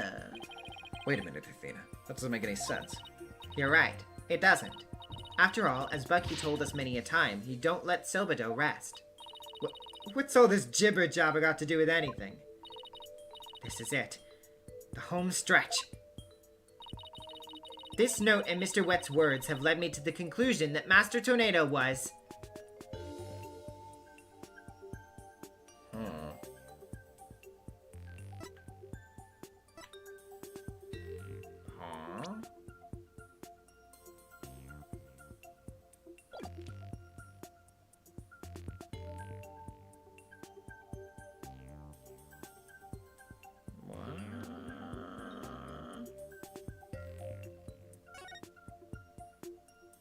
Huh. Okay. The victim, Taifu Tornado, was not making buckwheat noodles. He was making ordinary udon noodles instead. Volkanka! That layer of flour in the dressing room wasn't soba flour, but plain old wheat flour for udon. So actually, it was totally possible for Gator to be in that room and kill her master.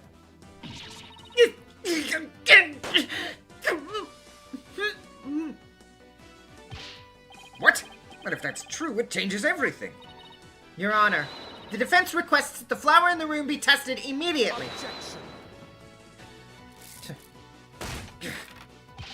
But soba noodles were found in the bowl, and Gator did have a reaction on her hand. How do you explain those things? Well... Even if it were udon flour instead of soba, you still cannot prove Gator committed the crime.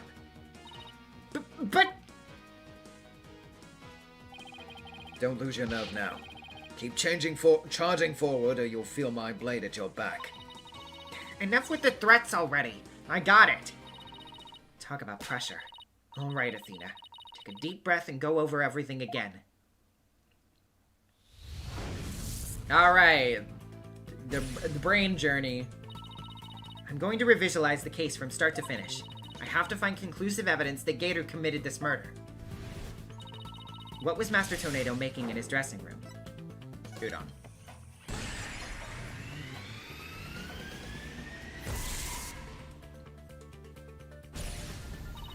By my logic, Master Tornado must have been making udon noodles in his dressing room, but something at the crime scene indicates otherwise. What was found in the bowl on the table? Soba.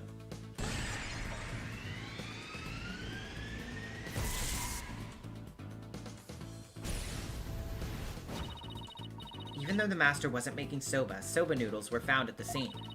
So, that means the noodles had to have come from somewhere. Wait a minute. One mysterious serving of soba noodles? That sounds familiar. Where did the soba in the bowl on the table come from? Oh, yeah. I remember that. Yeah, Bucky talked about it. Miyoshi009 with the $2. I like to call these sequences deep dive. Yeah, logic dive without my snowboard. The soba noodles found at the scene were from the master's stock of uncooked noodles. But then, why would the culprit go out of her way to cook that soba and put it in the bowl? Why did the culprit cook the soba noodles and put them in the bowl? To hide the udon dough.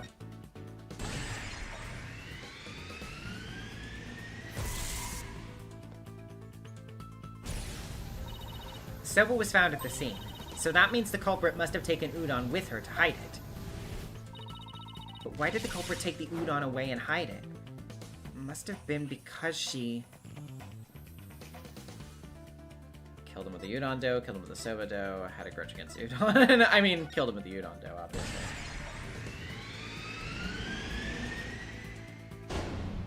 The murder weapon was udon dough.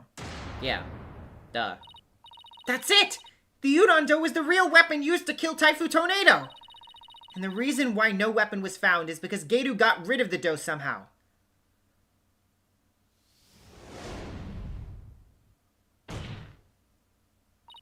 The real murder weapon was the udon dough the victim made. If we can find this dough, that'll prove my theory correct. And undeniably prove Geiru's guilt. Even if we could find this dough, what makes you think that it would prove she's the one? Please recall Owen's eyewitness testimony, Prosecutor Sadbody. If the injury on Geiru's forehead was caused by the victim's knife, then Geiru's blood must have dripped down onto the dough being used as the murder weapon. That would make the dough pretty conclusive evidence, wouldn't you agree? But where is this conclusive evidence? Let us hear your theory on where this murder weapon is. Well, if I can't find the answer in the evidence I have on hand, we'll lose this trial. So how did Geiru get rid of the udon dough? Think, Athena. What do I have that points to suspicious behavior on Geiru's part? Now then, Miss Sykes, let's hear your answer. Where's the real murder weapon hidden? Nice barking you did there. I assume you have the bite to back it up? Stop distracting me, especially not right now. This piece of evidence can point us to the location of the hidden murder weapon. Well, I think, actually, considering... This is what I was thinking of. But let's see if that's actually... Hold on, I'm gonna save first. Take that! Okay, I was right. Geiru. What is it? I'm just an innocent girl. I don't know anything about a murder.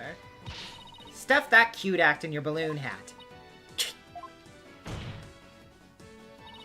Geiru got rid of the dough she used to kill Master Tornado in a bold and daring way. She did it right in front of Prosecutor Blackwell's nose, by feeding it to her dog. No!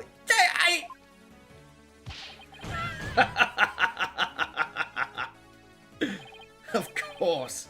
Now it all makes sense. I was puzzled as to why Geiru, who should have known her own dog's eating habits, would feed Jugemu more than he could possibly finish. Your Honor, please order an investigation of the yard right now. And what should the police at the theater be looking for exactly?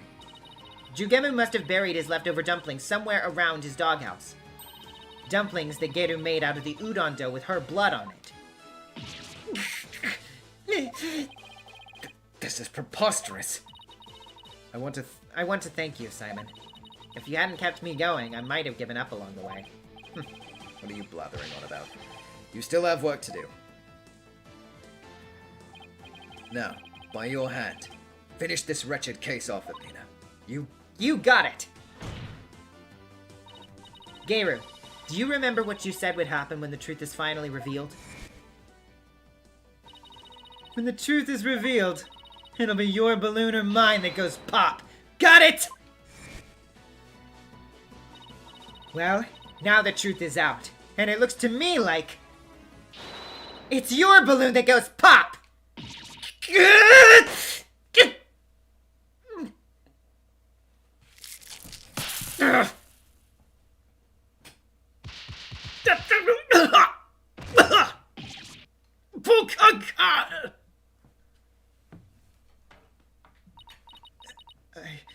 I'm the Rakugo artist.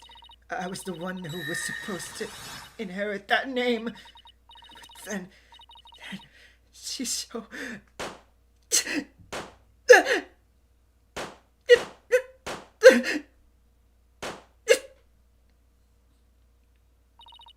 Why are my balloons bursting?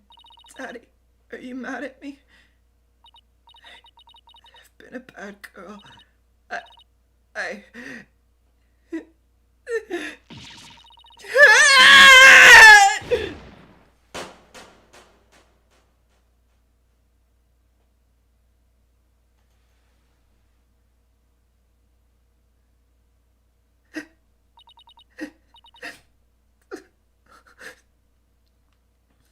Sorry, New World Shalak, I wanted to wait until the breakdown was over to record that. Or, I mean, to get to that. With the $2, what do you think is better, DR or Ace Attorney? I prefer Ace Attorney, personally. Are you ready to tell us everything now, Geiru? The whole reason I entered the world of Rakugo in the first place was to follow in my father's wonderful footsteps and inherit his stage name. His stage name? You don't mean... Uendo Tornado. I knew I wasn't very good at storytelling, but I thought that if I did the stupid balloon thing like Shisho wanted, I'd inherit the name someday. Shylook1234 with the $2. The biggest twist in the game, ladies and gentlemen. Honestly, I still think that she's, like, very pretty like this, though. Honestly, I think she's prettier like this. But Master Tornado gave the name to his junior disciple. Yeah. That's why I took my revenge on Shisho during the show celebrating the name succession. So that was your entire motive? I doubt anybody else can understand, but inheriting my father's name was everything to me. It was my whole reason for living. Of all the days you could have taken your revenge, why did you choose the day of the show? Because I wanted to pay Uendo back for stealing what was rightfully mine. I wanted to pin the blame on him at the show where all the Tornado fans were gathered. But then, Uendo tried to shift the blame onto Bucky Wet. And now we all know the whole story. There's one more thing I want to know. Did you know Master Tornado was making udon in his dressing room yesterday? No, I didn't. When I saw the soba making tools, I was worried about my allergy. But it was the only chance to get my revenge on the two of them. So I went ahead and did it. So it was a premeditated crime, but in the end you only went through with it on impulse. Then, the allergic reaction on your hand. Is it from touching the soba in the refrigerator with your bare hands? When you were tampering with the crime scene after your master's death? Yeah. By that time, I wasn't clear-headed enough to worry about my allergy. Geiru, how could you do all this, you idiot? Geiru, I get your desire to inherit your father's name. But what you really should have inherited from him wasn't his name, but his heart. His heart.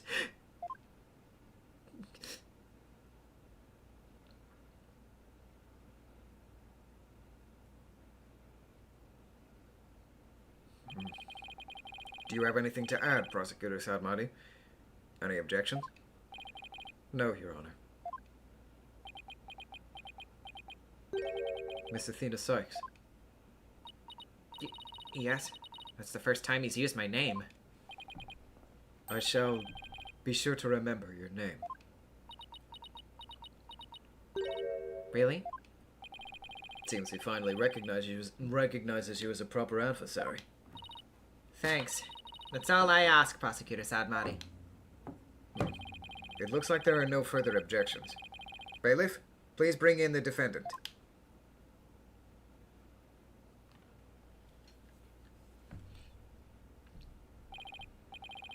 Good.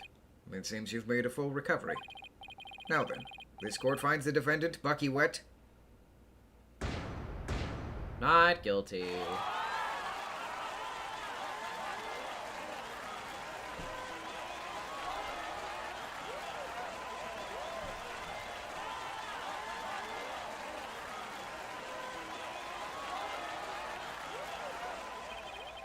This court is adjourned.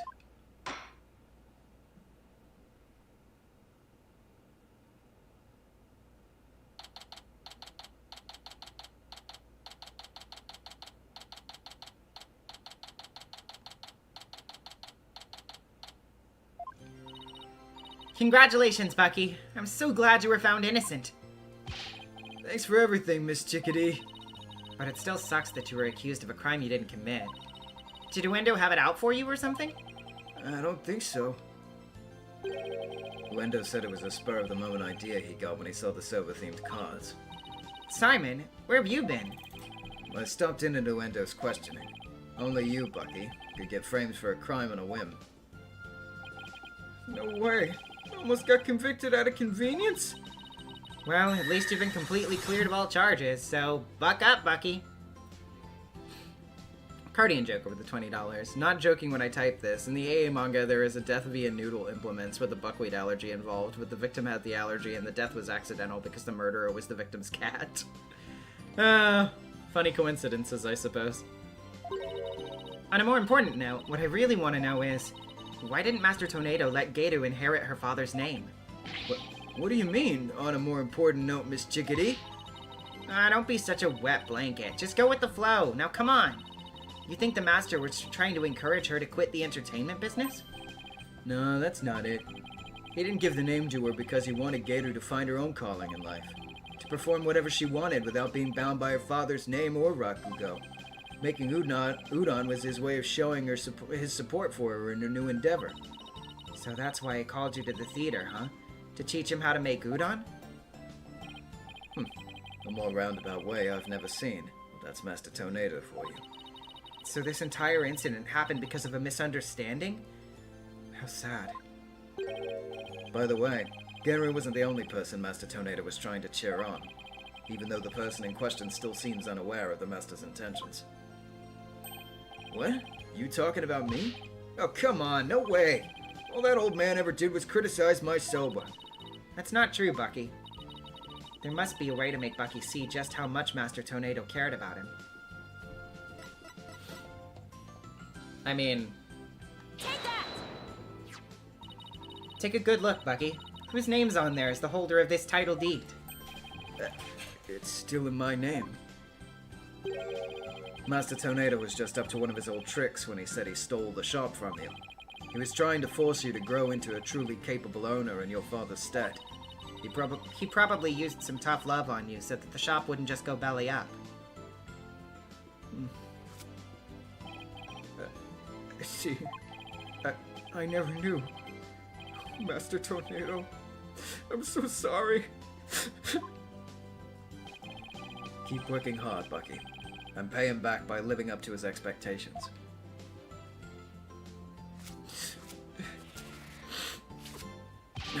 Thanks, Simon.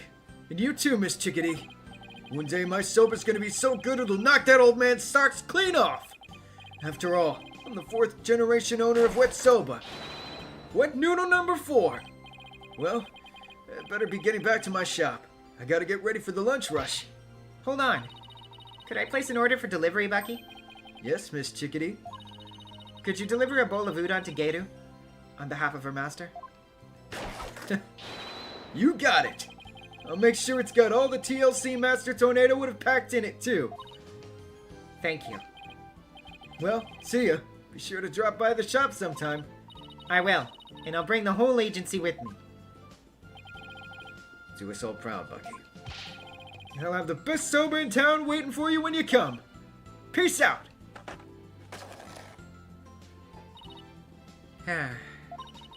It's nice to see somebody giving it their all, isn't it? Wonder if I leveled up any thanks to this case. Don't kid yourself. The trial would have been a spectacle and a half had I not been by your side. You don't know that! For a lawyer who's versed in psychology, you're too full of weak points. You need to learn to analyze yourself more objectively. Or you could just teach me your famous mind tricks, Simon. No, Way to shut someone down, and why not? because the more pesky lawyers there are, the harder my job becomes. So it's in my best interest for you to remain green forever. Hey, what about what's in my best interest, huh? Besides, weren't you the one who had the wool pulled over your eyes by Uendo? Must you remind me? How could I have known Uendo would do time sober? Hey, speaking of time soba, I just thought of something funny. Oh, goody. I can't wait. Okay, here it is. The times in time soba, why didn't Mon number 9 get counted? Come on, do you know, Simon? How should I know? Because 7, 8, 9. Thank you, I'll be here all week. ROTFL! That I should have known. Come on. Let's go get sober or something and go home. Your treat? I'll treat you to 50% of the tab, and don't forget, you still owe me for that manju. Really, Simon? Wouldn't hurt for you to pay me for me every once in a while, you know. Quit squawking and start walking, Athena. Hey, wait for me!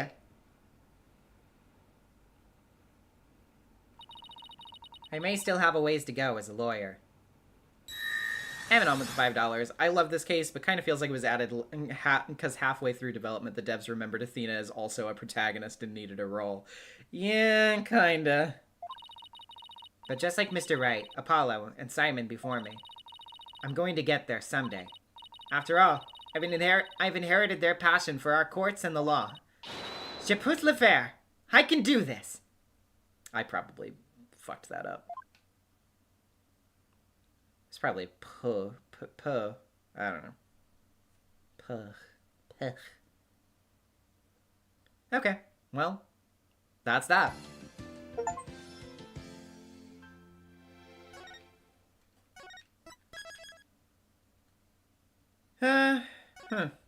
Okay.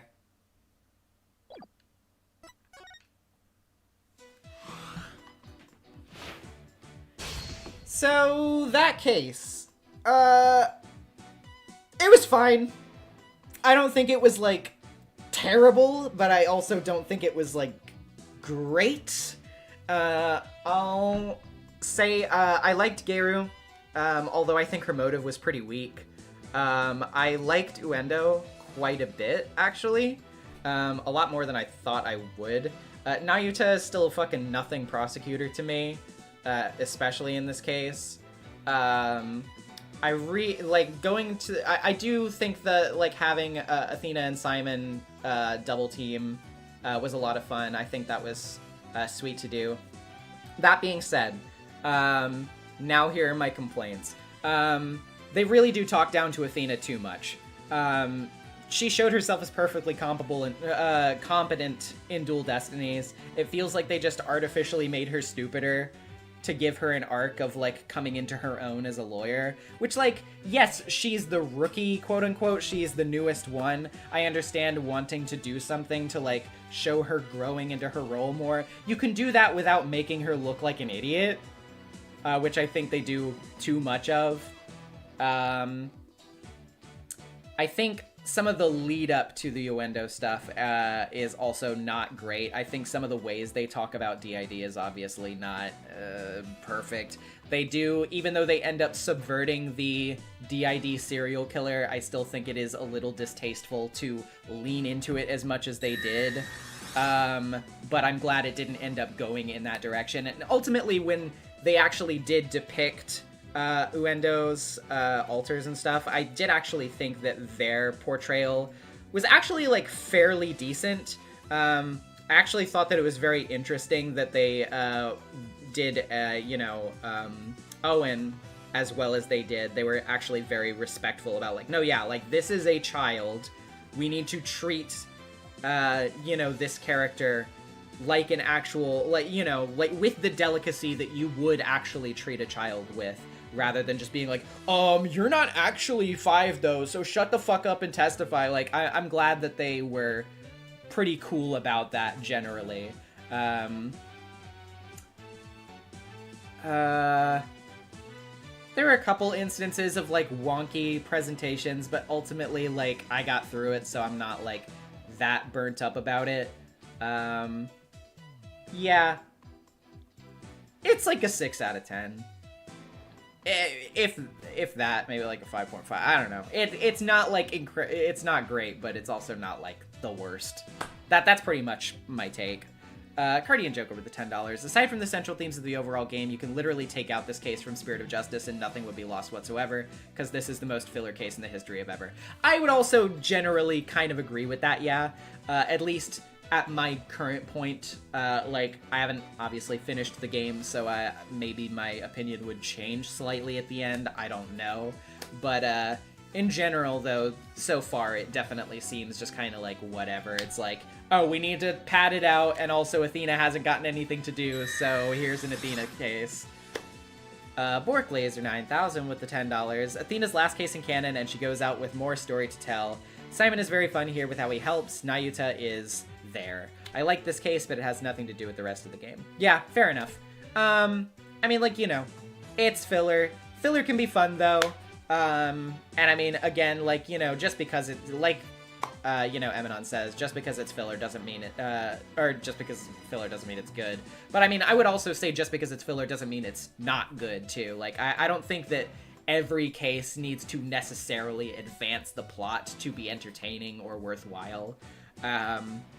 But that being said, it does feel a little bit slotted into, it's just, yeah, I mean, it's average. I don't really think, it's like one way or the other. I would not, under any circumstance, go out there and be like, this case fucking sucks, I hate it.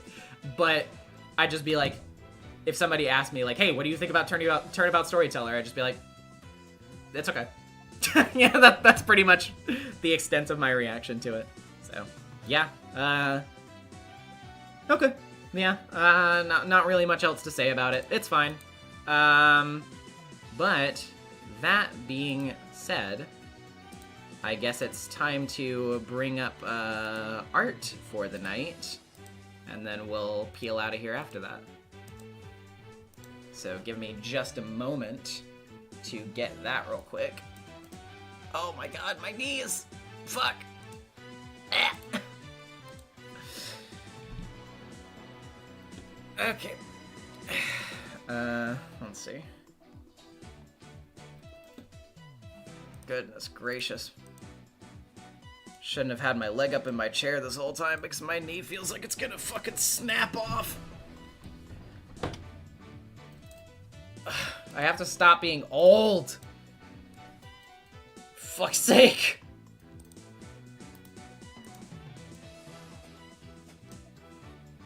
Okay. Got that. Let's check the Discord. Fuck, that hurts. Jesus Christ. Okay, there's nothing on the Discord, so... Oh, no, wait. Yes, there is. There was something that was submitted earlier. I forgot. Then I'll grab that, too, real quick. Okay. Ugh. Girl, you're not even 30 yet. I know, but fuck, do I feel it with these fucking knees. Jesus Christ. Okay. Anyway,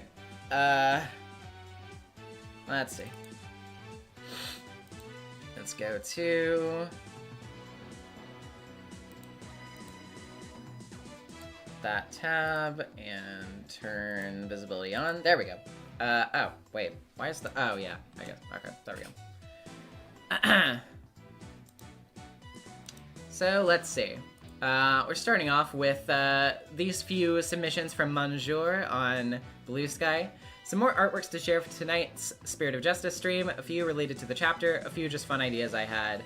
Hope you like them. When I walked into the dressing room, all I could focus on was Shisha's body. That's a very... That's a really good window, actually. I really like the gradienting in the background and stuff. This is actually very well done. We have a True C objection. Very sweet, very cool. We have this close-up of Simon with his hardened gaze. And we have this Apollo and Junie. Very sweet, very cute. Good submissions, thank you. And on the Discord, we have this submission from BB Guns, who I need to find their the original text. My sister's Art of Gedo, quite old, but she wanted to share. This is very cute. I like this a lot. Really like the coloring on this. Actually, it's very well. Because I assume, from the look of it, it's a traditional piece, but, the actual, highlighting and stuff is very well done. There's another one I submitted, some replies to my post. Okay, I'll pull that up in just a second. But yeah, I do really like this. This is very cool. Very pretty. Very cute. Tell your sister that it is very good art. And then... Let me pull up that last one from Manjour real quick. I just gotta pull the window over here to grab it real quick. There we go. Oh, and then drag it back over here. Okay, yes. 5 red bean buns with sake, money's in the burger chief, Simon Blackwell standing in the line. Taka. That's pretty good. Just, yeah, like Taka gets up on the just like, yes, what will you have, sir? Yes, that's 5 red bean buns with sake. And the money's in your sky. Okay.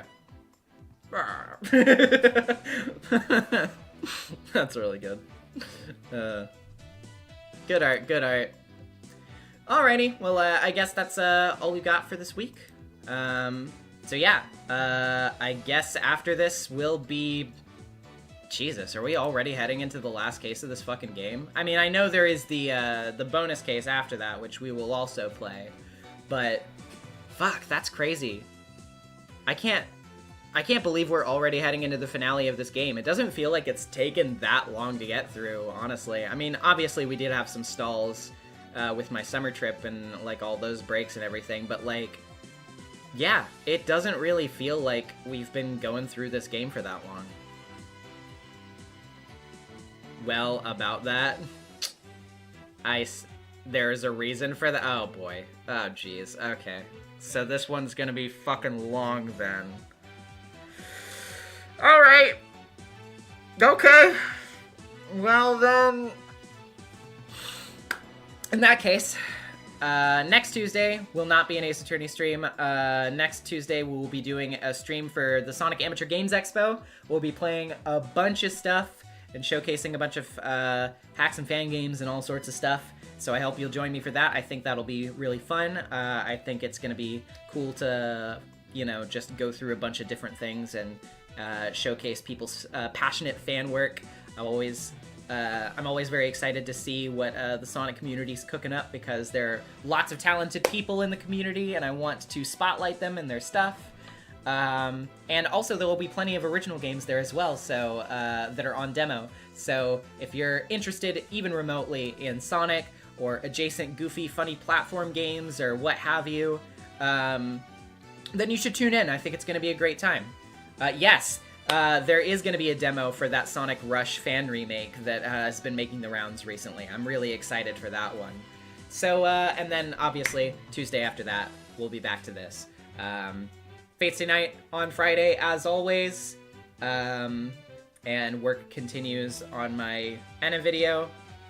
Watch the Danganronpa 2x2 video, discussion video that I put up the other day, if you haven't already. Yeah, I think that's about it. So thank you so much for watching, everybody. As always, it's been a blast, and I will see you when I see you. Peace!